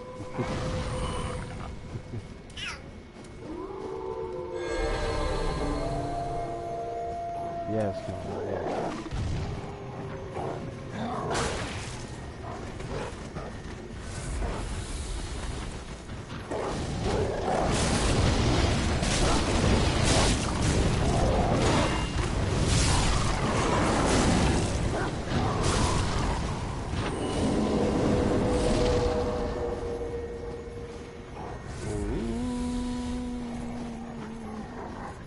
Whoa, mama, whoa.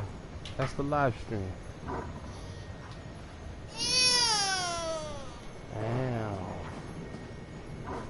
Well, I guess Harmony has joined the, oh, yeah. Has entered the... I'm here going anywhere because I'm like trying to pay attention to her and pay attention to... what I'm doing on the screen.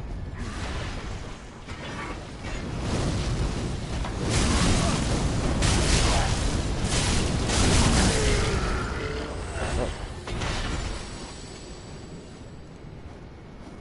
Right.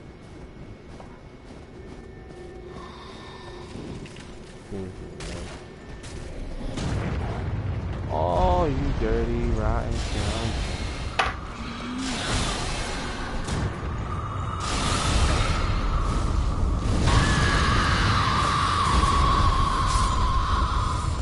Oh, goodness. Literally jacking me.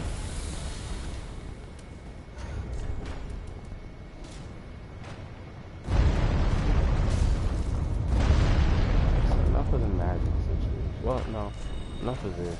Let's just go up. Let's equip that.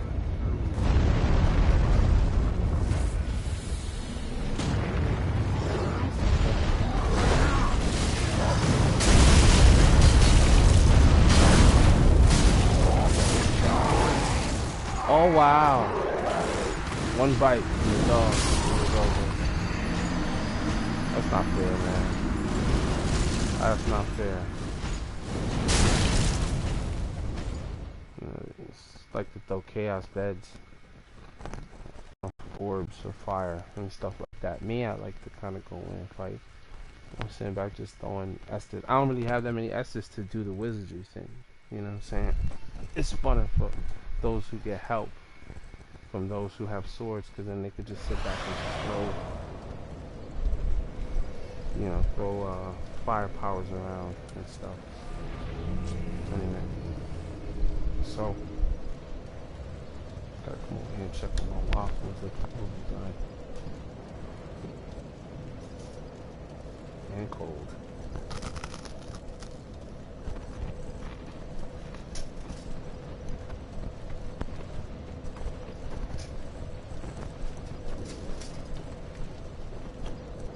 Too hard. It's all good. It's all good.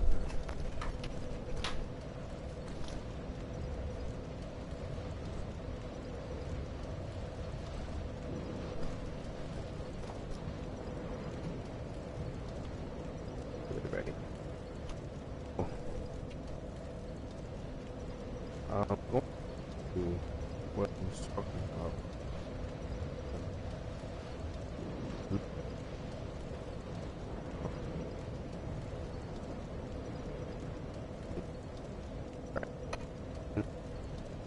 Is within the shield in which they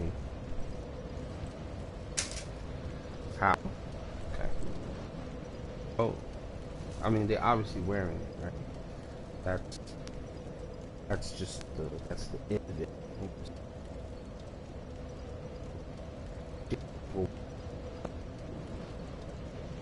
That's where the curiosity, for me takes off. The next phase of who are issuing these shields and how did you get one? Like, let's not assume too much about a particular thing. Let's not assume, that things that might seem unreal. Let's assume what we got from what we got. And what we do know is that that thing sounds like a covenant.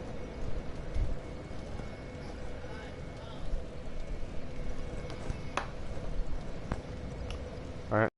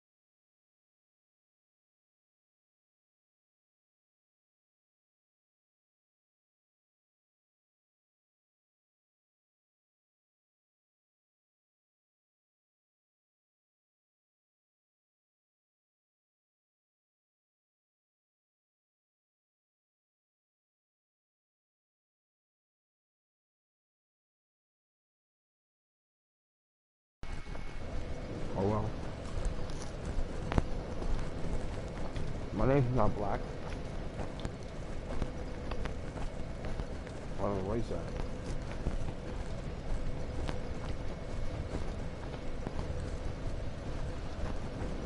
You know, just explaining it to him.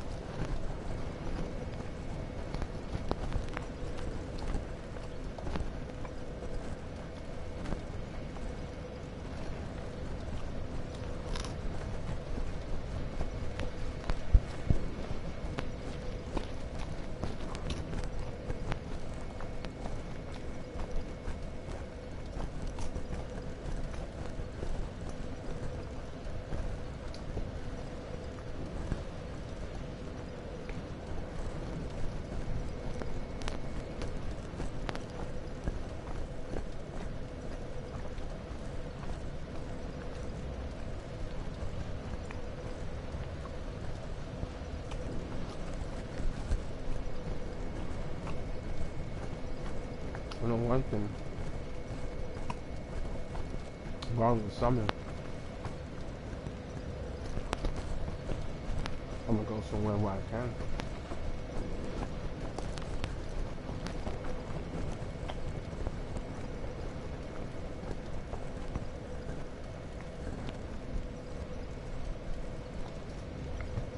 So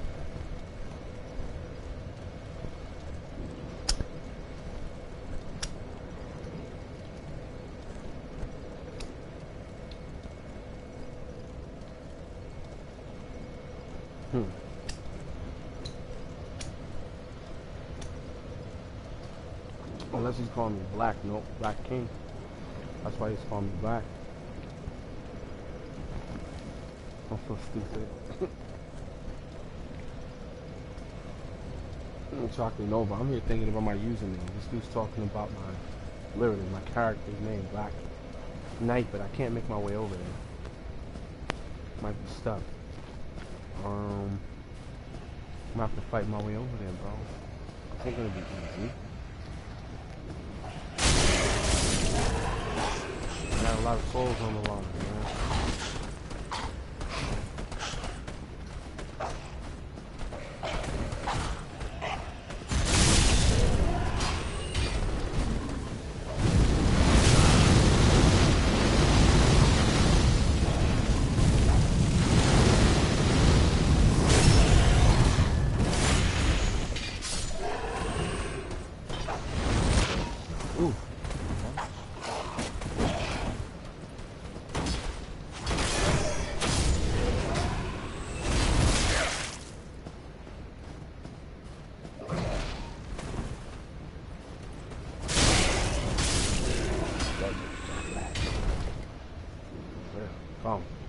Which bonfire? I'm coming. Can I use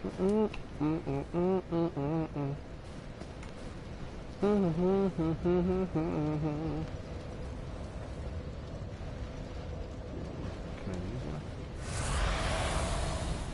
Can I use this?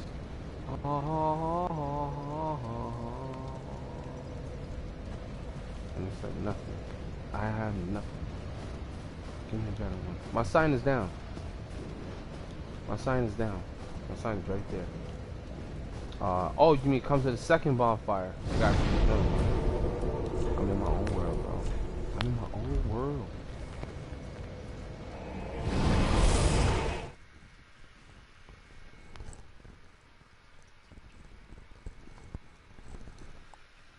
Okay.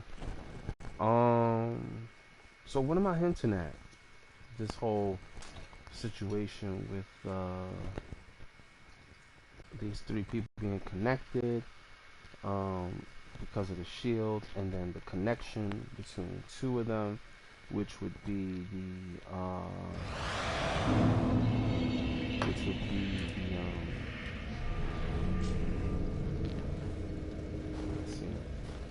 there, which would be between Hodrick and Gale Knight. Yes, now we help Andre. Um, and basically they're rocking a shield, but it's also their headwear. It has like a point to it. The slaves, you know, they had to wear these hoodies. To show, and the red was to show that they were slaves. Um, of that. So, you know, um, it was pointy. Now, Hodrick is considered to be a holy knight, whereas Gale is considered to be a slave knight. Obviously, of the possible to wear the white. Um, we can't say that he was a slave of the cathedral or a slave of Irithyll, or, and you know, I believe Irithyll do have slaves. They do talk about them, I think, but for the most half, um, in the job description, Jesus, whatever, a red hooded issued to a slave knight, colored red to vibrantly signify their stature. Long ago, only the undead served as slave knights. Okay, now what else does this also correlate to? That they were actually doing in the game, doing in the church, excuse me. Hat worn by cleric turned undead. So they would wear this hat and this hood thing. That's how you know that they were clerics. But those who turned undead would wear that. Because you see a cleric in part one, and he definitely doesn't have that on his head, so he's not undead. He's literally a live cleric, and I don't believe he comes back as an invader either, to do you harm. So, wait, hold on. Alright, do that, and we should be good to go. Going across the bridge, let's go across the bridge.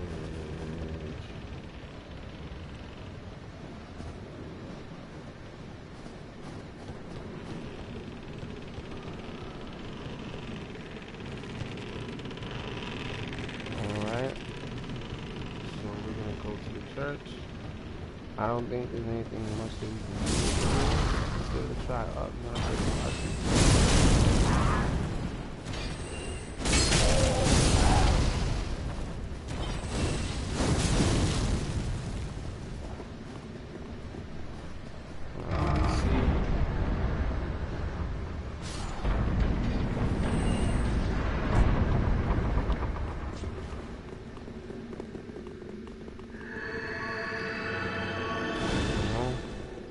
this is the first sighting, second, whatever. You talk to this chick, she tells you stay away. Take a nice picture of the lady. They knocked off her head. I guess it doesn't matter, but they tend to knock off heads. The child remains, right, protected. They're constantly protecting this child, per se, and the child that they're protecting is always feeling off. And I wonder, you know, what would you like why not feeling on? The other woman, I forgot the name of the girl. God, Yorshka. She was in hiding at one point. Still in hiding. You know, she's in prison in the chapel. And I mean, this is a cluster mess of stuff.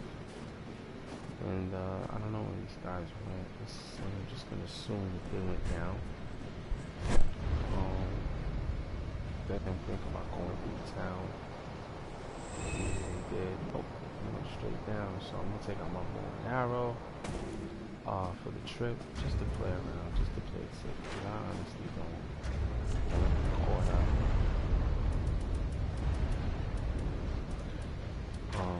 dealing with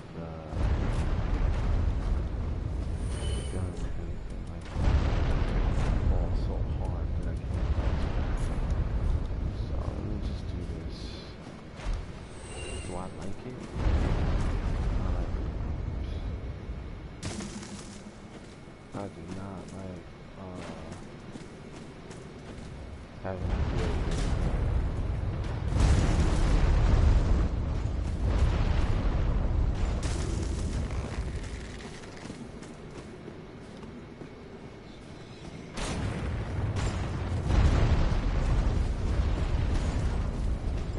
Look, this dude died already. Making his way down. It's fun. Again, but it can be. You ain't got your shit together.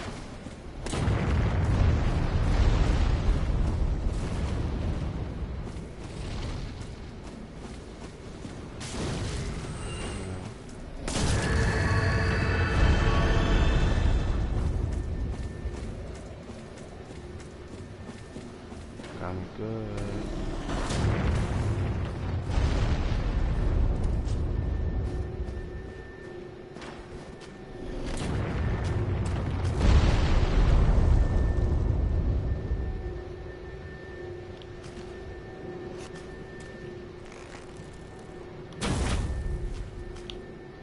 And boom, shakalaka.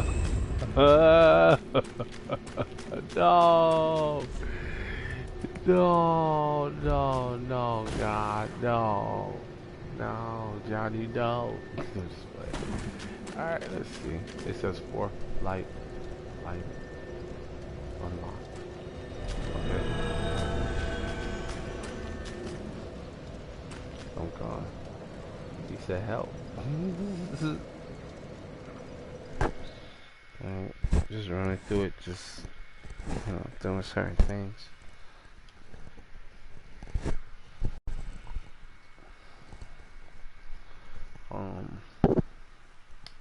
So yeah, these holy knights can be either on the opposition end, you know.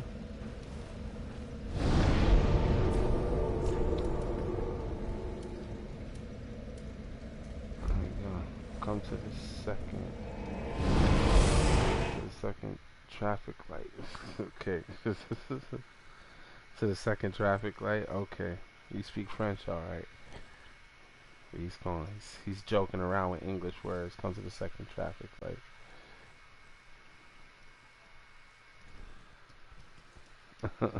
No, yeah, I know it's bonfire. I'm just cracking jokes. That's all. I'm just being a dick. So I'm summoned by. I gotta go to this place. What's up, Delta?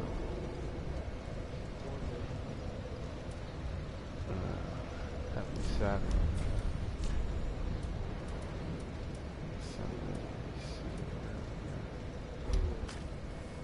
We're good.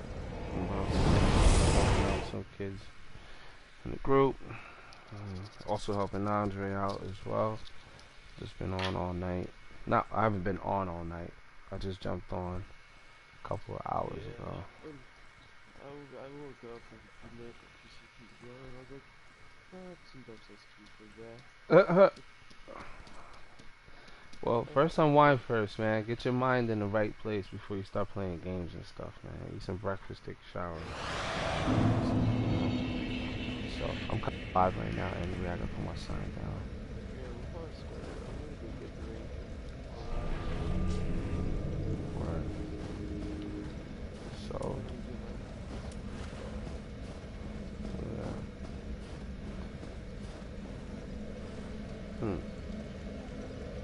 Hello. How you doing? What you mean, whoa? This ain't nothing. I already ate it. All gone. It's all gone. Come over here terrorizing. How you doing?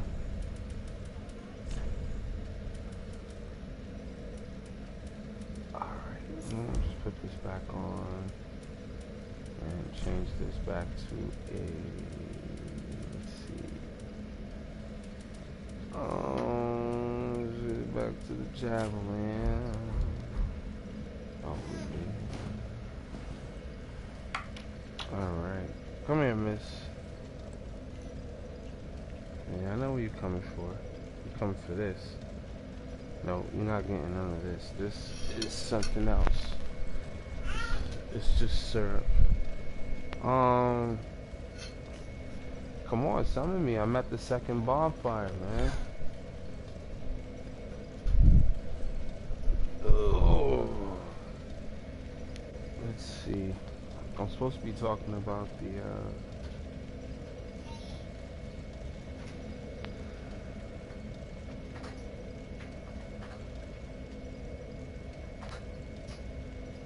Is that where we are? We're back at the chapel again. Okay. I'm here to talk about the third, second bonfire.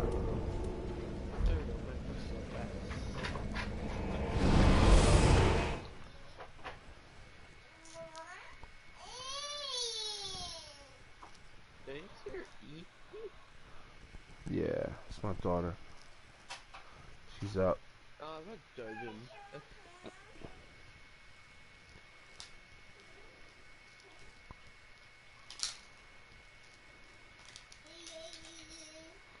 What Okay. Darksouls you guys playing right now? 2. I mean 3.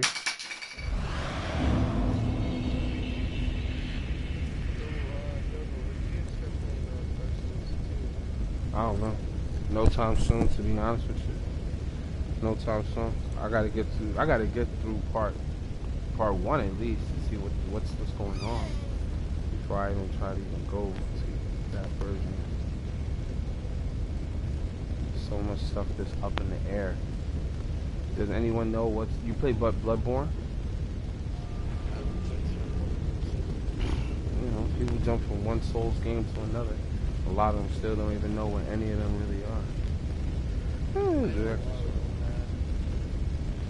You know, I was starting to pick apart some stuff today, talking about I don't know if you have the item, the Sunless Shield. Also, I learned that Huh? if you bought Darksouls 2, it comes instantly with DLC.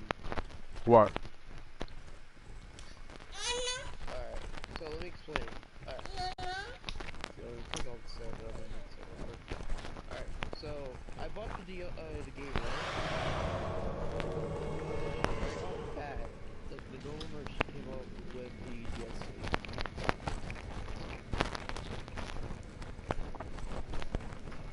So, did you buy the normal version? Hold on.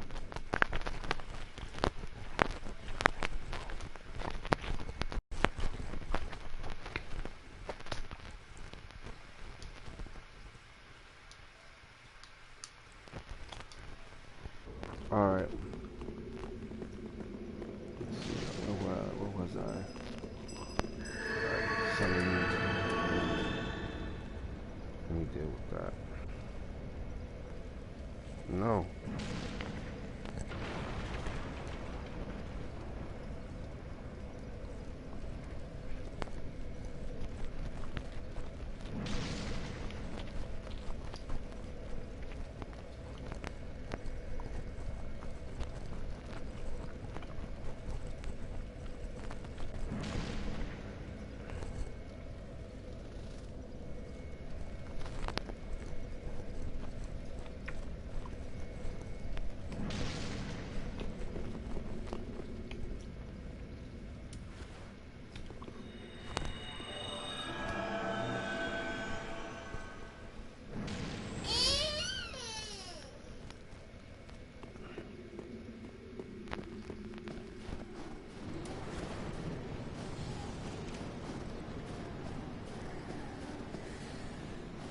Wait, what are we doing? Why are we going back down this way again, bro?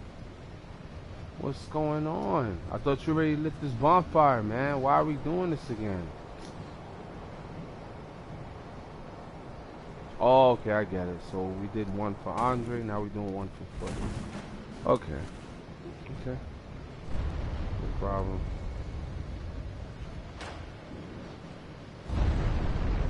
No problem.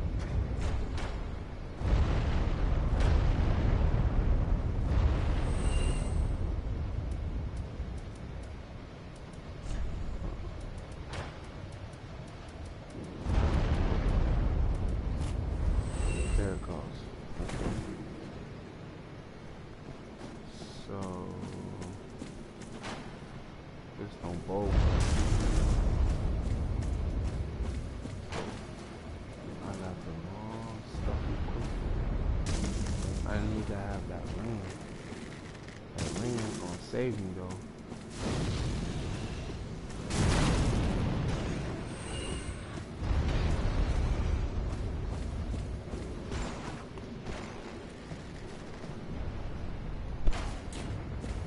Spot.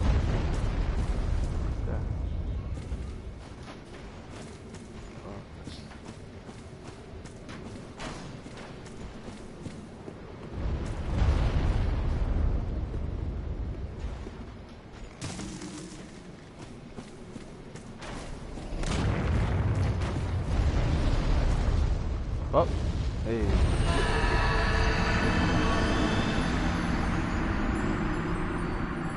Well.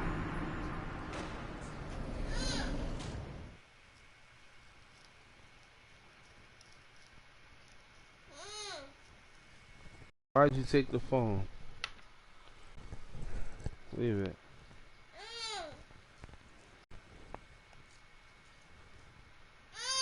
Oh, okay. Think I'm saying, na na na na. Okay. Okay, I'm gonna give you some. I know. Hold on. Okay. So persistent. Here.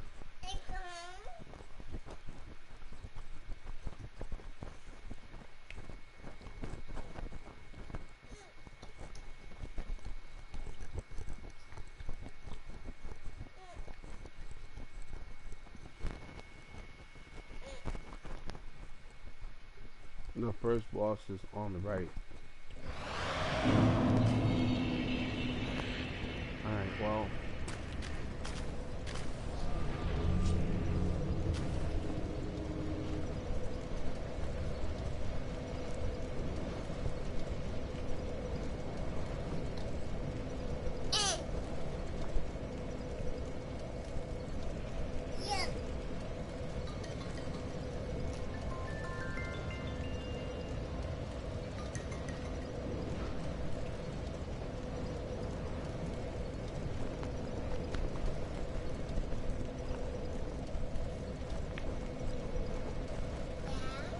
Down. Right. Up. Down.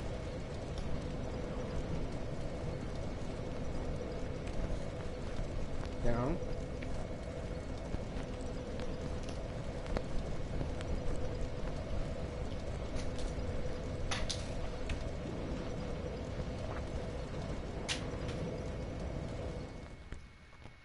I can't wait till you learn cleanup time. Cause you just like throwing stuff all over the floor. It's time for learning some cleanup time. I'm gonna clean up. You're gonna put everything that you threw down on the floor away.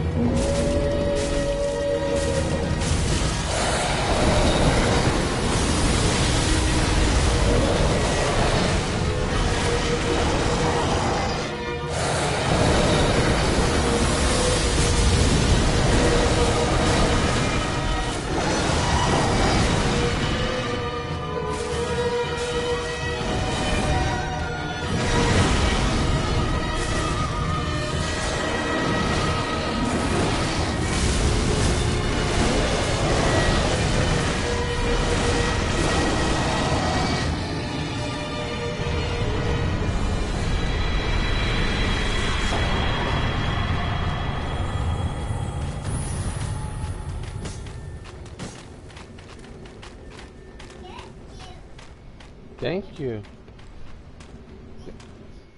Yeah, thank you.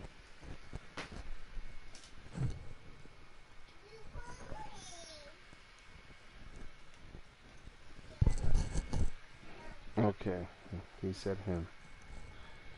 So, I just,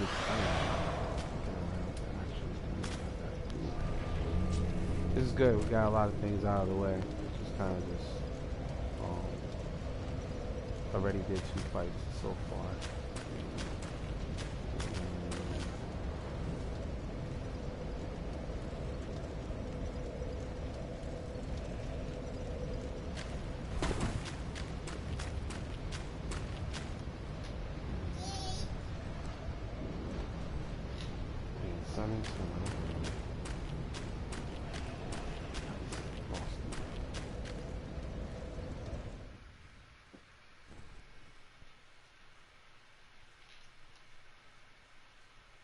Oh, Delta left the part here.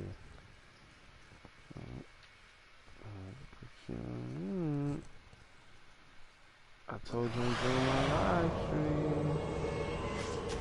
You know, so I need to be able to talk about these things because it's lore. Talking about nonsense. I gotta do what I gotta do, man. You know? Come on, man. Okay, where we going? Thank you.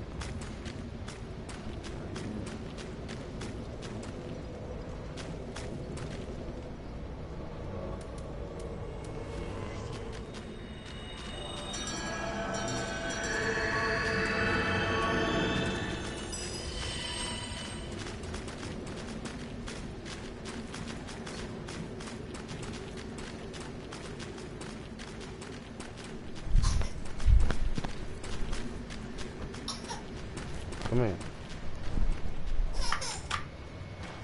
Drink.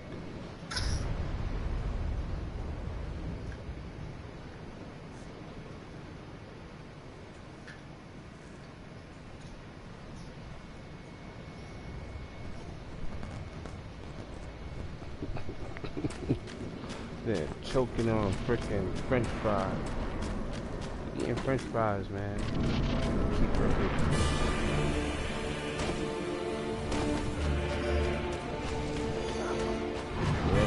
upside down and look like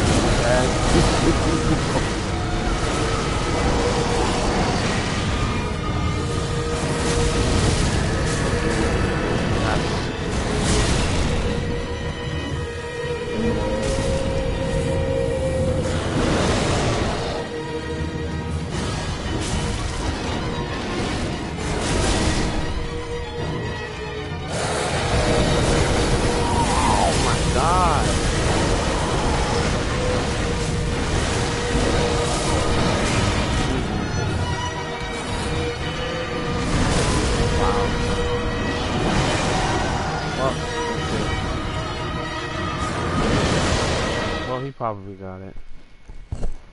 Well, whatever. That kind of sucked. I could have had that to the end, but he switched his focus. I think I probably aggroed him a little too much. So, that's just the end result of that.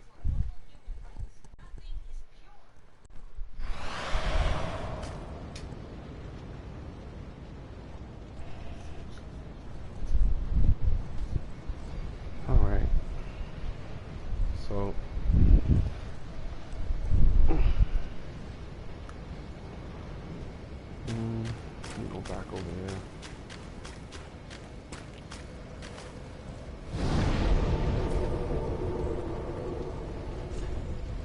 travel.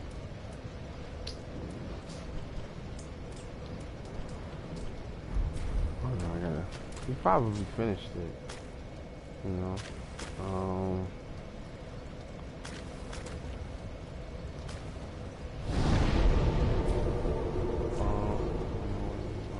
We dead. Okay.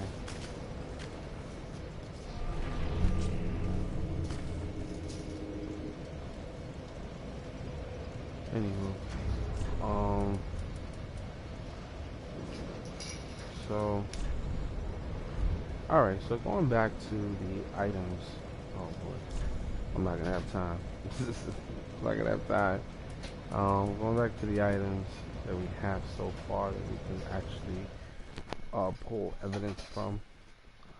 I don't think it would be necessary to put Ducatil's armor set in part 3 unless it had a level of significance to bring a level of curiosity to certain things. So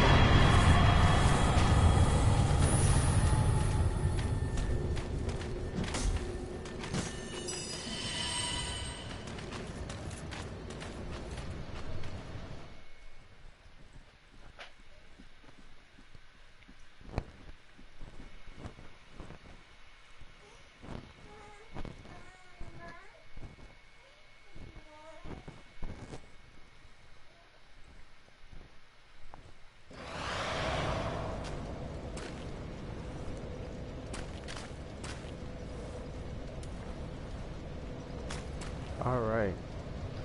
So it appears that I've helped out some individuals. That's good. We return to the second chapter for the continuation. Oh, okay. So I guess we're gonna go down into the city so that we can take out the other people.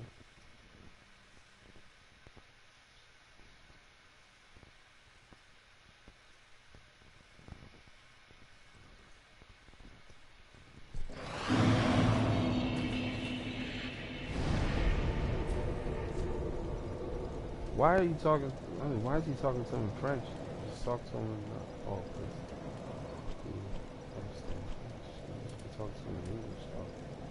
Anyway, second bonfire. Is it the second bonfire or is it the chapel? Which one is it?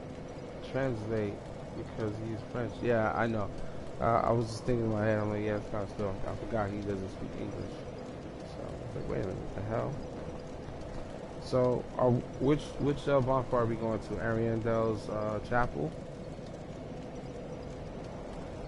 Let me see if I can pull this back for a second. Give me a sec. He's in here.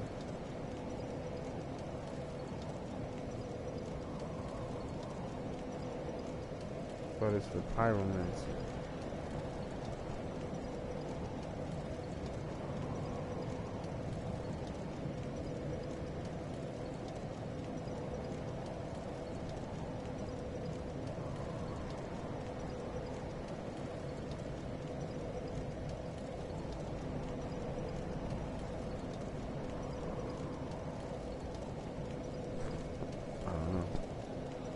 No.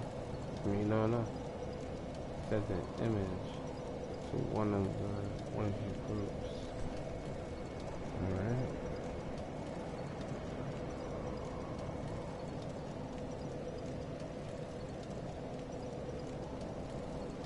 What about it?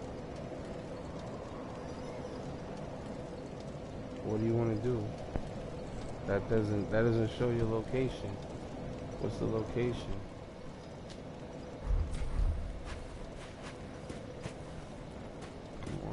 People here who got the building right now. Or sign down.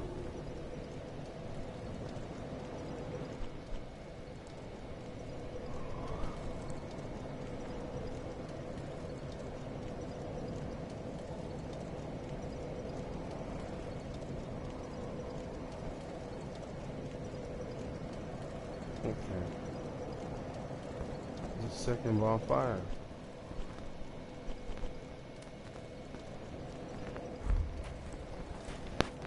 So we're going down.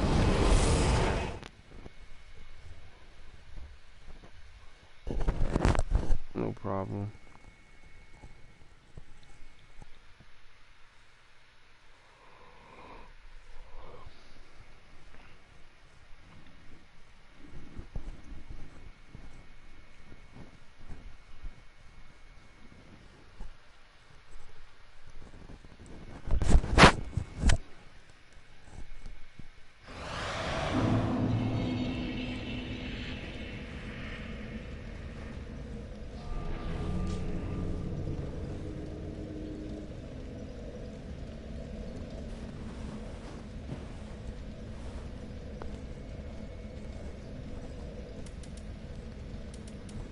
I haven't even used this stupid profane flame shit yet.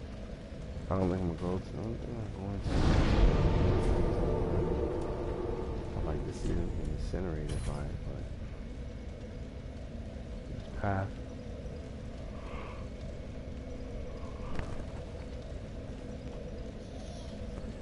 Yeah.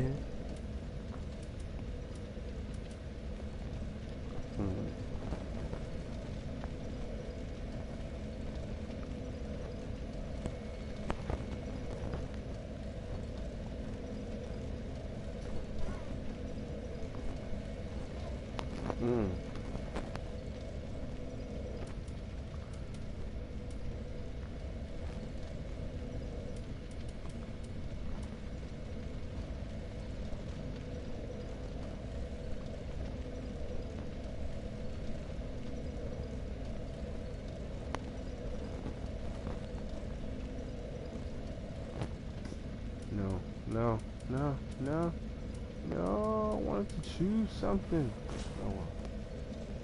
No.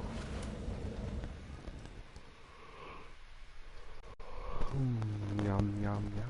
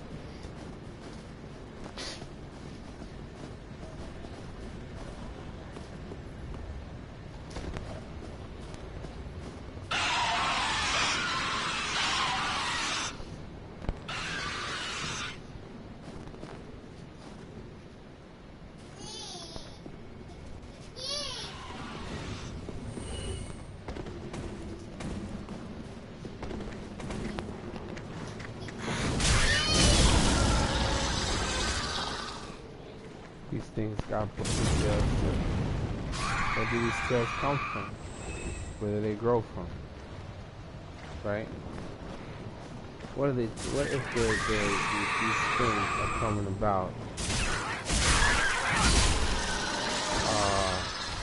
That wallow on the ground. And here's where they put them.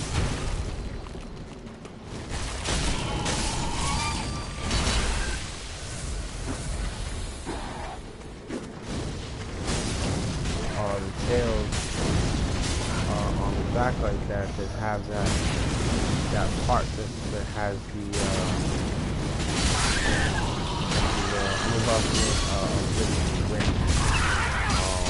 things here that is definitely going to open the eyes of a lot of people in terms of these things. They die prior to doing their full performance. Some of them are just messed up situations, you know. What do I mean by that, right? What do I mean by that? Well, look at this. If it has the tail in the back, and then the legs finally come out, and then it has a beak, you know what I'm saying? These are like the same type of creatures. You know, look at it. It looks like a dead bird with a bird man, and then look at its tail. It's all shriveled, becoming a cocoon for it to be a tail. And all I really see from that tail, from which it came from, is those things back at the Cathedral of the Deep. And also what Aldrich could possibly be, but in a more evolved state. Why are there flies here? With their egg sacs and stuff like that. Like what are they doing? Are they consuming these things? You know? Like, I don't know, it's just real nasty in that regard. What's the whole point? You know, oh my god. He died. He didn't kill him.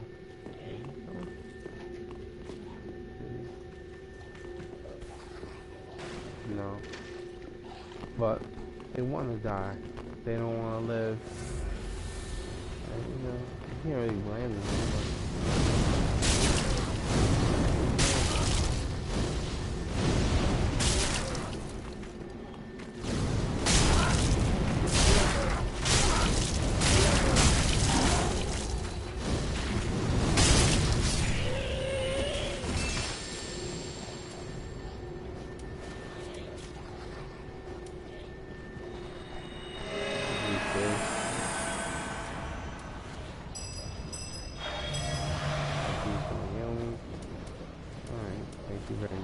appreciate it. I can go back to my regular store to do this. Appreciate it.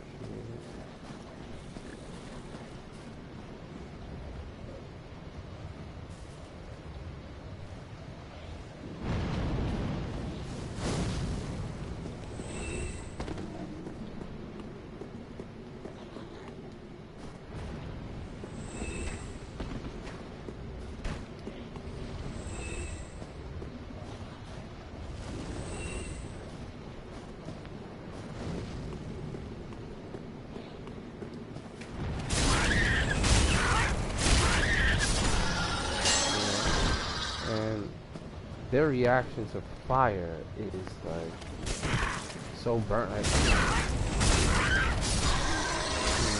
like those things we find in the house per se. Well, in the Cathedral of the Deep, fire seems to do them the most damage. Because it's shocking to their body, which shows that they do come from the shackles of the gods. Those parts that they will put upon the spine. I know that sounds crazy, but that's what it is.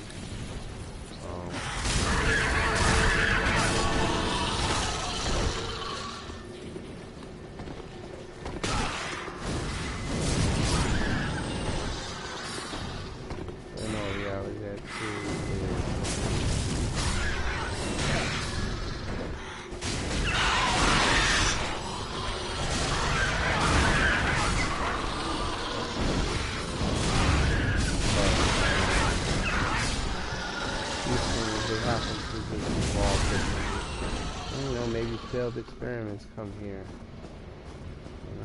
For all we know. You can look down, you can see that this is the girl's tower. At the top is where, that's where you'll end up being if you come down the correct way.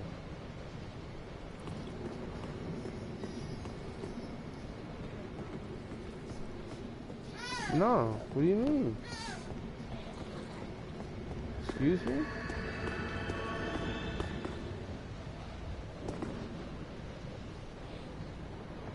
I'll make the last fire and we come to help you.